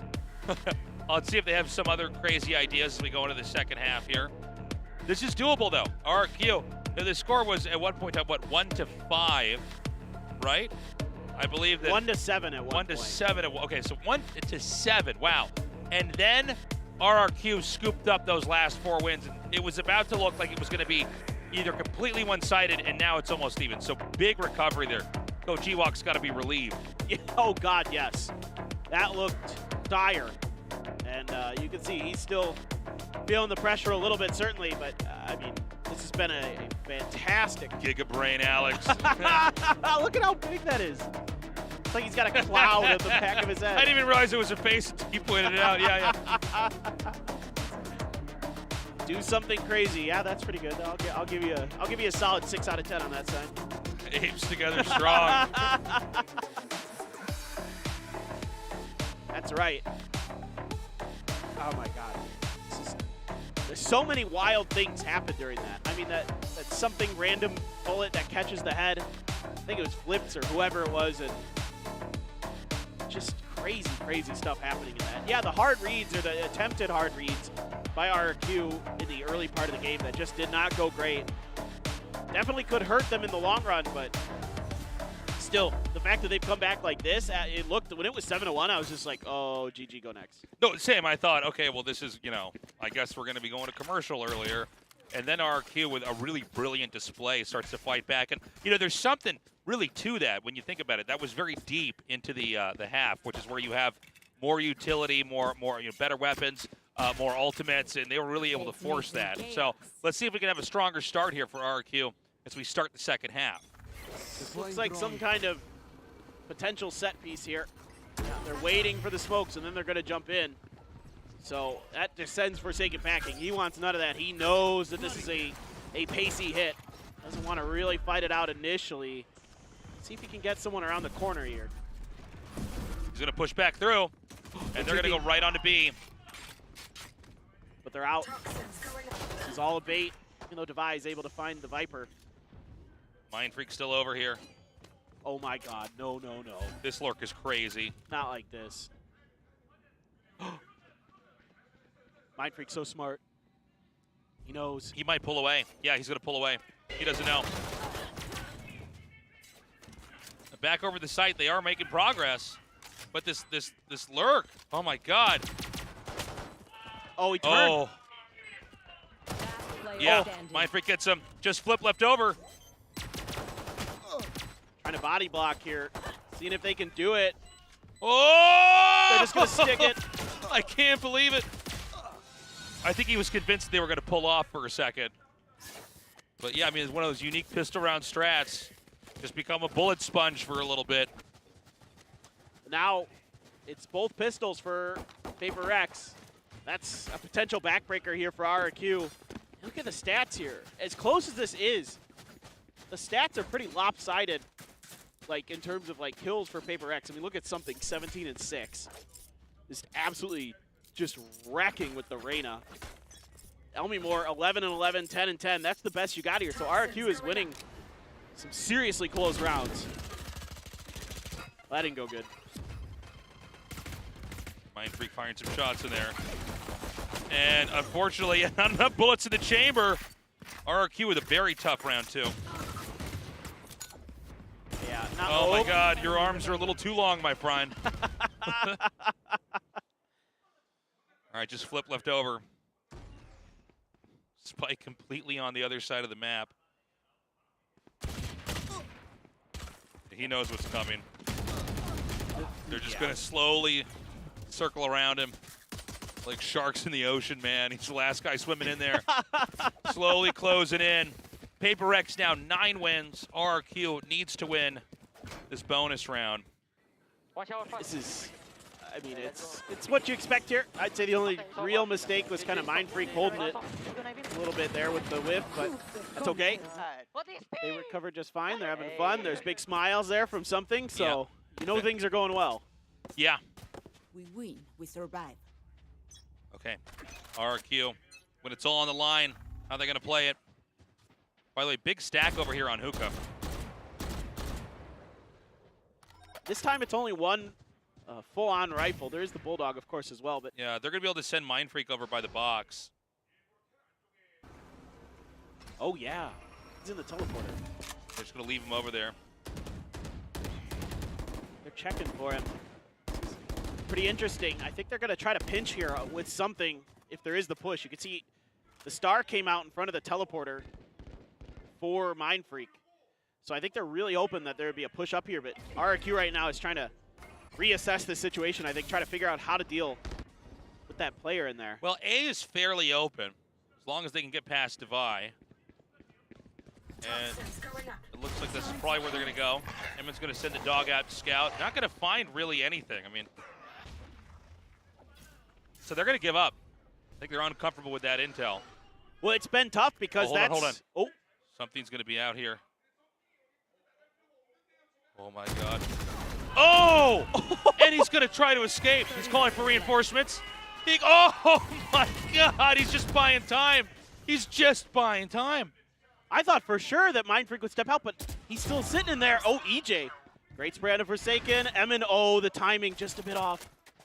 Grab another gun. Only 12 bullets in this chamber. Emmon starts the plant. Jin going to come here from behind. Spike planted. He's insane. He gets one. Can he get two? It's all going to... Oh, my God. Great round there for RRQ. But a close one. I mean, talk about having to work for that win. Well, I was going to say, it's so funny that RRQ pumps the brakes when they go to A because they don't get any information. Because that's what's killing them on the attacker side. Yeah. They'd send out util, they get nothing. They'd be like, okay, this is safe, we can push. And it was Paper Rex waiting on the outside of it. This is just... He's just begging for help. Watching that happen, I'm confused why Mind Freak didn't come out. It seems like that would have been the ideal setup, right? I think he wanted to go for that like late backstab, but he just didn't time it right. Yeah, I agree. I thought he was going to poke out there. I thought that was a good opportunity to spring that trap, but just never quite materialized for whatever reason. Something fires some shots in there. Can't get any to really connect.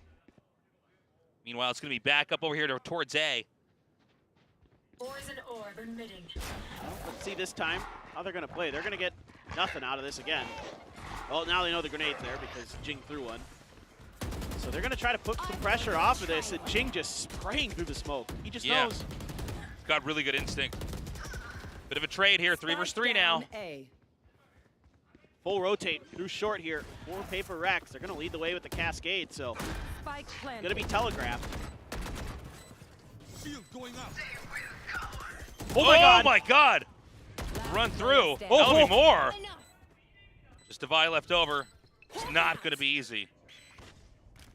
Oh, he doesn't get the info. He might get hit from behind here. He will. He should.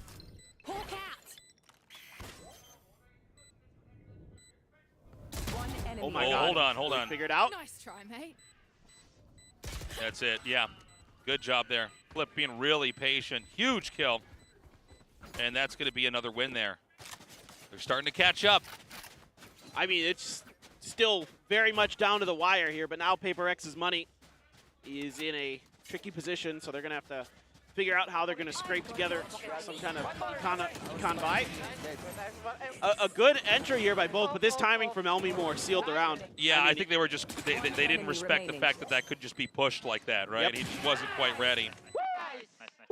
I think maybe that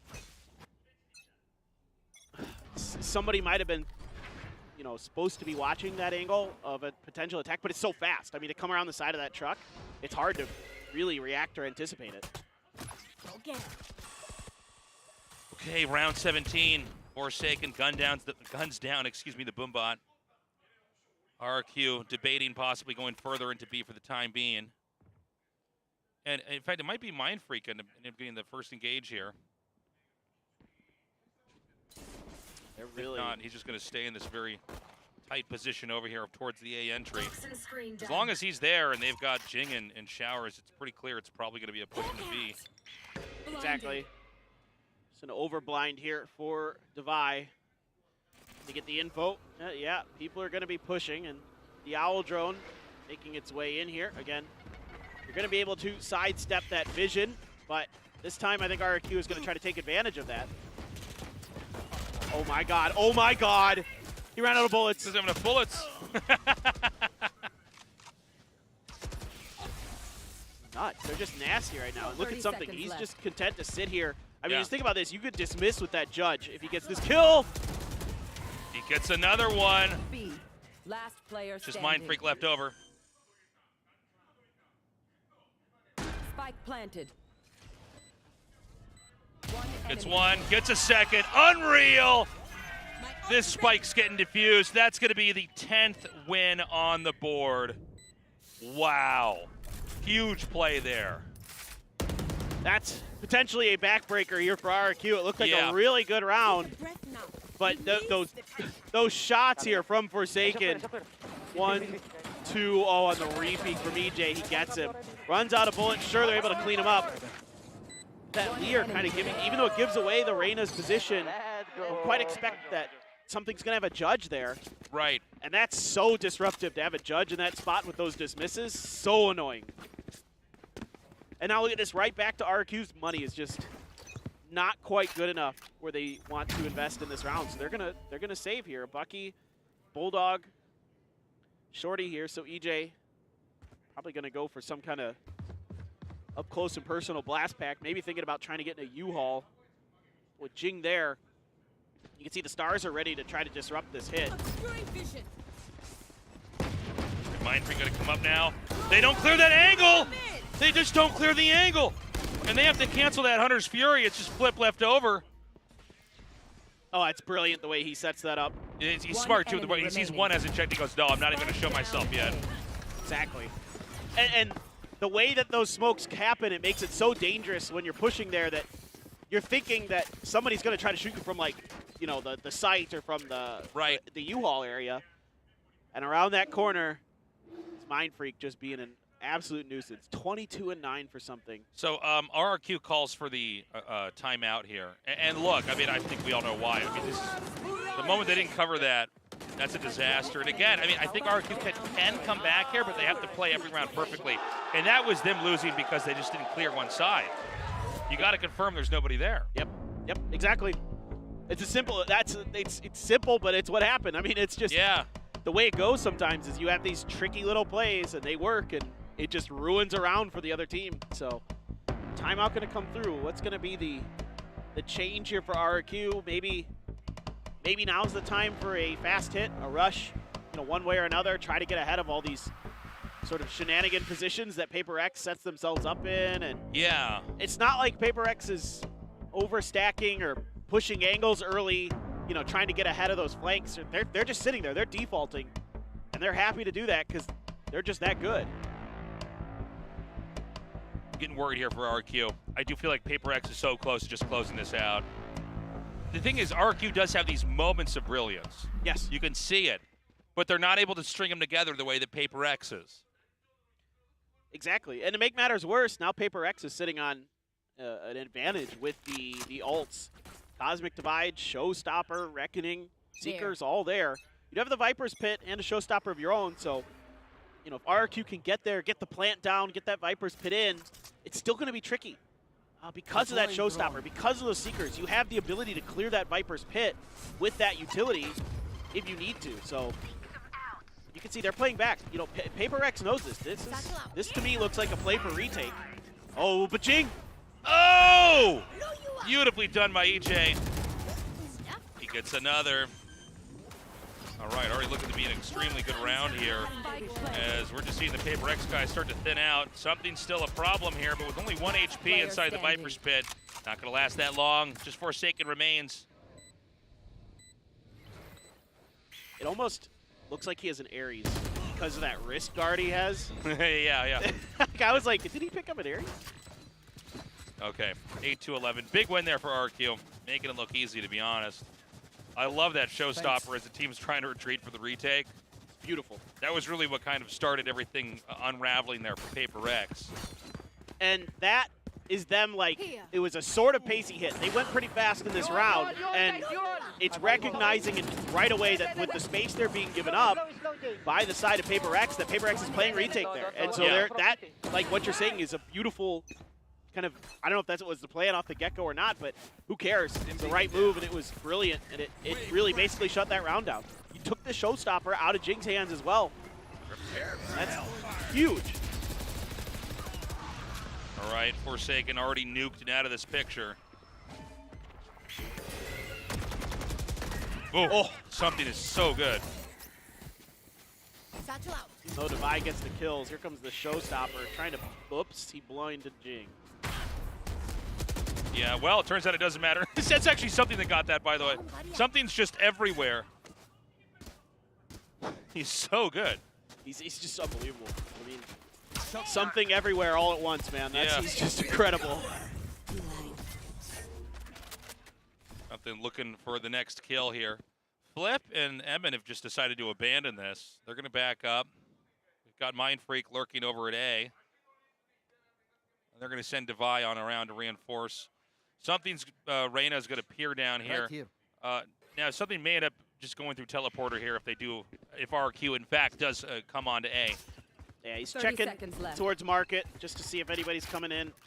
Not going to be the case. They should hear these footsteps, and yeah, now they certainly know. That dog, though, Flip's got ahead of it. Such a tough play here for Devi. Oh, he tried to hold it down, but Flip's got him. Oh my God. 10 seconds left. All right, he knows where it is. It's a 1-versus-1 duel. Basically both full HP. Something gonna come around here. Just behind the box.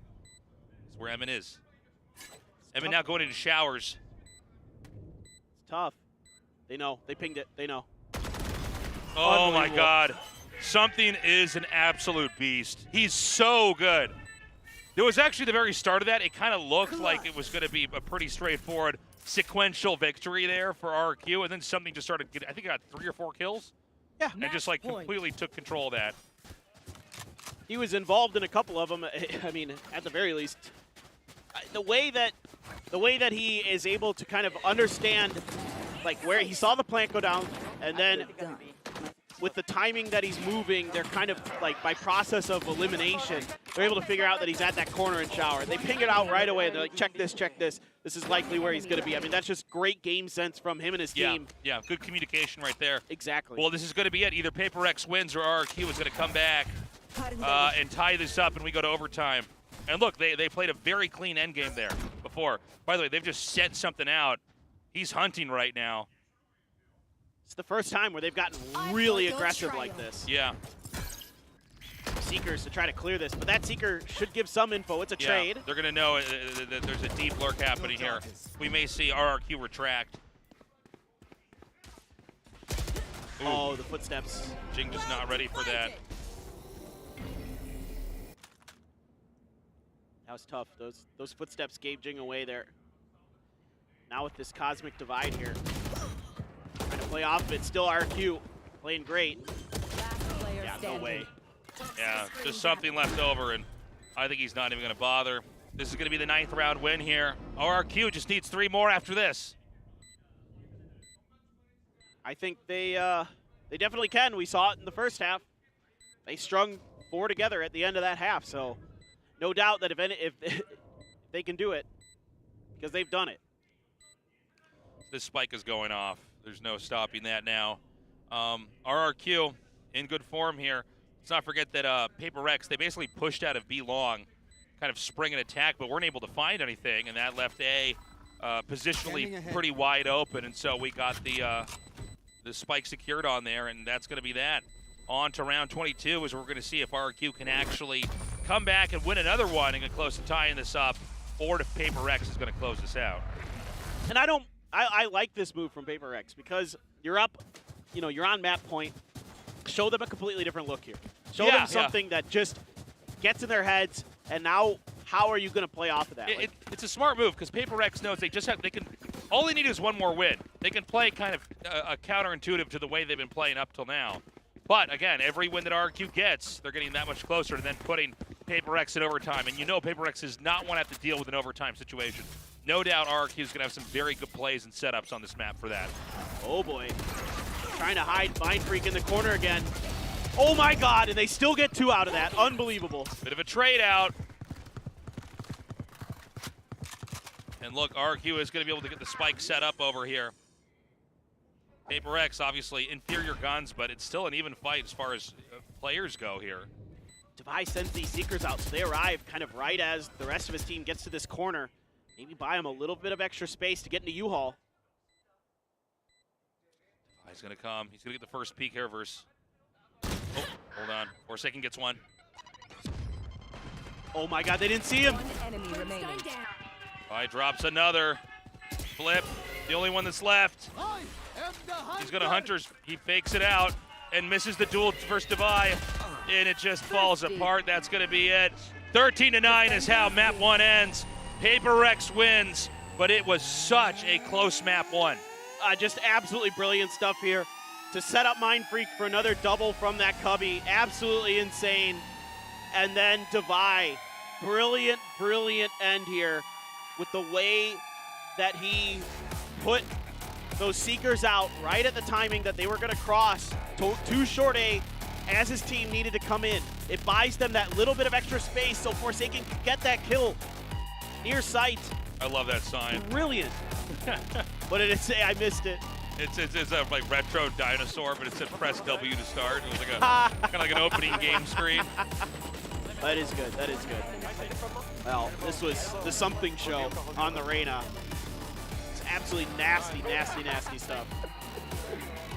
Man, what a game that was. All right, we're going to be ready now to go into map number 2. Look, Paper X takes it, but it was not easy. I mean, everything that we've been saying about RRQ is kind of true. I mean, they've got some insane setups. They've got great synergy. They are really making Paper X work for this. Yes, yes. I mean, the way that they came back in that first half was particularly impressive. That is not an easy feat against an attacking Paper X team. a team that is better on their attacker side on most maps.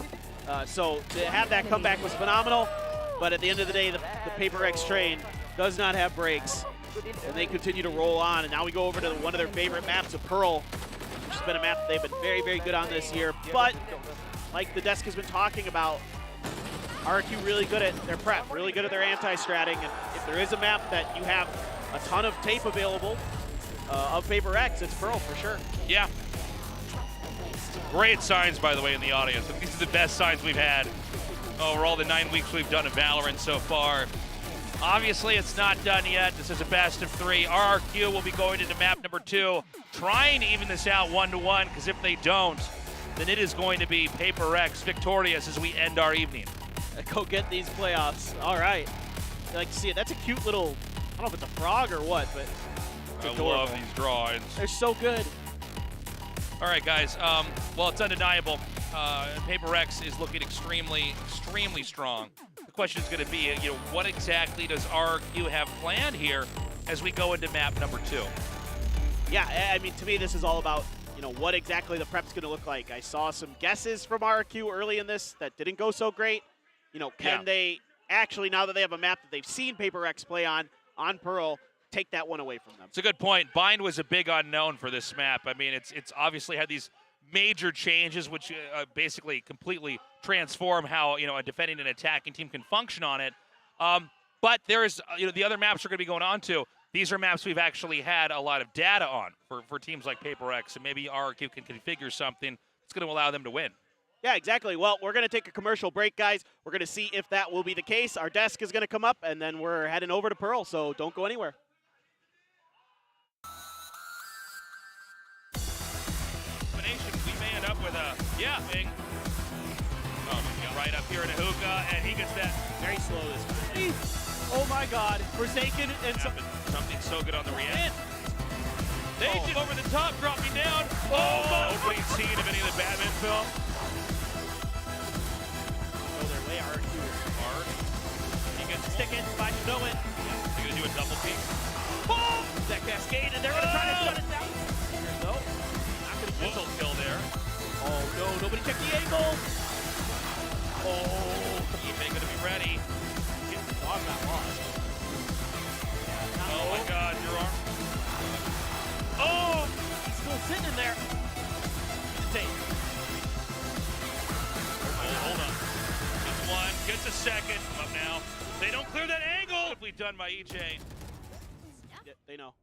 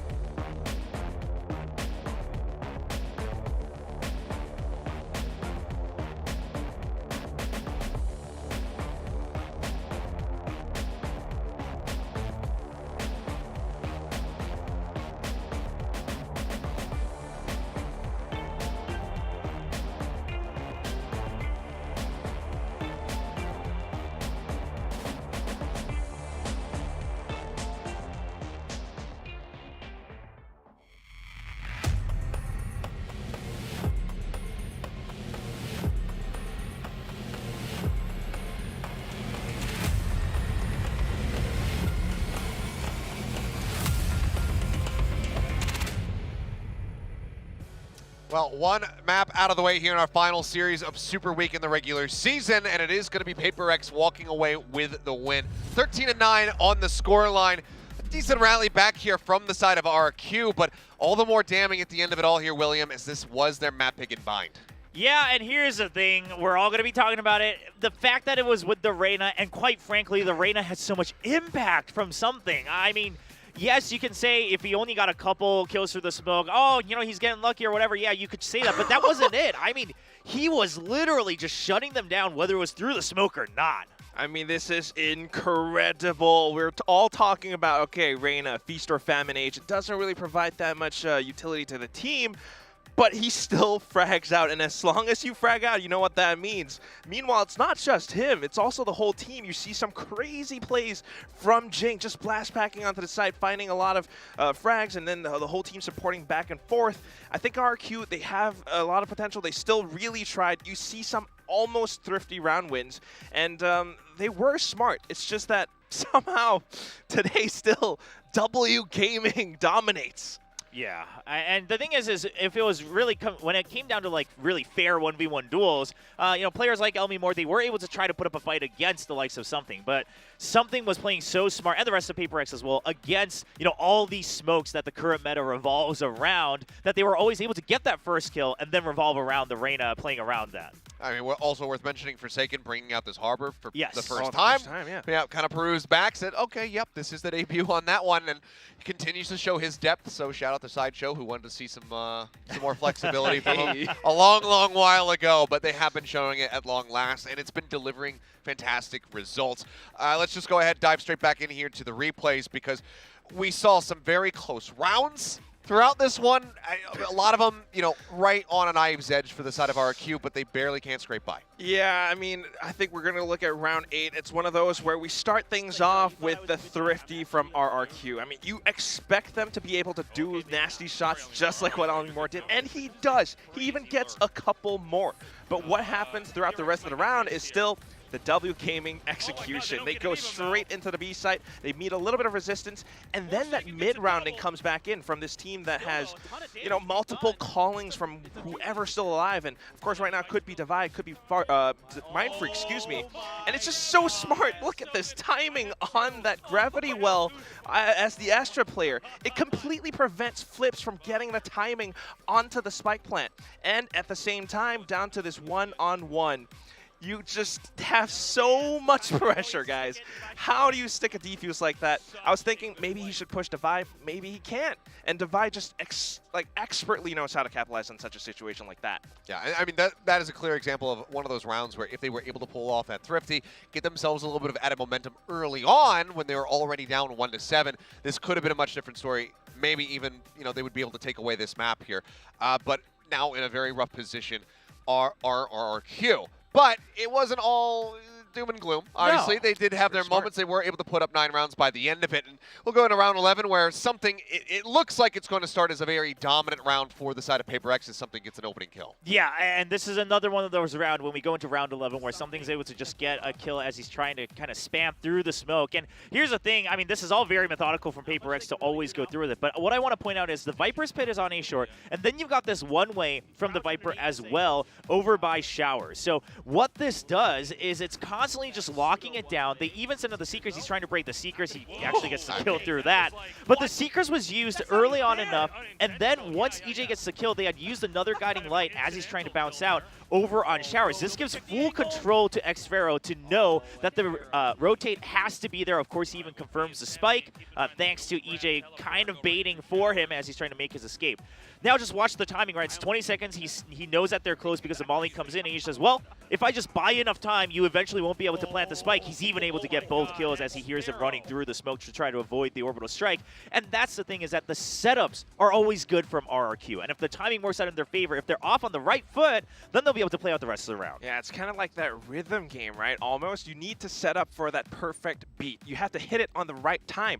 But sometimes that can't quite happen when Paper X, you got this Reyna guy just bunny hopping in your face every single round. Yeah, just some brutal stuff. But I mean, it did feel like they were able to find the right footing by the end. You know, they started to put up some rounds. They were building up some momentum. And then we got to round 20, and something said, I'm boy. not going to allow you to string some more together. I'm just going to go ahead and shut that down right now. Yeah, let's take a look at this. Now, this is already after he's been farming a couple kills. Turned on his ult to try to make sure they don't come through. Now, he has to go through and try to make sure that, he can help save this round. Now, eventually, it just goes down to himself. And he realizes, okay, he knows what the calls are coming in from Devi. He knows the location. He's able to get the quick kill onto Flips. He's trying to spam the spike plant. Now it gets planted. Watch as he rotates out. He knows that they were by triple boxes. First he checks backside. Not there. Okay, so he's either by the boxes or most likely through showers. And then as he's peeking, he's constantly focusing on the right side of showers because in his mind, the timing, most likely, if he's going deep into showers, you probably would have been spotted on the peak. And so then he decides, timing-wise, I can always check the right side first to play it safe, and then go for the left peak. Now, normally you would think, okay, it's a Sky, they've got the utility, maybe they're playing deep into showers just to buy time, but something says, well, the time's on my side. I can always clear the right corner first, so I'll take this 50-50, and that's how he's able to win that duel.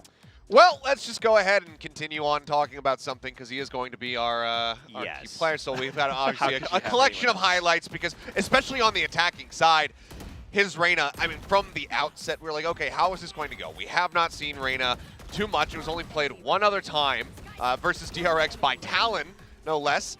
Yeah, it turns out something pretty damn good. Yes, and I'll just say this, right? It's not just because of the number of kills, but the amount of impact he had with the kills, the timing of the kills, and then also how he's using his own dismisses, right? He's just constantly drawing out time, drawing away the crosshairs, and just creating chaos, which is exactly where Paper X thrives. Unbelievably harassing RRQ every turn, every step of the way. I mean, if you're playing against a player like this, can you imagine how that feels? Every time you're trying to get him, he's hopping somewhere else, and sometimes you have to spend time just to hunt him down. And that is why he is that key player. These are incredible numbers. Almost 2 kills almost every round. Yeah, and a 2.5 KDA, but don't let that fool you, it's Reyna, so most likely most of those are kills, right? So, so he is literally farming on that first map here. Yeah, I mean, we talk about Feast or Famine whenever Reyna does decide to crop up, and, well, it was definitely a feast for something. Monstrous performance, and without him having that much impact, who knows what could have happened. Maybe RQ would be walking away with a win. Either way, I think that, they likely felt like they had a bit of the upper hand coming out with Bind, something retooled, something that they, thought was going to be able to get them this win. And I think that this Reyna ended up being a bit of a curveball, and the way that something was able to pilot it was just to absolute perfection. Yes, I don't think you would have expected the Reyna out of all things, right? No. The Yoru, obviously, they've played it before. Raze and Jet, that's predictable. The Harbor is somewhat predictable just because of the current meta. All of that is in the books except for the Reyna, and at that point, if something's playing in tip-top condition, there's not much you can do. Now, here's the one thing I do want to mention. I know it's intangibles, but RQ, they had a rough start in their former match this week when they were just getting farmed on split in map 1. And, even Coach Ewok talks about it afterwards on Twitter and, of course, talked with some of the casters as well and saying, our players just couldn't shoot. They just couldn't aim. And then they warmed up. Map 2, they come firing back. Same thing we saw in Bind. They start so rough, and then once they're able to get their footing, they're starting to climb back. And you imagine, what if you won a couple of those early rounds? Now that we're going into map 2, 2GE comes back as well, most likely because of the map and the comp change. Does RQ stabilize to take this to a map 3? You guys hear that? Basically, you do smell that. That's Will cooking a lot of theories, a lot of strategies, and I think he's absolutely onto something. I don't really want to lead too heavily into this. I'm already labeled a Paper X betrayer, but that said, I do think I agree with you because Coach Ewok is here, and this is a team that has a lot of setups, like you've mentioned before. They have a lot of counter strategies in mind, in place, and when you're up against a team like Paper X, I think that's exactly why in the map draft they left Split unbanned on just because of this reason. And Pearl may be a little bit of a curveball, but I do believe that RQ has that prepared as well. Well, I mean, you're talking about curveballs, and here's the new question is it going to be the Phoenix once again from the side of Paper X? They've been running this very regularly. Do they decide to change things up once more, or do they stick with it?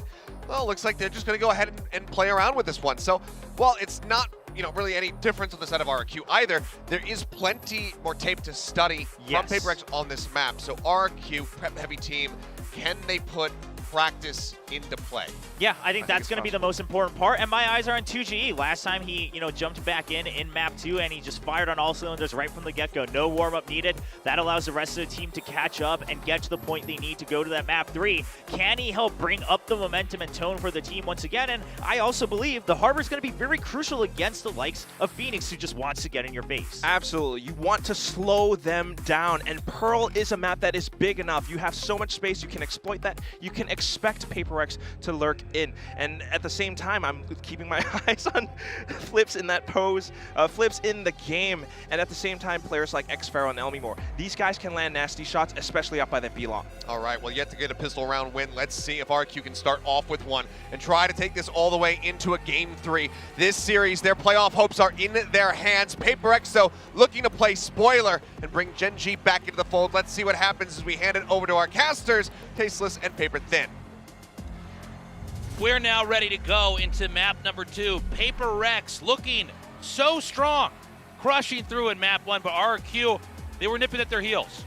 Yeah, they had a lot of potential. Exactly. I think that they could definitely do this. They're a team that, is going to anti-strat the heck out of you, and, there's nothing different about the agent comp at the very least for PaperX, but it's hard to anticipate what PaperX does. I don't even think sometimes PaperX knows what PaperX is doing.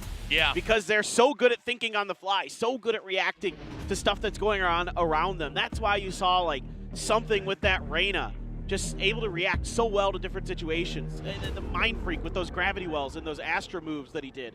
So brilliant. And now here, onto Pearl, a map that has been so good for them. Jing on that Phoenix. You just got to really favor PaperX, even though I would love to see RRQ push this to a map 3, even though I would love to see them keep their playoff hopes alive. PaperX came to play today. They want to win. They want to knock RRQ out, and I love that mentality. They're here to kill, and that's exactly what RRQ has to stop them from doing. PaperX now on the defending side. RRQ here with the spike, looking to go up into B. Right now, only something they're waiting on that possible receiving end. He's able to get out, doesn't take any damage, so at least he's able to escape, but had to use his dash to do so. So now just a cloud burst. The only thing in the pocket here for something along with his ghost, I think he might have. He knows for sure they're pushing, just trying to figure out from where. And RRQ going to seesaw back up, this time creeping up into A. But look at PaperX, they're totally ready for this. Jing there with one flash, and they're going to use one. They might stagger these flashes. So good here from PaperX. Jing finds another, so does Divide. Just EJ left. Well, hold on. EJ does get that kill onto something. He just saw something grab his face. Like, no. He heard him coming. He was ready for it. He just couldn't react. So they don't have access to the spike. That's the big issue now for RQ. So they have no choice but to try to move through this gauntlet that PaperX has set up for them. So many traps laid along the way. One enemy remaining. Yeah, great teamwork there by PaperX. Total domination. Another pistol round, almost perfect. Yeah, it's all 3 pistol rounds going to PaperX now. And that's extremely concerning for RRQ. Those pistol rounds are oh so important. You can see that they're just storming in here. I don't even know if Jing threw his curveball. Devi led the way with that flash, and then they all just flooded out of those doors. PaperX so happy to fight you in mid with this agent comp. They will do it all day, every day. That Phoenix is built to fight in that area. Yeah, I mean, it's a very PaperX comp, right? I mean, the fact that we see this Phoenix keep coming out, well, they're really the only team that seems to be in this region comfortable enough to do that. There it is again. Oh, it's just a massacre. Even the hot hands gets a kill. Oh my God. Enemy remaining. Jeez. All right. This is one of those rounds I'm going to talk only 2 times. It's going to be so short. It's just like, all right. Just one left over. Watch this round in silence, and nothing changes. All right, well, round 2, expectedly so, goes to PaperX. RQ, they're going to need that 3rd round win. Let's not forget what the start of Bind looked like. That was what basically carried PaperX to the victory, right? Because after that, it did become a normal back and forth from RRQ. This 3rd round going to be so important. Dude, I'm glad you set this up, because this is exactly what I was just thinking about, is not only did PaperX win that 2nd round, they took the bonus, and it was off the back of a flawless in the 2nd round, just like we just saw here. Yeah. So that's another flawless in these anti-eco rounds. And that's so huge for a team like PaperX that can do damage with any gun that's in their hands. something there. I don't think actually found the shot. Yeah, no, he was actually just absorbing some damage and then had to run. Now, RRQ could come in here to B, but I don't know if they're going to commit or not. There's so much, obfuscation here. They're not clear on, how big of a stack it is, even though it's barely a stack at all. Yeah, it's tough to judge exactly what Paper X is doing today on these defender side holds. They're happy to pull back quickly. They're happy to give you some space. Now you know that Marshall is there again. So you're trying to clear it out. Oh, Forsaken gets aggressive. Can't find anything. All right, EJ. Ooh, dodges the dog. Don't know if he was spotted or not. Their stack is so heavy over here on B. Oh. Oh my God. The run it back. Yeah. Whoa. Hold up. This could go either way. Oh, man, look at this setup. That's such a tough defuse. But you have this Jing wall. They're going to try to push out of it. Oh my God. I don't know if it's going to be enough. Yeah, that was a great round. My God. Elmi Moore here. 1 HP. Craziness. A much-needed victory. RRQ looking to fight back. I mean, already Jing with one run it back has another charge built into it. I mean, he's going to be flying through them if he keeps it up. But this is so tough here for the side of RRQ. I mean, yeah, you're able to hold this down, keep the plant. But, I mean, Elmimore was down to 1 health behind his teammate there. I mean, it's just so close. Narrow margins. RRQ getting these wins. So now you're going to have the operator already for something. And look at, they're trying to push up ahead of it. Usually it's like something out here on his own, just making crazy plays. But they're already showing, trying to back him up, some plays to back him up. Getting ready with another. Now, B site has already become too undesirable right now for RRQ. RRQ is going to try to slip back. They got plenty of time on the clock. And actually, they may seesaw back in here, it looks like. Yeah, they might have gotten the bait. This is not a bad idea because Paper X did abandon their position. B is especially as you get further along on this map. As you have better long range weaponry, it's really tough to ever control B. Once the spike is set, it's so easy to plant for long, kind of like we see in Haven. But Paper X's position that they set up for on B, it's gone. If RRQ can get the right information here, they can just walk right in as long as they can get through Jing. Yeah, it's a lot of trepidation. Jing there can't win it, flips through the wall. They get that kill. That's huge. That's not baiting anybody though. Look at this. Paper X is standing pat. There just isn't enough pressure here. And now they're rotating. I take it back. I thought Paper X is going to read this, but now they've double backed.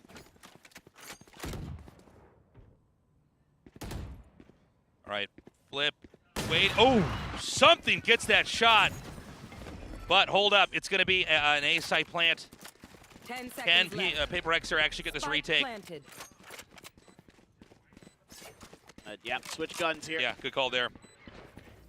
Something now. Going to be pushing him with a rifle. Oh, it's Harbor smoke, though. Forsaken goes for the fake. The flash pops through.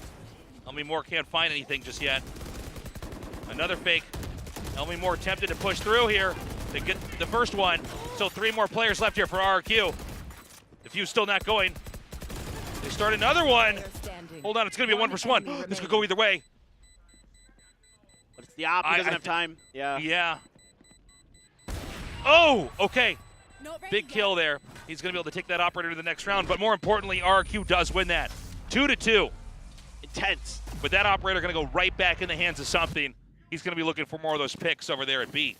Yes, absolutely. I mean, what an intense fight there on the site. I mean, both sides like putting smokes up on either end of the site itself. The Astro smoke coming from Paper X towards the ramp on the site with the Harbor High Tide. And then it's just like a spray down. It's just like everybody just trying to win the trades. And RRQ wins it enough to make it even, and that's good enough with the time left that there was not much that Devi could do about it with that operator. So yeah, look at something. He was trying to push towards mid, has to back off. Yeah, been completely sandbagged out of there. Something goes ahead and gets the dog, has to escape again. This allows RRQ to advance a little bit further in their position. They're deep in mid. Line shot goes through, can't find a target to connect. It looks like they're going to try to beat them around on the side of spawn. Good play by Forsaken. Cut off those Seekers. Do some damage as well. Good patience there. Here comes the Reckoning now from RRQ. They look to try to get onto this A site. Should be good. Seekers in response here from Devi. The plant is going to come down, and it's going to be an interesting retake. Jing there could have a huge role to play in this, up from A main. Yeah, they do end up taking him out, and they're going to go and seal off that side with the harbor wall. Oh, but a good lurk here from Mind Freak, and Forsaken gets another. I think the spike is going to get diffused paper thin. Yeah, gravity well attempted, but yeah, I think you're right. They're trying to spray it down. X-Barrel! X-Barrel! Whoa, whoa, whoa, whoa, whoa, whoa, whoa, whoa. Easy. Don't go resting on your laurels yet. Paper X, they do scoop up another win, 3-2 now. What would turn out to be surprisingly close there at the end. Got to be careful, man. Yes, that was extremely close. My goodness. Apparently there's rumors that GodDead is watching this stream, so if he is, he's rooting for Paper X. Yeah, yeah. For sure. Hello, GodDead. Okay. Now, obviously, this this round, excuse me, is going to be a rough one here for RRQ. But they are so good with these sheriffs. We've seen this before. Let's see what they might be able to come up with. EJ, he's going to be the one to try to take this if he can. Can he get some kind of aerial shot? Doesn't find anything. They're so close. Look at the timing. They know about the time that he has hovering in the air that he can see up and over there. And they hide. And Forsaken even over here towards B-Link gets the kill right at the doors on Elmimore. He's just so nasty on this Killjoy. Forsaken pops out, but EJ gets that first kill. This is the start. Can RRQ continue to snowball this? Trying to figure out where to go. Checking back in. Now the Cosmic Divide in the wall. They're gonna invest everything here, Tasteless. Oh, if something peaks here. Ooh. Doesn't see anything. Not a bad idea, though. Mind Freak gets one.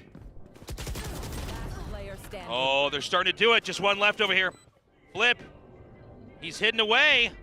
Just the Sheriff in hand. Can't hear this either. Because he's behind the divide, he doesn't know. Doesn't matter. Yeah, doesn't matter, but he wouldn't even know it's at half. Yep. All right, beautifully done. Who's going to defuse it? They're going to give it to Devi. Team Ace. And 4-2 now. Paper X starting to further that lead. That operator's still in the hands of Something. Going to be looking for those picks again. Interesting lurk there from Something as well. Basically waiting. And I'm getting so fascinated with how these players use the shorty.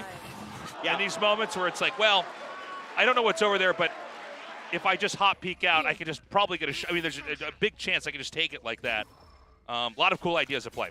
Exactly, dude. I think when you're in a position like that where it's just, you're stuck behind a smoke and, you can at least just go for something crazy. Just see if you get lucky fishing on the other side with that shorty. It's a pretty safe maneuver, too, to come out there, blast your shot or two, and then move on back. And, the way he plays is so different than anybody else. I mean, he's aggressive, but he's also just brilliant with the way he maneuvers himself, the way he uses the updrafts, the way he hovers, utilizing that passive that Jet has to hover in the air.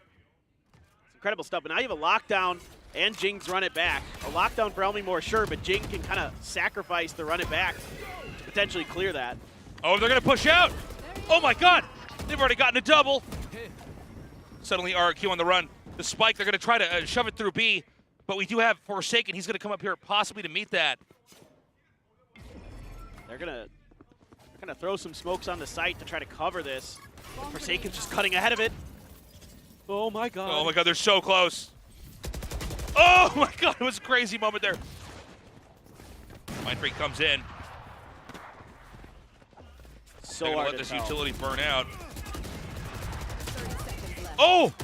It's just going to be 2 GE left over. He's going to try to come out. Not enough. Mind Freak gets him 5-2. Paper X is starting to do it again. Paper thin. Yeah. Yes, we are. For some reason, we both have Paper in our name. I know. I always make the joke that it just... You're their official caster, right? Yeah, that's right. I'm the official Paper X caster. Yeah. I always make this joke. There's like no rhyme or reason to it. We just have Paper in our names for some stupid, bizarre reason. Yeah, I mean, a great round there from them. Interesting kind of move to just push out into mid and keep RRQ guessing. Maybe keep RRQ a little bit worried about that. RRQ, by the way, does call for the timeout. I mean, this isn't surprising. I think it's a well-timed timeout as well. Yeah, it is, I think, a little bit on the nose for sure. And I mean, it's tough to fight this composition that Paper Rex has in middle because of the way that they can use those flashes. You can get so deep with the guiding light from the sky.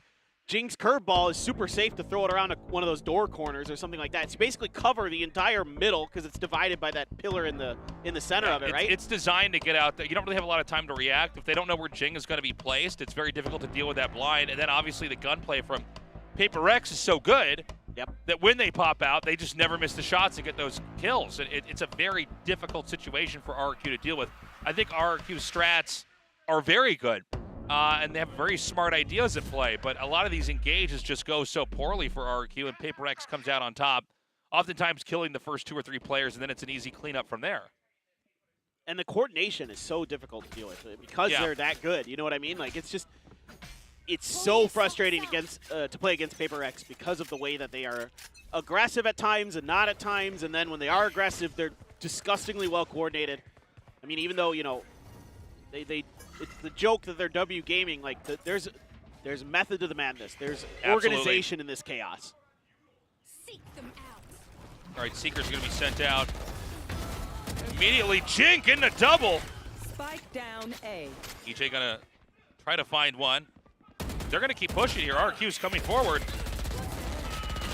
Blinds, the blinds. Enemy remaining. Oh my God, All right, Jing. so what is left over? 2 here for Paper X. 2GE going to try to grab that spike, and we'll see what he can do with it. But, I mean, this is going to be a very tough one. If he does, in fact, go down here, it's going to be something with that operator ready.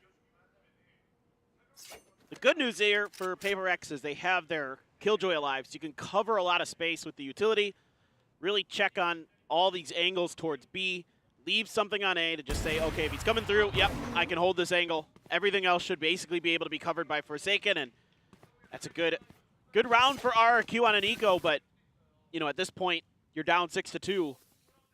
Yeah. It needs to change just like it did on Bind, and it needs to change now. Well, these next couple rounds are even more important. You know, they're going to have to start scooping up wins. A decent trade-off, though, for sure. No shocker there. Something cleans up. I didn't hear it. Always smiling after those wins. He's a very, like, jovial, kind of go-with-the-flow guy. Yeah. And he doesn't play that way. Not everybody smiles after the round. Some of these guys are, you know, they're keeping that intensity worn on their face. Once again, we have a push up into B. Something has rotated over here. He whiffs that first shot. I suggest you move. Just going over the shoulder of X-Pharaoh, I think. So they're going to use this Reckoning to clear the site. There's the lockdown to counter from Forsaken, trying to push out to keep ahead of any attempted push towards his lockdown. But now you have the counter lockdown from Elmimore. Oh my God. They don't know where this detain is. They don't know. They don't know. They find him. Oh my God. And now he's detained. Oh, he's in the nano!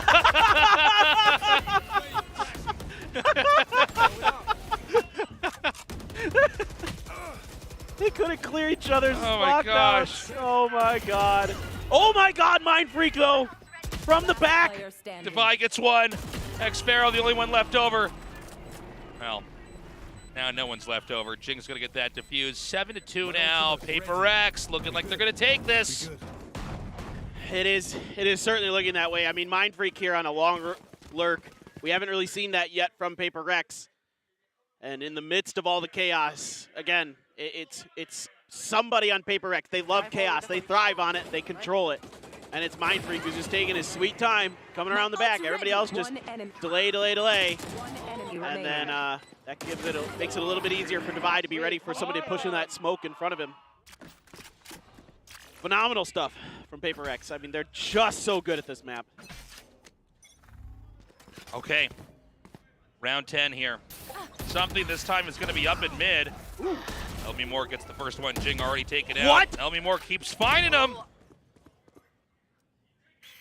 He was like double stunned there. Oh no. Ooh, oh no. Some of these shots are starting to chip away. Oh. Oh, flips. You got something? You got the op? Got your trail. I just feel like the Odin has too many bullets, paper thin. A few too many, yeah. Player standing. All right, this is still doable. The spike is going to go up into A. Forsaken, he's lurking with the Odin. This is not exactly the ideal gun to have when you're alone. Spike planted. Let's see what he can find. I think he's going to change to a Vandal. No, that's a Stinger. I don't think that's the ideal gun either. Yeah, well, I think it's probably better in close range than the Odin here. All right, zoomed in on the jacket. RQ getting that win. Now, let's not forget, last time we casted RQ, they were down, and then they caught right back up to 5-7. Yes. So if they win the next two, it's going to be really, really good. Exactly. I mean, this round looks so dire for RQ. After that double spray down from Forsaken, I'm like, well, there you have it. But they were able to find some isolated kills kind of out in the open in the map. So this time it's RQ that's able to ride the chaos of these rounds and find members of Paper Rex that weren't expected. Also, that double from Elmy Moore was absolutely dumb. He was double stunned. Just ridiculous. Ooh. All right, EJ starting to remind something. He can use the operator too. Good setup here from Jing. Got to run it back now, yeah. Decoy sent out. It is shut down by 2GE. But not a lot of headway really gained here from RQ. They haven't been able to advance onto that B position. Look at how quickly PRX just abandoned it. They already know, okay, they're not going to come any further forward, so they just run right back out. And they're going to be ready for an intercept. We have a deep lurk over here from Forsaken. And a pretty quiet RQ is still tucked back. They're going to see if anybody's going to peek. Nobody's out yet. Devi's going to come through here with the scout. Is it Dog's going to see him? Dog is jiggle peeking. And now Paper X knows for sure this is B.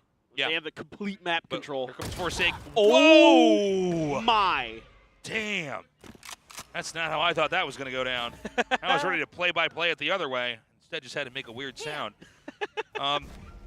Weird caster noises. Whoa! 30 seconds Jing's left. pretty well positioned. He could pop flasher. Oh! EJ. One by one, he's picking him off. Devi is going to have to take his turn now.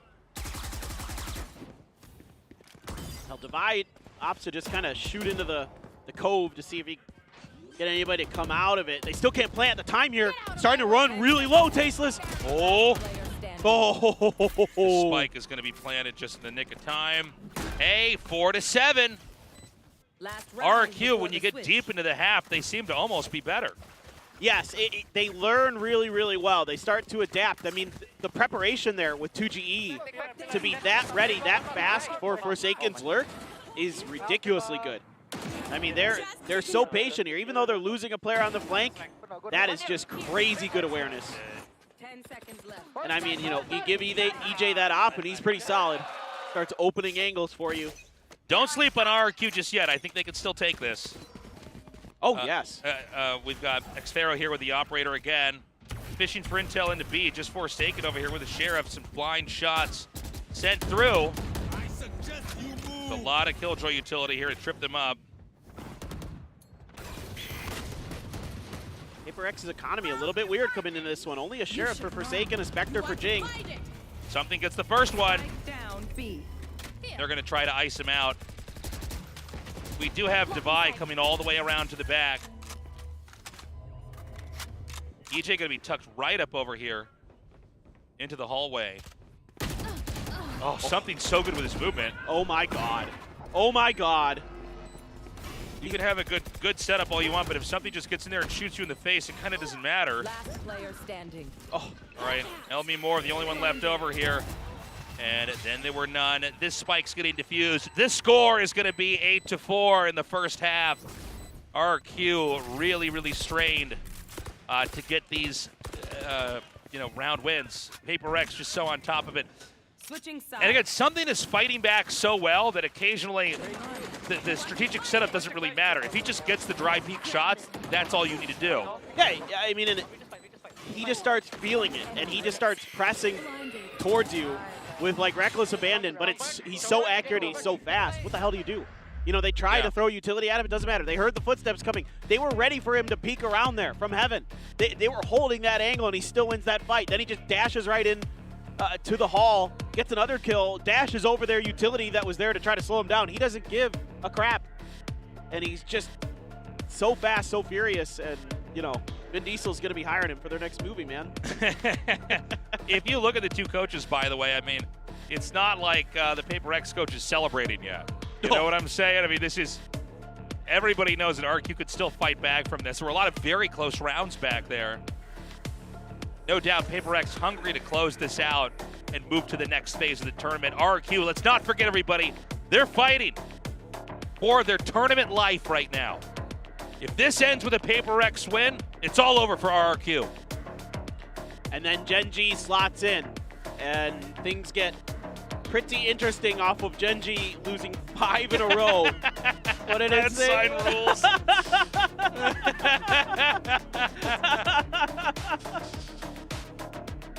Oh, so good. So if, I don't want to get too far out of myself here, but if RRQ loses, it'll be Gen.G facing off against T1 to start, and it'll be Team Secret versus Zeta Division on our first day of playoffs. Just in case you're curious. Now, if it goes the other way, if RRQ wins, then we flip-flop things a bit. Deal with it. Yeah, deal with it. That's right. Paper X fighting. Let's go. Now, if RRQ wins, T1 plays Team Secret, Zeta plays RRQ. So right. those are your two scenarios that can happen here. Now, let's not forget, Paper X almost always wins the pistol round. And, you know, there's just not a lot of wiggle room here. RRQ, again, they really perform best, it seems like, at the end of the half, but what if Paper X can stop them from getting there? It's a must-win pistol. All right, good luck, RRQ. Paper X is going to try to move out. They're combing through mid. Kind of smoke down here through the long hallway. Hop peeking here from 2GE. He's going to get flushed out, and they're going to come all the way deep up north. A 2-3 split. Blocking vision. And they might just be able to overwhelm them. Yeah, they do exactly that. Mindfreak getting that first kill. Something going to dash in. He's shot in the back of the head there by Elmi Moore, who ends up finding 2 before Devi takes him out. That's huge. That gives RRQ a chance. The fact that Elmi Moore is able to find those 2 kills under pressure like that, able to kind of dodge detection there, hid just behind that generator in the middle of the site, and then the smoke came down and they were never able to see him. He was able to get an easy right click on the first, and Jing kind of caught by surprise a little bit.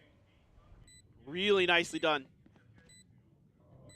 Elmi Moore keeping RRQ in this round for sure, but still a tough retake ahead.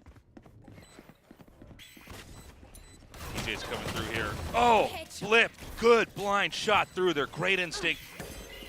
Devi. Oh, hold on. 2GE. Oh, not able to buy enough time. Oh, Devi gets another. Where's EJ? Time. EJ's looking. Devi keeps hiding. He's not going to be able to do it. This spike's going off. Even hunting for the knife there just in case, but that's all four pistol rounds going to Paper X, Tasteless. Yeah. That's backbreaking. We know what this means. This means it's oftentimes going to be an easy round to win. Are we going to have a force buy? They've got to consider it. I don't think they have to yet, but they might. Yeah, they might. We'll see. Depends on how they really feel like they can navigate this. Elmi Moore, by the way, keeps getting these kills. He's playing so well. Yeah, very good movement there by Devi. It's insane. Yeah, it is just going to be some frenzies and sheriffs. That is it. Didn't even catch what happened there. Forsaken gets the kill there. Something gets another. When you remove Elmi Moore and that sheriff, it starts to feel pretty good. X-Pharaoh able to find 1. Something going to come around. He knows when to use that shorty. Just 2GE left over.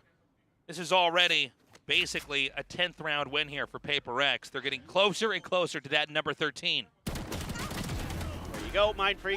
Finally able to get the Bulldog under control and get the kill. And not a flawless this time, but nearly. Yeah. So for Paper X. RRQ, now, this is the round they have to win if they're going to come back. I can't imagine a world where RRQ loses the 3rd round in the 2nd half and can still navigate this to a 13-round win. Yeah, I'd love to see Paper X kind of toy with mid-control here with this comp that they have with these flashes. See if they can find a way to break through towards B or A link potentially, but right now there's a 4-man stack over towards A. They might just try to break through this Astra and Killjoy utility, which is insanely difficult. I mean, this is the two optimal like site controllers guarding this site. In fact, it's just a play for the orb. And ooh, Mind Freak though gets Flip caught trying to lurk. Yeah, Nicely done by Flip. Gonna send the dog through. Is there anybody else around? Doesn't see him. Meanwhile, it's actually gonna be a push into B. Now EJ's in a very unusual spot here to basically blindside them. And did that actually ping him? they should know that it's possible now. Whoa, Ooh. that's a crazy move. Well, he got out. Yeah, EJ might have just barely gets out in time. Forsaken. Oh my God, he's so good with the peaks. Now he can upgrade potentially. Yeah, but EJ's gonna be ready. Oh man, gets the first shot, but the spray is too wide. Joke's over. You're dead. That could have been it, but now they're starting to fall apart. Something though gets two. 30 Where in the seconds world? left. Xfero's just hiding. He's just waiting. Oh, the spike's down. And he knows where something is, but now something's had enough time to move around. Okay, I think he knows he's back there. No, he doesn't. He's still trying to clear angles. Oh my God. That was scary. Almost the bonus. One Yeah. kill away. But that's devastating here for RRQ and their economy. Yeah, they're going to have a very staggered economy moving forward. You know, you need to win hard on that third round, especially when you're down this much points. Right now, Paper X 10-5 for RRQ, doubling the score. Just crazy stuff here from something. Excuse me? Just like a random bullet.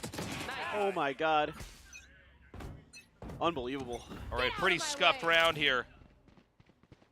Oh, they're going to try to push in. Now EJ is going to be hiding here with the shorty. Could be something. What am I talking about? Got identified, so he had to peace out. Again, Flips is winning these battles. Oh my God, the up and over. It's wild.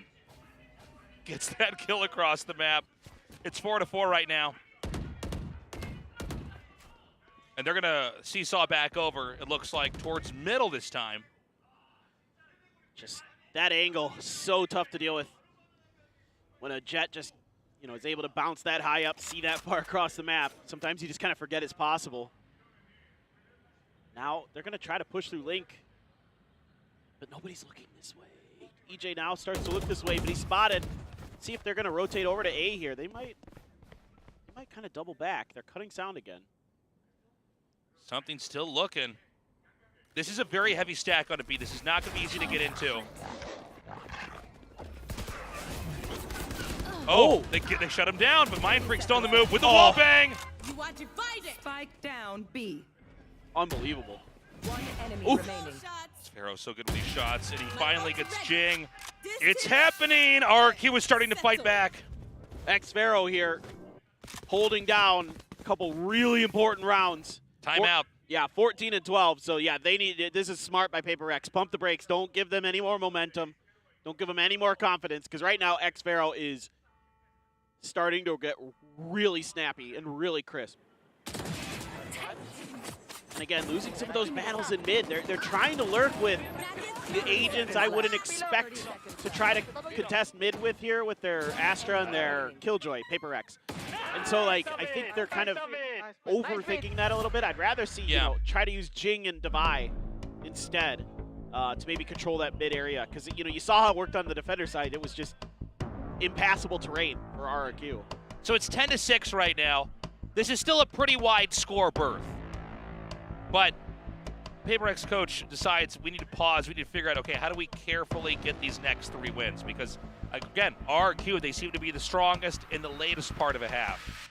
So the next couple of them are where they're going to need to get it, or it's very possible that RQ might just streak to the very end and either get to that 13 number or get to 12 and we go to overtime.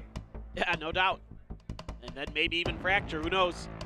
So certainly I think this is a great time to readjust, reassess, see if you can find some weaknesses in the RRQ defenses as Paper X, or maybe just dial up a crazy, you know, fast mid hit. This is what I wanted to see after. So I want to see them use this comp to its kind of fullest, which I think is Placing swarm grenade. a lot of mid control, and that's what they're going to take this time. It is a full-on, I mean, and of course it is an eco round, so it's a little bit more desirable to kind of use these close quarters angles.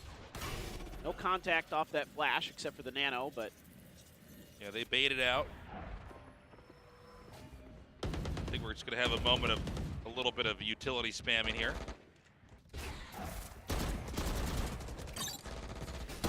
yeah. Jimmy Moore gets the first one, manages to run away, but something's on the move.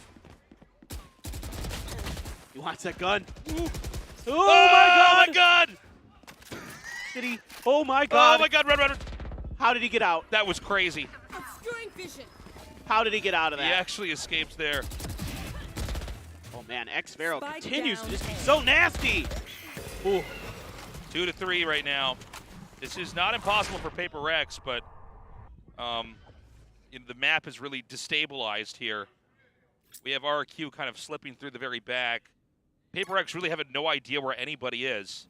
I highly doubt it's going to be a push into B, 30 so A seconds is not going to be easy to come in here and take, but it's something that's going to be doing these dry peaks here.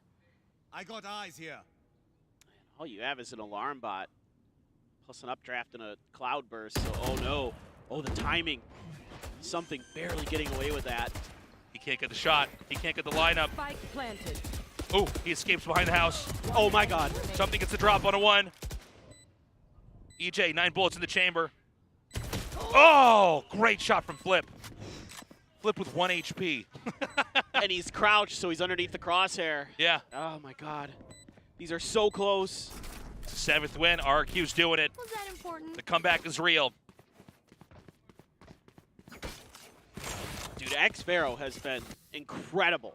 Yeah. He is Him and saving. Elmi Moore are just, Stay down. they are single-handedly getting 2 to 3 kills here, making it work. By the way, that whole weird exchange where something literally had no bullets and he didn't actually escape with that rifle, that was wild. I think he tried to juggle it out of there or something. And, yeah, I think he might have hit the, the drop weapon button one too many times in the middle of all that. I'm not sure, but that was pretty comical. It's there's been a couple moments in this series that have just had me laughing because of just, you never see a lot of our other teams like find themselves in these weird positions that these two do because they're so aggressive, there's so much on the line. They're fighting so hard for this. Now you got that Blade Storm from EJ sitting behind that wall, a Reckoning, X-Vero's Cosmic Divide, and all this control with these smokes just keeps Paper Rex from being able to really set up for these executes the way they'd like, so they have to take their time. They're going to go towards A. Not a bad spot here for RQ to receive these guys at. Lots of Killjoy utility. Now, are they going to get cold feet and turn around, or are they going to double down? Blocking sight. All right, they're going to smoke it out, but RQ is in a pretty forward enough position that there's going to be one line of defense here from A. Now you can use this lockdown. Even though the Reckoning's here, this is good timing on this lockdown. Really trying to get in there. Oh, Flip's going to run. He's going to get caught. Yep. Here. They're going to go to B. They're going to just gun it 30 seconds right left. down to B. They're going to leave Forsaken here, try to get as many picks as they can. It's a bit of a trade out, but B is wide open. RQ's going to have to fight back in this retake again. Not a lot of room left here score-wise. RQ really needs to win this. Well, and you got that Cosmic Divide invested on the A side as well, so now you're avoiding that crucial ultimate that can make these retakes so powerful. Such smart play calling here by Paper Rex. Mind Freak Divide and Jing have to come up big. Money's starting to get a little bit dry on the backside of this. Oh. Okay, Spike still ticking. Mind Freak lurking in the bubble. Doesn't get either. Just Jing left. Blocking fire. He's gonna hold it. Oh my God! I can't even believe it. Insane win there for Paper Rex. Jing, New tactics, keep I it mean, fresh, on a sliver of health left, just barely able to get in there, get that curveball around the side, just spraying into the smoke. I don't know. I don't know, man. This is so wild. Elmi Moore just doing what he can. Great play here off the back of that Seekers by Forsaken to at least find one. Then you can see Jing here just pushes out. He tried to spray through. I don't know if the cove was there or not, but didn't matter at the end because by the time Jing pushed around, if it was there, it was gone. And RRQ going to pump the brakes here. Now they should probably have won that one once it was just Jing left, and that would have made it 8-10 instead of 7-11. But I mean, 2 more round wins. That's it for Paper X. It's hard to, even if RRQ can catch up by a couple, you got to imagine Paper X could squeak out 2, right? This is going to be so tough. You could feel the tension here in the studio. Remember, if RRQ loses here, they die in the tournament. Yes. And there are a lot of RRQ fans here today on their side of the stadium. A lot. And they're loud. And the Paper X fans also loud, but it is... Paper X is here to take the whole thing. Yes. They want to knock RRQ out so they don't even have to deal with them in the brackets later on. Yeah, look, I wouldn't want to face this team. RRQ looks really scary. Like, they've gotten very good in the later part of VCT Pacific. So, I mean, Paper X has every incentive to try to flush this team out to make an easier bracket. Look at 16 assists for Jing on this Phoenix. He's doing such a good job being this, pseudo support duelist, setting teammates up for flashes. EJ, nope. Whoa, already B-side completely rocked. Oh, boy. And again, Paper X just wants one more. Something getting that pick on 2GE. RRQ starting to fray at the seams. Just Paper X, once they get kind of in sync and everybody's aim is as good as theirs is, it's so hard to do anything about it. I don't know what to do here. The money is just not good enough for RRQ to try for this retake. And Mindfreak knows it. He wants to go hunting. He wants to remove these guns. He's going to bypass the members of RRQ. Xpharaoh just tucked in right by the mid doors, but let's see if that stinger from Flip's not nearly as important, but yeah. Okay. Nope. What? Oh man, that's a morale blow right there. He completely turns around and gets the kill. This is going to be win number 12.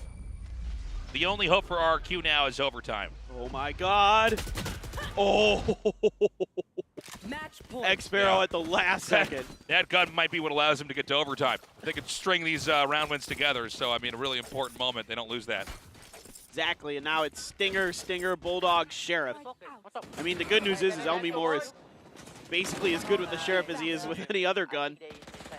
So you've got that going for you, but you have a lockdown as well from Elmi Moore. Jing's got to run it back so he can put some pressure early, potentially get some information, or save it for the retakes. I mean, who knows how Paper X wants to play this round, but they know they have a huge gun advantage, so they can peek for these wide angles with relative safety.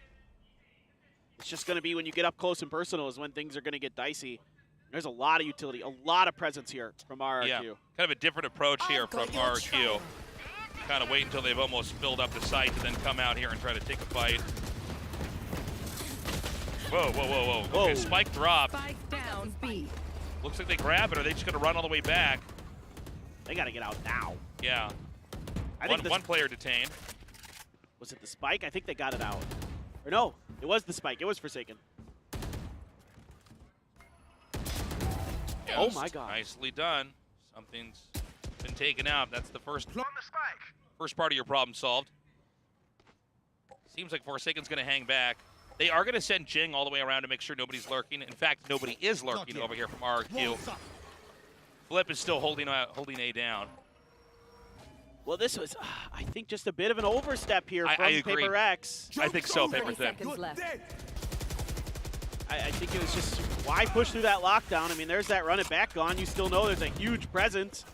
Trying to spam through the smoke in the wall. Mindfreak just full on sending it, but Xpharaoh's ready. Yeah, Xpharaoh ready. Gets a double, gets a triple. They're doing it, 12-8. They just need 4 more. I mean, again, Xpharaoh has been absolutely massive. You can see he almost has double the kills of Elmi Moore right now. It's crazy. By the way, that last round, a little clumsy there from Paper X. I don't know why Devi is pushing to try to plant the spike in the middle of Nanos and a lockdown. Yeah, it seemed like way too much of an ambitious play. Yeah. Still hope over there. The watch party for RRQ. RRQ now better equipped here in this round. I mean, Devi's been so good here on this map. That one little mistake was hopefully, if you're a FavorX fan, not going to be the one that kind of snowballs this into overtime, but Mindfreak trying to win these battles at the door again. Knows that there's presence on the other side, but they're just going to pinch him. Mindfreak already gone. A site seems to be where the target is. They're going to send something out to try to start getting picks over at B. If he can kill Elmy Moore, he might cause panic, but Elmy Moore shuts him down too fast, meaning this is not going to be a pretty comfortable spot to come into from A. But I say that as RRQ is actually pulling away. Well, they're going to get it for free. The plant's going to be here. I mean, you do have the Cosmic Divide for this retake if you want. FavorX has a couple rounds to play with, though, even if this one goes awry. Jing is so ready for this. Dropping the first, but it's a trade out. Forsaken gets it back. He gets another. It's 2 versus 2 now. Lockdown inbound. Oh my god, the turret too. EJ's defusing. Oh, he's hiccuped. It's just Devi left over. It's a 1 versus 1. Look how weak Xpharaoh is. He's one shot, basically. Cosmic Divide, can he do it? Blinded. Oh, he had the gun out! Just enough time. Wait a minute. Wait. Is it? Oh my god! Oh my god. Oh my god. Oh, okay. I was like watching him defuse and I'm like, oh, am I going to be one of these casters that doesn't know how long it takes to defuse a spike? Well, I was so close. I was kind of just assuming that he had enough time for some reason. Then I'm like, oh wait, that's beeping really fast. Dude, okay, thank God they're taking a timeout here because they need to calm the players down. Maybe specifically Devi. Devi needs to flash and wait for his gun to come back up. He pops out there and his gun's like pointing at the ground. Yeah. There's nothing in his hands yet. Yeah. He should have won that easily, frankly. I mean, even with the Cosmic Divide there, but... Well, think about this. I mean, it was a fifth of a second left over there. That's probably how long it takes for the gun to come up. Yeah. You know? Yeah. You have the time. Please up chamber. Riot, please. Rito, please. Now, reminder, RRQ is tournament-wise dead if they lose here. Yes. They barely got that round win. They need 3 more, and then we can talk about overtime. All PaperX has to do is take 1 round. It almost happened. Can RRQ string together 3 more? Let's find out. It is going to be an eco-ish round here for PaperX. Yeah, it's going to be a very scuffed PaperX round here. But something as his Blade Storm, and we have seen him many times here in VCT Pacific just win rounds basically by himself with those blades. Let's see what he's going to do. Looks like he's going to be watching towards mid. This time he's got Mindfreak and the Killjoy with him. Jing's going to be one away from a run it back as well. So there's a lot of tools to potentially play with for PaperX. Flash trying to set up this. Oh, so brilliant. Something is airborne. He's moving in. He backs up to wait for the rest of the team. He misses all the shots. EJ and Flip got it on lock. And there's just Mindfreak, and then there's none. It's 12-10. The dream is still alive here for RRQ. Yeah, the reaction here from RRQ is great. Even though they lose a player early, it's just all hands on deck from Secret and Flowers, and they just spray down PaperX as they try to flood in. So well handled here. Kind of off the back of some aggression. Really good response.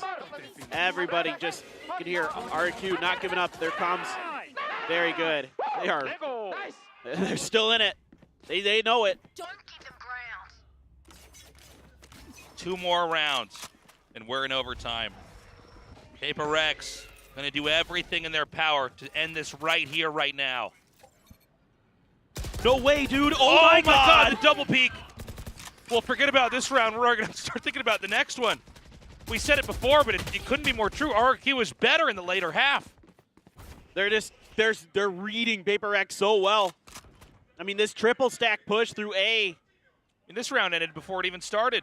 It's just devastating. PaperX is going to try to creep into A, but We've got Xfero all the way here with a deep lurk. He might end up intercepting this. I'm shocked. Yeah. I mean, I thought something was going to get the better end of that exchange. Yeah, same. Yeah. Well, I'm so used to having him do that. Right. Well, it didn't even look like RRQ was necessarily looking at his angle initially, but they just reacted so fast. I mean, they are really fired up. So, Paper Rex tried to dial up something a little bit different. It was read, or at least read well enough by RRQ. Now they can just wait. I mean, there's no way Paper Rex is going to try to push here. They have to save. No incentive because Paper Rex. I mean, they just need everything they can possibly have for just this one more round win. RRQ here. I mean, they're doing it. One enemy remaining. They've already basically Spike won this down one. A. It's going to be just Ching left over here. 10 seconds left. Well, now you're not going to have any money for Paper X. You're not going to have any guns. Big win here. This is still very doable. I think we're going to overtime. I think we're going to overtime. Yeah. Let's take a look what the gun buys are going to be here. You can squeeze a few out with half armors. Just ridiculous. Hey, one here. Enemy remaining. I mean, their reaction was so good to that push. But again, it's like these dry pushes by Paper X just aren't working. They're being read way too well by RRQ. So there needs to be some kind of, earlier or kind of bait set up by Paper X if they're going to push mid like this, where they need to try to get these players from RRQ isolated. Try to use this flash advantage that you have. EJ already with the operator. Looking for that first pick. They're continuing to smoke him out. Oh boy. EJ sees him, doesn't take the shot. Pull away from there. They got something ready for the flank, but they haven't sent him through just yet.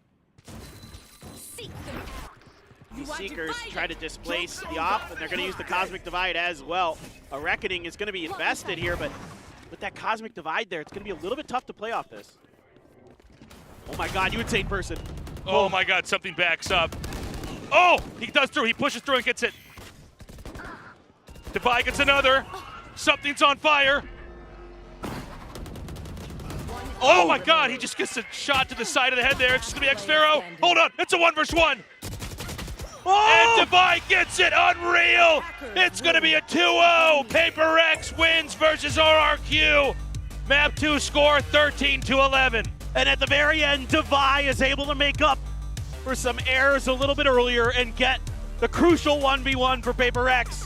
What a match, though. Unbelievable tenacity shown by both teams. And it's heartbreaking to say goodbye to RRQ, but man, oh man, Tasteless. They put up an unbelievable fight today. It's an emotional moment. This is where their story ends. RRQ has been defeated. Paper X is going to move on, continuing to be a major threat in the VCT Pacific region. What a great series this was. It was. All coming down to that 1v1 duel. Otherwise, we'd be in overtime right now. But, even if you're a fan of RRQ, you got to be proud of them. You got to be impressed with them. And you got to know next time they're going to be back, they're going to be even better. Exactly. I have been so thrilled with RRQ, with watching them this year, with watching the improvements that they've made, them growing as a team, them constantly challenging some of our top teams here as this year went on. They are certainly a team that I think a lot of people are going to be looking at, potentially favoring for the LCQ here in Pacific coming up in a couple months. This is just, you just ran into a very tough opponent here in your very last match. And Paper X just barely, oh so close, but just barely able to get the win. I really had a lot of fun casting this with you, Paper Thin. This was a really cool match. Paper X, they might be able to take this whole thing. They're really looking stronger and stronger. This was a really fun match, one you definitely want to go back and watch again. But ultimately, it just came down to that final gunfight. Yeah, it did. So many of those rounds came down to very small margins of error.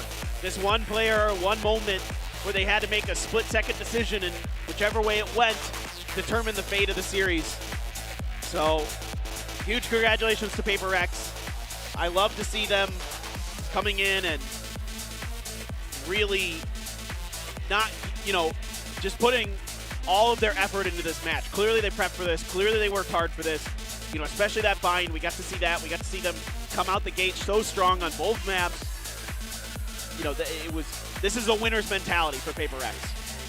Yeah. Something as well. These moments with Jet, he is just on fire. He's getting these shots that look surreal, popping up in the middle of the map, just blading down a couple players, going back down. And now is Reyna. Reyna is something to be feared now. Yeah.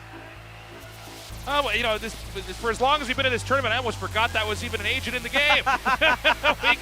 we got so many weeks. They put Reyna on screen. I'm like, who's that? Was that our first Reyna Pacific? I actually don't know. Yeah. Yeah. Even when Reyna came on in the augmented reality, she looked at her arm for a second. She's like, who am I? It was weird. Is this reality? Yeah. Do people actually play this agent? Yeah. Outside of very surprising ranked queue? Yeah. Solo ranked queue? Unbelievable. Just what a great match here today. I mean, it was so exciting. It was so back and forth. There were so many incredible, amazing plays, and then a few funny ones that got us a little bit of a laugh here and there, but just brilliant stuff in this match.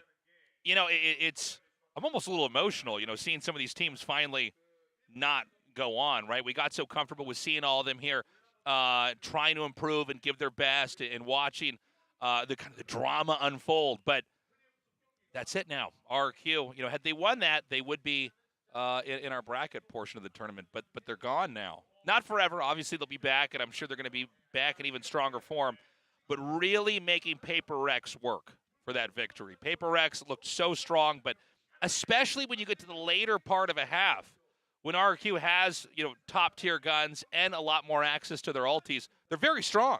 No, they are. I mean, and you can see, especially there on Pearl with X-Vero when he comes online, I mean, he is doing everything he can to drag that team kicking and screaming to that third map to try to get them into playoffs. And they played their hearts out today. And yeah, I'm emotional too. I mean, you got to respect the way that both teams came in and played today. There was no give up on either side.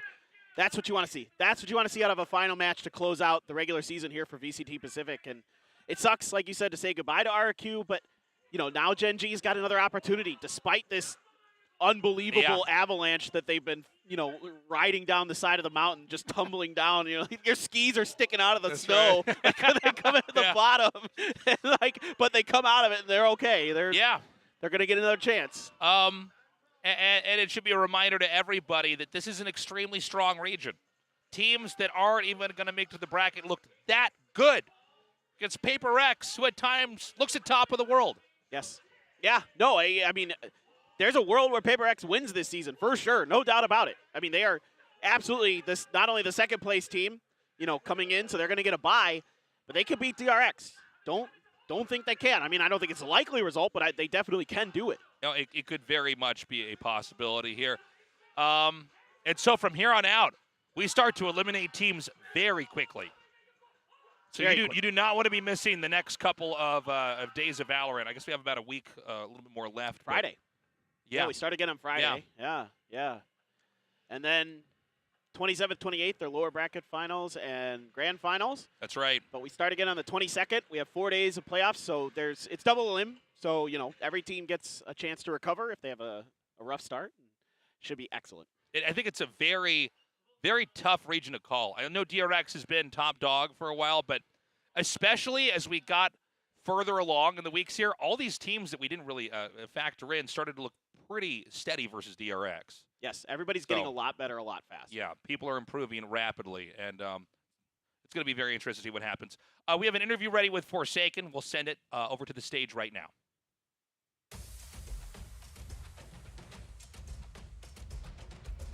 Yes, this is Forsaken of PRX. Congratulations. Thank you. Yay. And PRX is going to the playoffs, the second seed. So how do you feel about today's victory?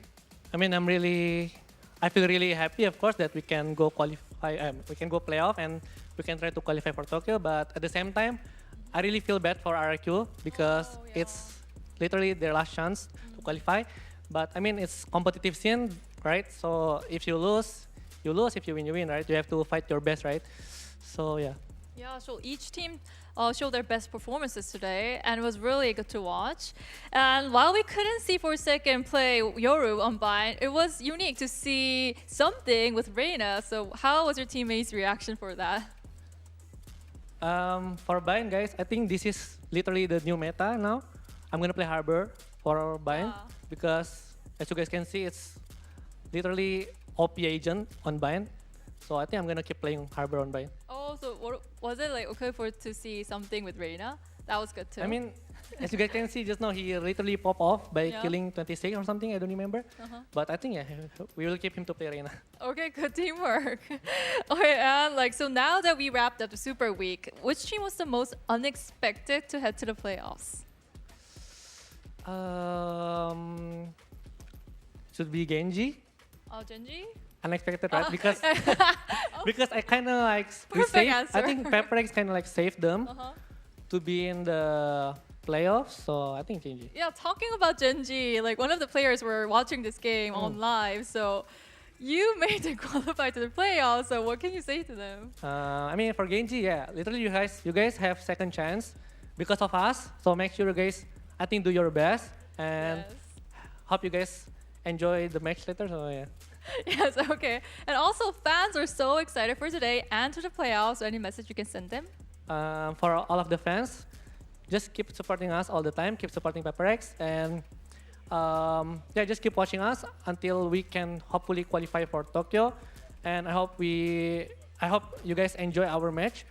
Yeah, thank you for supporting us. Yes, thank you for taking for the interview and best of luck to the playoffs. Thank you. Okay, we also have PRX and RRQ's fan meeting coming up, so don't miss it, fans. And now toss back to the desk.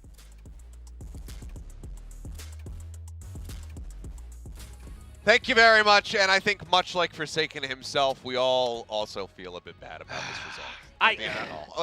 Listen, I just want to get this out of the way. I know I predicted RRQ, etc., but here's the thing is that I think what breaks my heart the most is if they can put up a match like this against a Paperex that looked like this today. Just imagine what they could continue doing, and we're not going to be able to continue to witness it in the coming weekend. Only in the coming weekend, but that said, you know, their growth is exponential. Coach Ewok at the helm, Flips, you know, leading the team in-game, and everything that they've got going for them. I mean, look at how many rounds that they won towards the end of it. How many rounds they won because of xFaro clutching and doing a lot of incredible things. This is a team that can do so much. It's just, it's really a pity. It really is, and this again kind of comes back to the conversation of what would this have been, what could this have been, had they been able to pick up any of these pistol rounds, because they end up going 0-4 throughout this series. Both maps, they fought so hard. I mean, even going back to Bind, which feels like an eternity ago at this point, you know, they were down 1-7, and they were still able to drag it back to have 9 rounds and make that a very respectable map, and then they didn't let that dishearten them. They came in here, continued to fight back once again in the second half, and then put up 11. You're talking about xFaro, though. This guy went absolutely nuclear for the side of RRQ. 29! Yeah, nearly 2.0 KD without the assist as an Astra, right? I mean, he is clutching whatever rounds he can to bring RRQ back against the powerhouse as Paperex. And I talked about this before the match started, but again, in a fair 1v1 fight, I think the players like xFaro, Elmimore, and the others on RRQ as well, they could always put up a fight against these members of Paperex. It's really just comes down to, again, stylistically, you know, who's taking the advantage, who's setting themselves up. And, you know, I mean, xFaro played his heart out. I think that's just the way we can leave it, right? I think that's the best respect we can give, because if it had gone to a map 3, absolutely was off the xFaro's back. We have to agree. And then just looking at how they kind of, their body language, like even towards the end of the game, like afterwards, he was like hunched over. You can't help but feel so bad for this whole team. RQ, King of Kings, you know, we bow down to them. An incredible feat, honestly. From, again, where the expectations began, what we saw at lock-in, there wasn't much hope there. So be able to make this run, be on the cusp of making it through, you know, and have that situation in your own hands, but then have such a tough opponent in Paperex and still be able to push them, that is still a very successful season. And RRQ, I think, has to be at the top of everybody's minds when it comes down to the LCQ, because obviously they will have that opportunity. They can still make it over to Champions. So there's still more to be seen from them, and they have even more time now to cook. Obviously, they would prefer that. They would prefer to go get some experience against the other teams at an international event in Masters Tokyo, but they still have time to continue to working on their in-game synergy and whatnot. So I very much cannot wait to see what they will have prepared when that does roll around. But we've got a lot to cover from that last map, Pearl, so let's go ahead and dive straight into the nitty-gritty, starting with round number 9. And this was a bit of a messy round, let's say. Yeah, there's a lot going on here, so just hold your horses as we take a look at round 9. We're going to start with a mini-map. So we see the Reckoning coming in, and it's going to be RQ on the attack. So they go in with the Reckoning. EJ goes ahead to B Hall. He secures that area. Of course, Paper Rex has emptied the site. Now, the lockdowns are going to start to come in on both sides. We see it on the mini-map. We're not seeing the meters because we're zoomed in on the mini-map right now, but you can see them overlapping. And basically, everyone starts to get detained on both sides. Forsaken turns around, takes out EJ. He's just trying to clear the site before his team arrives, eventually sacrifices himself to the Nanoswarm. But here's the thing. During all of that, Mindfreak was already on the flank, and we're actually going to see Flipstrider try to check for this with the guiding light. He senses it coming, and as soon as it pops, Mindfreak catches sight of the players right before he's flashed. So literally half a second difference in timing, and RQ actually holds this post plan. That's just how close it came down to on so many of these rounds, but that means credit to PaperX in understanding as soon as the Reckonings pops, everyone leave, Mindfreak, start your flank. This is something that has happened before, mind you. Yes. I mean, their game against Global Esports, it was a very similar setup. It was 2 people on the flank, I think, and then Jing being the secondary one to pop up at the end. They had a turret, I think, Aaron, but still, I mean, it just shows that PaperX has these protocols in place, but at the same time, like you were talking about it, just a thin margin. And maybe RQ could have won that round. Literally a moment before disaster. And then it all came falling apart there with that one little flank. Something about flanking through B main behind your opponents and getting the backstab, something that consistently pops up. We've seen Fox do it, Mindfreak do it. It's happened plenty of time there on Pearl. But while we don't really fully know what the ins and outs are of the calming structure for the side of PaperX, they say that there's a lot of just open conversation happening. We did see some good mid-rounding, so whoever was spearheading that was guiding them in the right direction as we get ready to go take a look at round 18. Surely. I mean, I think this was brilliant. This was after Coach Alex called a timeout, actually, so I think they had some kind of strategy and plan just to take down the A site, but based off of the events on the site itself, Almimore getting that first shot onto something, Divide getting a trade, and then this lockdown, the Reckoning being set back, there's just too much heat on the site itself. So someone, I don't know who, but they decide to go for that rotation all the way to the other side of the map. This Cosmic Divide just aids them in this fight as well because RQ can't hear the sounds, and just so it happens, Forsaken goes back in to buy a little bit more time, and PaperX manages to actually secure the site. But here's what happens. Xfero, 2GE, they come in for a bigger duel, and they manage to take out the site itself. And then coming down to it, you know, just really unfortunate. 2G tries to stick, but Jing swaps over to the Classic into his face. That's a classic. Yeah, I mean, just breaks down the cove, knows that this curveball is going to get some kind of value, maybe not a full blind, but as he swings out, heads glowing, Classic comes in. Yeah, and he tried to dodge it, right? You could see it in the silhouette. He tries to spin away. I think maybe he was even half blind, which is really impossible to do against the curveball, and yet Jing, of course, has the initiative there. Yeah. Well, we were talking about him, and we're going to talk about him some more because his performance was that Titanic here. It was that heroic. And, of course, we have to revisit the clutch from Xfero. So little time remaining as he gets to defuse off. Let's just go ahead and roll it. Yeah, let's take a look at round 21. I mean, this clip speaks for itself, right? We're going to see PaperX. They're going to enter. They have the spike planted, and they make the choice of, okay, let's just hold down a secret here to make sure that we have a crosshair. We already have a main in the form of Divide. Now, they all get taken down. Forsaken, he gets his lockdown, and he does a cheeky little play here, right? He goes into Flower Shop just to draw them in further, buy time, but Xfero, he's going to be able to get the kill while just going through the Nanoswarm. I mean, he eats all that because he knows that's the only way they can win this round. Now down to 9 health, able to put up his Cosmic Divide, trying to get the win conditions, and he waits. Does anything fly in? Yes. He gets full flash, but now look at his positioning.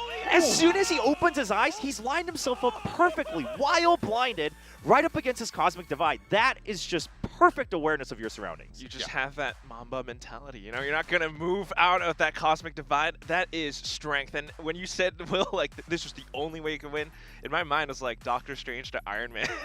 I mean, yeah. was that guy. He did it all. And it just felt like that was a surefire win. That was going to be the game-winning play here for the side of Paper Rex with 9 HP remaining on Xfero, but to be able to get the clutch and then keep them in that game and then allow them to string together, you know, what, three more rounds after that on the back end.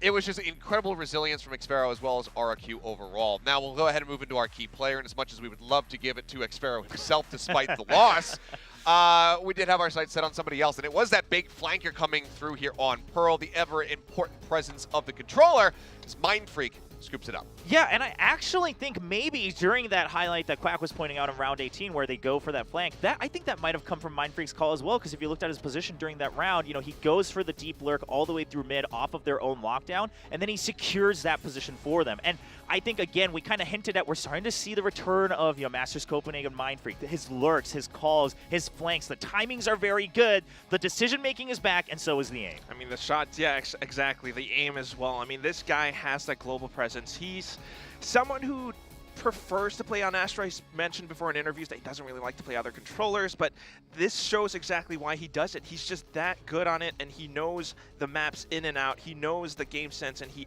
knows exactly which time to rotate on, and the team benefits so much off of him.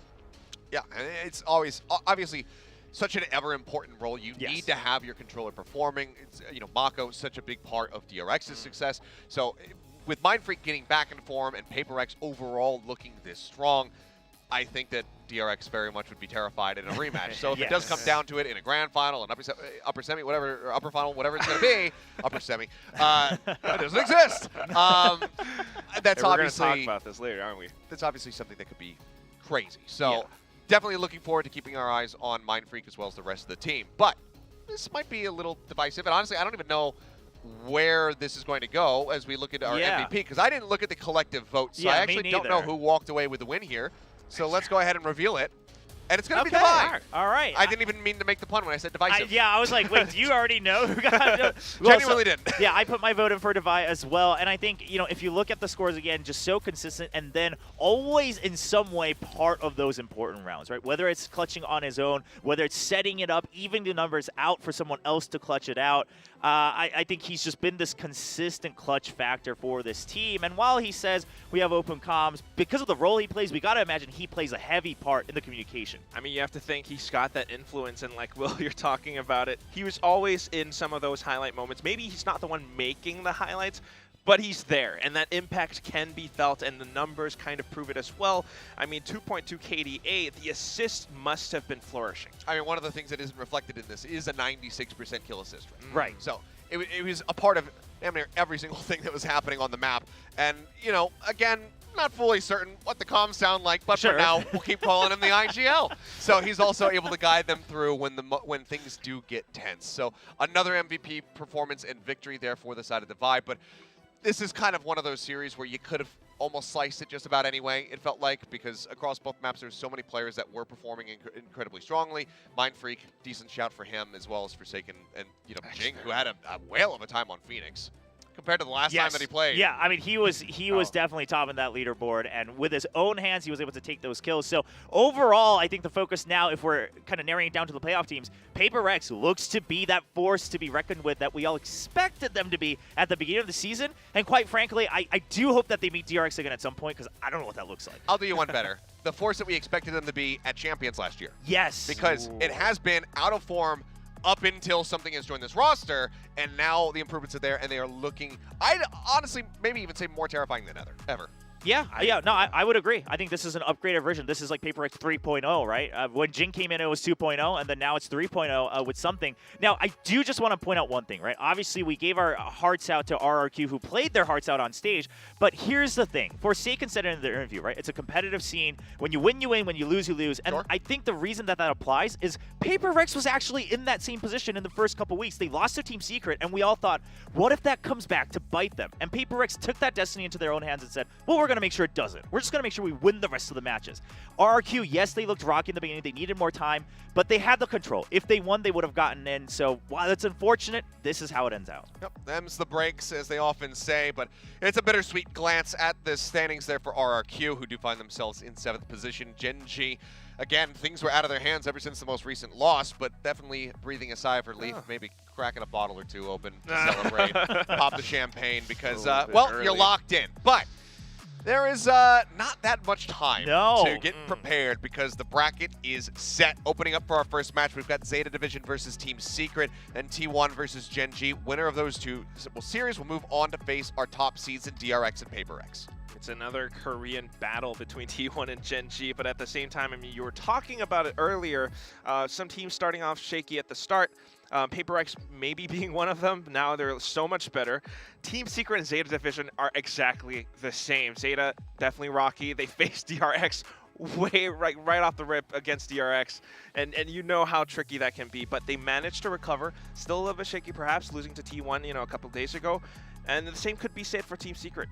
Yeah, and quite honestly, I don't know how this bracket kind of works itself out especially towards the later parts, right? Because yes, you know, the first couple we can just base it off of the Super Week performances, etc. But once you go down to the lower bracket round, once you have maybe one extra day to prep, once you figure out what they've been working up during Super Week, I mean, this is anybody's game now in this double elim bracket. All right, well, now that you guys have seen the bracket, let's go ahead and take a look at the schedule so you can find out when to tune in. And, well, very soon. It's not going to be that surprising because it's just about the same schedule, but we will be here Friday, Saturday, and Sunday. No Monday broadcast this week, so that's going to be the only real difference. Yeah, until Monday as well. Oh, yeah. Yeah, we do, because we do have to get through all the way of the round 2 as well, and then we'll take a break for those best of 5s all the way across the weekend, into the next weekend. All right. Well, it's a lot of matches, and the teams are, again, like you guys mentioned, minimal rest. They have to prepare for this, and that's why I don't think they should be cracking any bottles yet. They're going to have to work their way up to this because this is now playoffs, double elimination. You don't have that many chances. No, you don't. And again, that's going to be that big key rematch, that rivalry out here in Korea, T1 versus Gen.G. And honestly, given the form that we've been seeing from T1, Saya player in particular, they look very scary. They were able to challenge DRX just yesterday, and Gen.G has everything to prove. Well, you know, Forsaken called him out. He said, well, we saved you, so prove yourselves. And now they're given that chance right away on Friday. Earn your chance. Show it right now. I don't know. Right now? Prove your worth. They just like show up here. On they're like, stream. Okay. God damn. We're ready to play right now in this moment. All right. Well, we'll see whether or not they're going to be able to prove their worth or if they will be falling down to the lower bracket. But that is going to do it here for our final day of the Super Week as well as the regular season. However, of course, we're going to have the weekly recap show coming up after a break. Yeah, and given that we've had 5 consecutive days of games, we have a hell of a lot to discuss. So go ahead, grab a snack, use the restroom, whatever you need to do. Come back here in about 20 minutes, and we'll dive right into the weekly recap. See you then.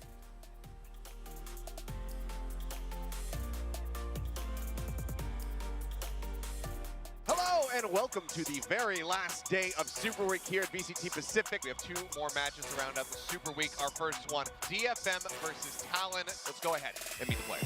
Taka J gets another as well.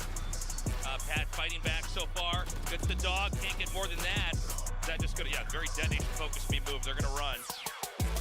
Great paranoia though. They are not able to make any real momentum here. Pat does get the drop on Arita. Fox taking Anthem out. Should get flanked out. Yeah, Pat's got the finish onto him, and there's going to be people potentially outside this wall. So paranoia and a back and pull up, but Pat's good for 2. Oh, maybe not. Oh, big plays here from Anthem. Right, showstopper enabled. Garnet does manage to get Rita taken down here. Just Taka J remaining 5 HP. Beautifully done. Garnet's there with a huge 4K. Oh my God! God! It's gonna be it. Taka J falls, and that is how this best of 3 ends. Talon winning 2-0 as Detonation focused me. Alrighty, welcome back during the break. Nice little announcement there. We'll see what happens either way. We are hoping that this is going to be an absolute banger of a matchup. So let's go ahead, head over to the stage and bring the players out. PaperX, but PaperX is just tearing them apart already. Something Jing, Forsaken. Total domination. We may end up with a, not a single player on PaperX what was picked off. It doesn't get a connection. And gets a second as well. They stop. There we go. The much needed defuse there from RRQ. The first win on the board. They just are not phased. Jing up over the top, dropping down. Oh my God! What?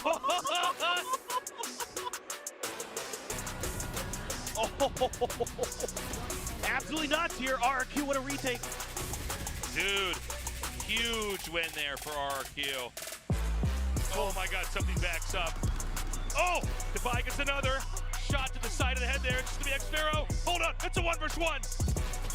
And Defy gets it, unreal. It's gonna be a 2-0. Paper X wins versus RRQ.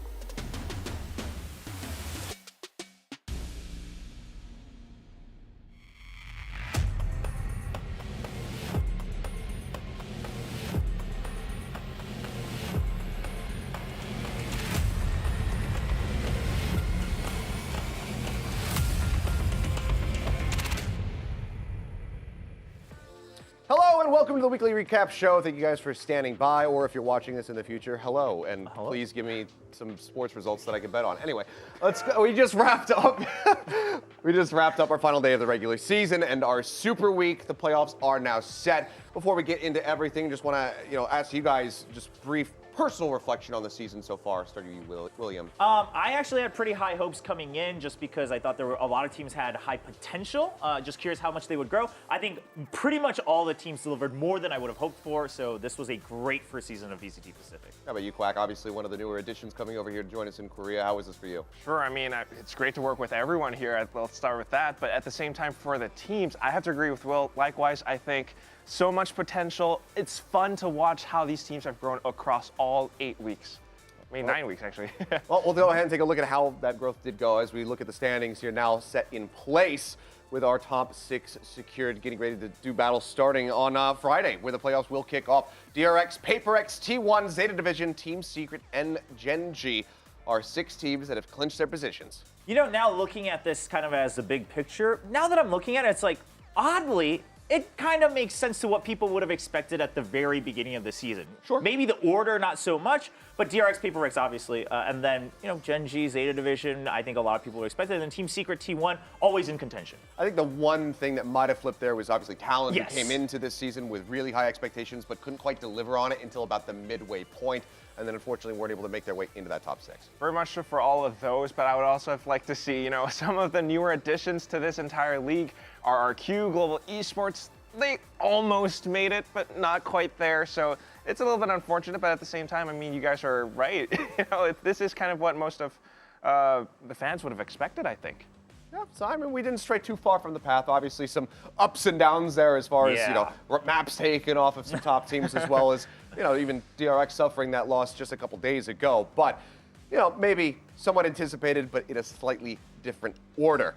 We do, however, want to reflect back on the entire season so far with some nice little awards and see who was top ranked in some different positions. So this is going to be our league awards here, the regular season at least, and then maybe we'll do this again for the playoffs. You never know. We do have one more recap show after this one, so we'll get ready to jump into that and see where people are going to rank. We're going to look at things like the most kills, the most assists, the most first kills and whatnot. So we should be able to fly that on your screens in just a moment and see where the people are going to rank. Yeah, I mean, this should be interesting. It's always nice to have kind of a look back. And it looks like we're just starting with the kind of representative stuff. And Dev continuing to hold most kills and most first kills. Wow. He was way out in front. Actually had a really good differential the last time that I had looked at his stats. Yeah. And that was, I think, like a week and a half ago. So he was still able to maintain it, even with Saya player putting up such a strong performance and finding an immense amount of first kills, because he, I believe, is still in second place. I could have sworn that I thought it was Foxy now with the most first kills, but this guy must have taken over, especially, like you were mentioning, in that match against T1. It's just Zeta. They played that many rounds, and they played that many rounds sometimes because depth keeps them alive. Meanwhile, on the other side, Gen G God did with 234 assists. That's a pretty big number. And we were talking about this before the weekly recap. Goddead was one of the most consistent players on Gen G, and the part that surprised me most is that he's actually really playing as a team now. In the past, on some of his former rosters, he was kind of this guy who would pop off, have really high peaks, but also really low valleys. And this time, if you're putting up the most assists, you're doing your job on that team. Yeah, really, really good stuff there from Goddead, and even in their dips, has still been looking good and has been, let's say maybe even overperforming compared to the rest of the team. So you got to assume that about 100-something of those assists, probably all just from Meteor in their first couple matches where they were able to get those 4 wins, because they were that dynamic duo that were crushing. Yeah. But in addition to those stats, I think that this is not going to come as a shock as we go ahead and put up the most aces that we have had here in Pacific League. It's, of course, it's Monyet. Yeah. Oh, yeah. We had Monyet Monday yesterday. He wasn't quite able to get an ace to make this 4, but we saw him get pretty damn close. It was really, really close. I mean, he always has those highlight moments, highlight clips, and I think a few of these aces were gotten because of shotguns. He's one of the most strongest controllers, I think, that we have. Of course, Mako being on top, but coming into Pacific League, just starting things off, I think unless you really follow the APAC or Southeast Asian scene, you might not really have heard of him, but he showed up.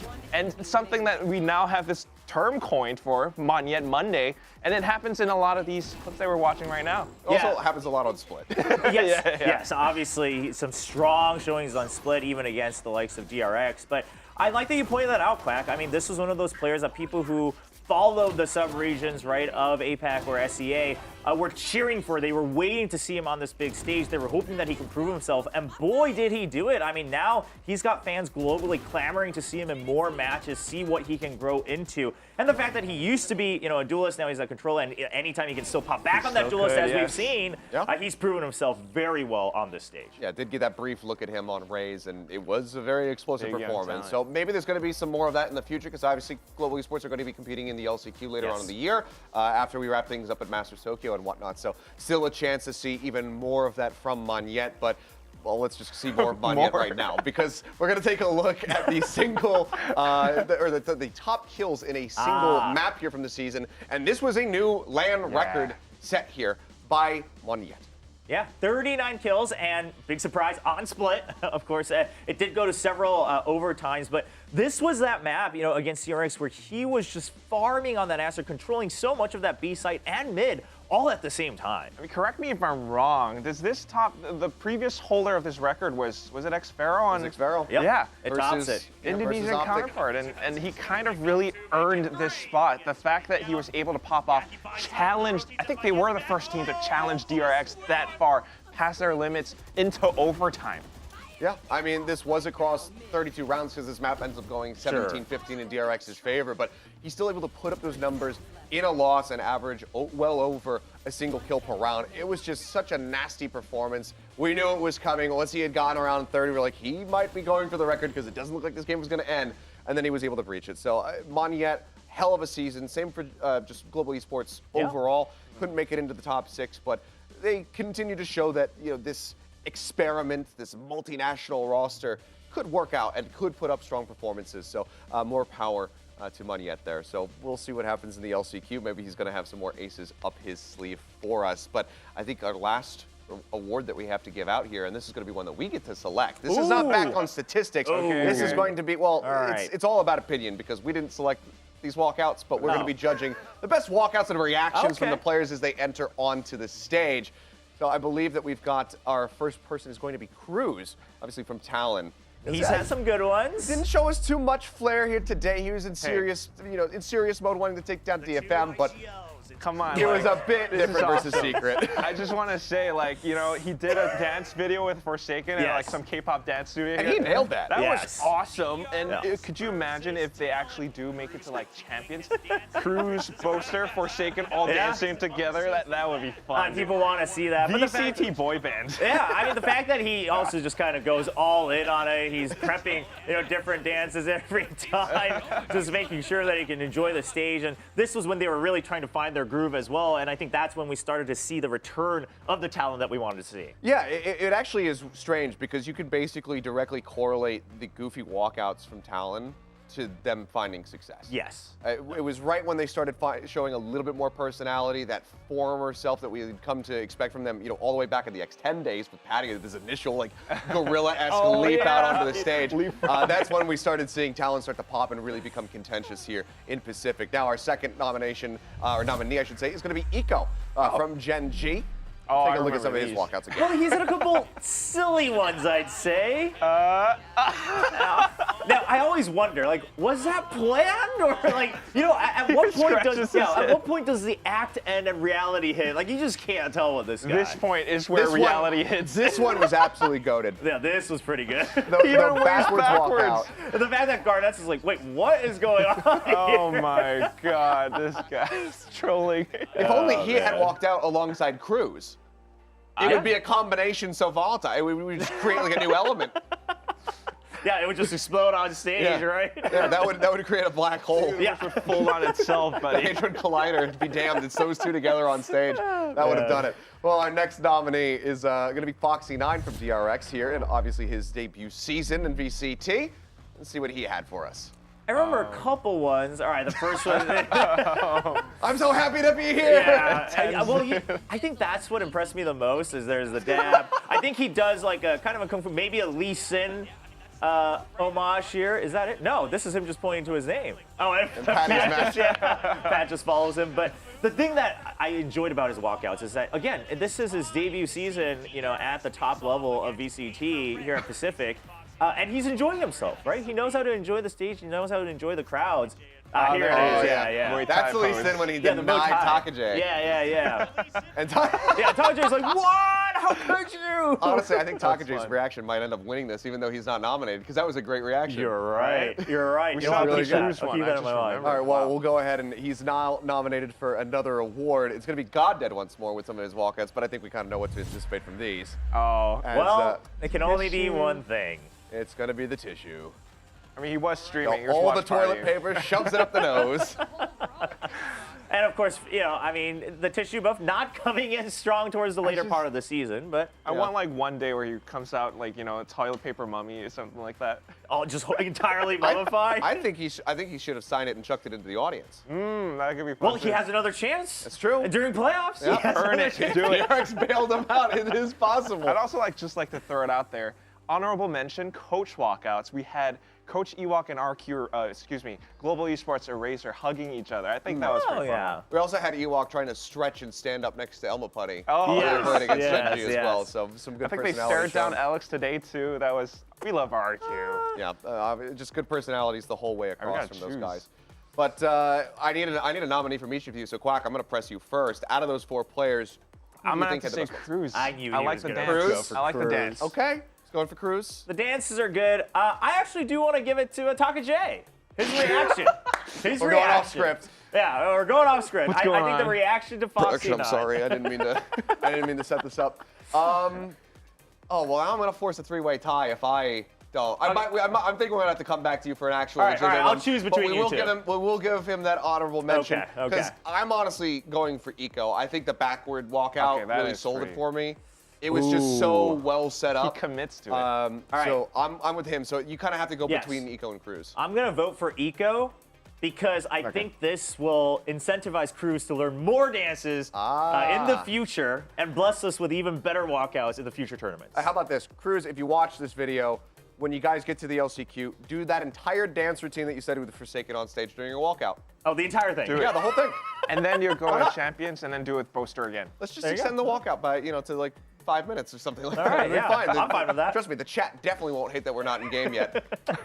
But, Eco takes it, so we'll go the ahead. jacket was good. The jacket was good. It was good. So let's go ahead and take another look at Eco's walkouts again, just to refresh our memories, because it was so fun. Yeah, and I think here's the thing, is that Eco's walkouts were kind of like a very new thing, right? Dances we've seen before, I mean, especially thanks to Boaster and whatnot, but just trying to find his own little comical ways that builds his own character, I can appreciate that. I can appreciate that from Eco.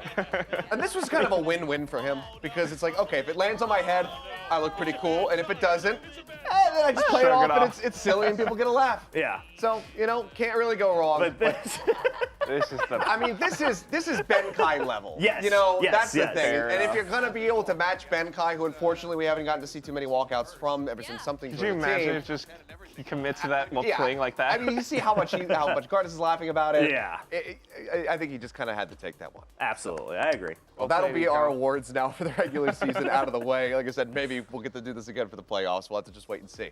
But speaking of playoffs, let's get into predictions for the playoffs. Because obviously the bracket is now set. We have the top teams after the match earlier, Paper X taking the win, bringing Genji back into the fold. Now it's time for us to get down and dirty and try to figure out who is going to be moving forward, who's going to be winning each and every matchup throughout this playoffs run. Jeez. All right. Well, let's fly the bracket. Yeah, let's take a look at the bracket first, just so we make sure we're not making any mistakes here. But I am curious, right? I mean, obviously we've got DRX and Paper X who are waiting, with the buys in the first round, and I think a lot of people would expect no matter who came up, most likely those two will at least move on to the upper bracket finals. Obviously, we'll take a look at the bracket again to really get down to the nitty-gritty. But I mean, we didn't even know what the the order would look like, until the last couple days of Superweek. So this is going to be a tough one to call. It is. I mean, there's so much that could change around, and just right off the bat, something that we're thinking of. Genji getting this playoff spot just because Paper X beat RQ, they kind of have to earn their spot right here. They had a great showing at the start, but what happened in the recent weeks, It's what Forsaken said. We've bailed you out. We've gotten you back in. Don't ruin this. It's like convincing your group of friends, like, no, that guy's cool. It's okay. Like, just let him hang out with us. Yeah. And Give then him another it's chance. like, don't you mess this up for me. That's I esports, suck my baby. neck out for you. So don't act like a jackass in front of my friends anymore. So we'll see how they fare and whether or not they will, in fact, be able to earn that respect back from Paper X. So here is the bracket. It's kind of far away from us, but my eyes are working well enough to see it. So off the rip, we've got Zeta Division versus Team Secret. Let's just start right there. Winner's going to move on to play DRX. What are we thinking? Who's going to be able to win this one? Oh, this is a tough one. I will say first of all, basing recency bias, I think the form of Team Secret at Super Week definitely looks stronger. Not to say that Zeta looked weak, but I think the evolution of Team Secret definitely has a bit of an edge. And quite frankly, I always feel like Zeta just only really shows their true form when their backs are up against the wall. I have to agree with you. I'm going to be with Will on this one because Team Secret truly has evolved in recent weeks. They beat DRX. I mean, you could call that DRX were saving strats, whatever, but they also really adapted to global esports plays like on the fly. Zeta Division, they are a team that can go really aggressive, but sometimes that form isn't there until there's that pressure involved. So, I have to agree with Will. I think Team Secret takes the first one. Okay. All right. Okay, we're agreed with that. We got that. That's already a majority, so we'll go ahead and slot Secret forward. So it will be a rematch of Secret versus DRX to see whether or not they're going to be able to take them down a second time. And now I believe we'll move down into match number 2. T1 versus Gen G, the El Clasico of Korean esports. Yeah, actually. Crazy how this happens everywhere. Yeah. But it could have been T1 get it done this time. Right, that's the big thing. And we even had that kind of know your enemy video with the Korean teams, and T1 Zeta talks, he's talking to King and he's like, well, I think we can be honest and say both of us probably thought we would win that first match in the round robin, right? And King's kind of just laughing it off like, well, I don't know. I thought we were going to win no matter what. But now we look at what T1's capable of, and it's like, yeah, if a rematch happens, especially in the current trend of T1 going up and Gen G going down, I mean, I think the stats absolutely say T1's favored in this. I really wanted to come into this playing devil's advocate, but I have to go with Will because if you think about it, Saya player recent form versus Meteor recent form. Okay. Yeah. T1 takes the cake. That's a good one. Saya's been so hot in the recent matches. He has, and T1 was also very much playing alongside their LCK squad. It felt like whenever they were winning, the T1 Valorant team was winning. Okay. And T1 did just recently take down Gen G over to MSI. So maybe this will happen here. Obviously, it's going to be a couple weeks separated, but it could happen. But just statistically, I have to agree. So T1, we think that they're going to be able to take down Gen G and send them down into the lower bracket. Now, we get into the next matches. Again, a rematch. DRX versus Secret. Can Secret do it twice in a row? I'll let you take this first. Let's hear it. Can Secret do it twice in a row, Quack? Yeah, let's go Lavan Piñas because I think Team Secret, they have that chance. Although, it's tough to say what DRX has up their sleeves. We know they're cooking something. We know they've always banned Lotus. Maybe this finally gets played and then they just wash over everyone. All right. But all right, voice of reason coming in here. First of all, Lotus is not going to be unbanned because they're not going to let it go until a best of 5. That's just how DRX plays in these tournaments. I agree. And DRX also not a team to lose twice, right? No matter what the reason was the first time, as great as Secret looks, I just don't think DRX is going to accept that as a reality. They'll do whatever it takes to move on. DRX moves on. I have to agree, and I also think that DRX, if they anticipate that Secret's going to be able to win, they have that extra little bit of prep time, whereas Secret has to get ready for Zeta Division, so that takes away from it. I'll keep huffing my hopium. You guys go ahead. So we're going to go with DRX getting seeded forward into that upper bracket final. Now, Paper X versus T1. Paper X utterly demolished T1 the first time they fought, and right now it feels like it might be able to happen again, but what do you think? I mean, I think especially looking at their match against RRQ, I think absolutely. I think everything is lining up right now for Paper X to really evolve into version 3.0. Paper X, not said. Okay, well, there you have it. All right. Even if I wanted to go for T1, we're going to go with Paper X. Now, we turn our sights down to the lower bracket, so this is going to be the first team eliminated, and it's going to be Gen G versus Secret. How do we feel about this? Oh, God. I think Secret has, here's the thing, Secret's been improving, right? And we talk about momentum and all that. They've been learning, and I think they're kind of not only finding their mechanics again, but also they're starting to learn to really anti-strat well. I think that's the thing that they've been kind of missing in the very beginning. And so with that said, I mean, Gen G, I think they're going to be so busy trying to shore up their weaknesses that I think Team Secret comes in better prepared for this. I just realized something. I'm going to make this quick. You got the two guys who are like at the bottom of the predictions so far with casters. and we're making this call, but I have to agree with Will. I do think Team Secret has this one in the bag. All right, well, we'll see. But how do you anti-strat the team that has no strats? Yeah, I I'm know. just kidding. But we'll see what Gen G can get ready for those matches for their first match, I should say. Okay. But now, Zeta Division versus T1.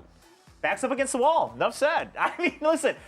I'm a huge believer of the current T1, right, and what they're cooking. But Zeta, there's something, and we're starting to see glimpses of last year's Masters Reykjavik. Okay. All right. I want Seth to Listen. I fully believe in T1, but like, you can't deny the fairy tale and the anime story all combined in one. You got the power How of can you anime beat that? on your side. I Is want that to hear enough to from convince Achilles. you? Do you believe in fairy tales? Do you believe in anime storylines? Yes, but I want to hear if you have anything to say for T1. I think that this could be a really close one because Yes. Saya We saw Player it. and Depp have been neck and neck as far as couple first kills, days as ago. far as their Yes. overall kills and performances have gone. They're two of the highest rated players generally, not just within the duelists. So I think that the battle is very much going to hinge on them. But if Zeta do have that miraculous performance, if they do all show up at the same time, I think that they could take them down because T1, they have had 3 players playing really, really well, and then maybe 1 or 2 not so much, rather than all 5 at the same time. So Zeta. I guess we're going with Zeta. So Move we're going to Zeta say over. that Zeta stay alive, they move Masters forward. Tokyo. And now we'll go back up to the top, DRX versus PaperX. You guys know what my answer I think is. it's DRX. All right, well, yeah, we're all just going to vote our obvious answer, which is DRX, Paper X. So Okay. 2-1 DRX. All right, DRX wins. Moving on. So DRX first team into the grand final. PaperX is going to be sent down to the lower the lower bracket and the lower final. And then the lower bracket round 2. Yeah. This is a tough one. Zeta, how far does the anime plot line take you? Okay, so now that I've kind of, really lived in that fairy tale world a little bit, I don't know. I mean, this Secret, I know even like a lot of Secret fans were like, oh, the casters just like keep on doubting us, but like Secret, they know how to grow. And I am convinced, because here's the thing, coming into Pacific, they learned to calm things down. And then they kind of struggled a bit, and then the anti-stranding started coming in. So clearly the chemistry between the roster of mechanical players and the coach of Warbirds is starting to come together. With this many more matches, I think they could take down Zeta Division. Will sounds really convincing in all of this, but I'm going to have to go the opposite way. Because I think it's some of these moments you can have, that's a missing ingredient that Team Secret was missing all along, right? That anti-stratting, and then it finally came in towards the end of league play. Zeta could very well do the same thing right here in the lower bracket. Lower bracket run, Masters Tokyo, let's go.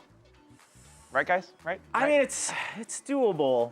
It's doable. You know what? I'll just add one more thing, though, is that while Depp's been very impressive, something that caught my eye is, again, Jeremy's starting to really slot into that role of the main duelist, and also willing to pick up the operator whenever he needed to. A lot of people are harkening back to when he used to play a lot of chamber as well. So if Jeremy was kind of, out of the 2 rookies, Envy looked strong from the get-go.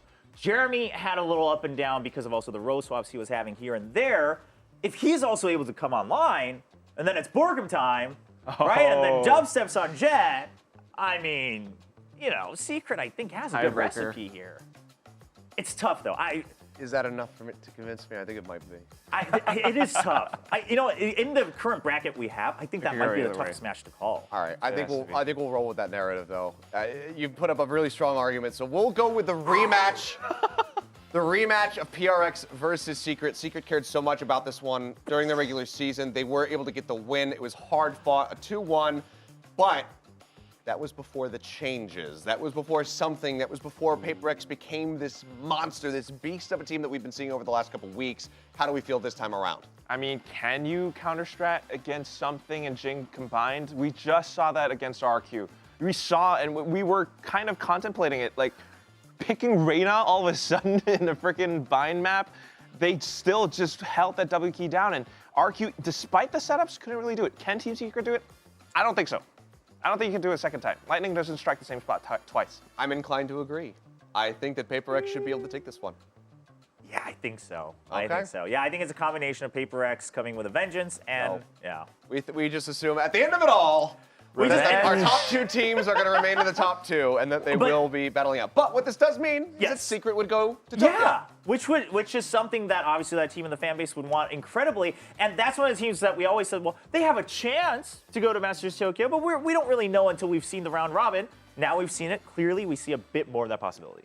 All right. Well, let's go ahead and just zoom in onto the schedule a little bit more so we can refocus and take a look at the playoff schedule as it does get ready to kick off this Friday in just a few days. Off the rip, Zeta, Team Secret, then T1 versus Gen G. DRX and PaperX obviously going to be waiting with bated breath to find out who their opponents are going to be the next day. But they do have that extra little buffer. But obviously, we go from one gauntlet into the other, the Super Week, now into the playoffs. Yeah. Unless you're making it up into that top 3, you're not really going to have any reprieve, any respite whatsoever. Unless you can get there and have that slight little week break. Yeah, and here's the thing, right? At this point, for all 6 of these teams, it is an endurance battle, right? You're just constantly going match to match, learning new comps, learning new metas, trying to counter strat against your next opponents, which you might find out the day of or the night before. So I think it's going to be interesting, and the evolution of all the teams, it's going to be a really exciting playoffs. I mean, you just can't miss any of it. That's esports, baby. That's VCT. You know what I'm talking about? Zeta, Team Secret, T1 Gen G. It's just such a tough matchup, and we were just talking about it during the predictions. You have to mark this on your calendars. What more is there to say? Yeah, we as casters and the viewers watching alike have been confused and befuddled by some of the results that we've seen here this season, and that is very likely to continue as we go into the playoffs. We'll see whether or not, we'll have to revisit this and see whether or not our playoff bracket ended up being correct. It probably won't. It probably won't be anywhere close, but that's all for fun. But that's going to do it from us here. We're running a little bit late, so we're going to go ahead, take some rest, get ready for the playoffs, and we will see you guys then. So like we said, mark your calendars, set your alarms, make sure you've got snacks and everything on standby, because you do not want to miss any of the action. We look forward to seeing you guys on Friday.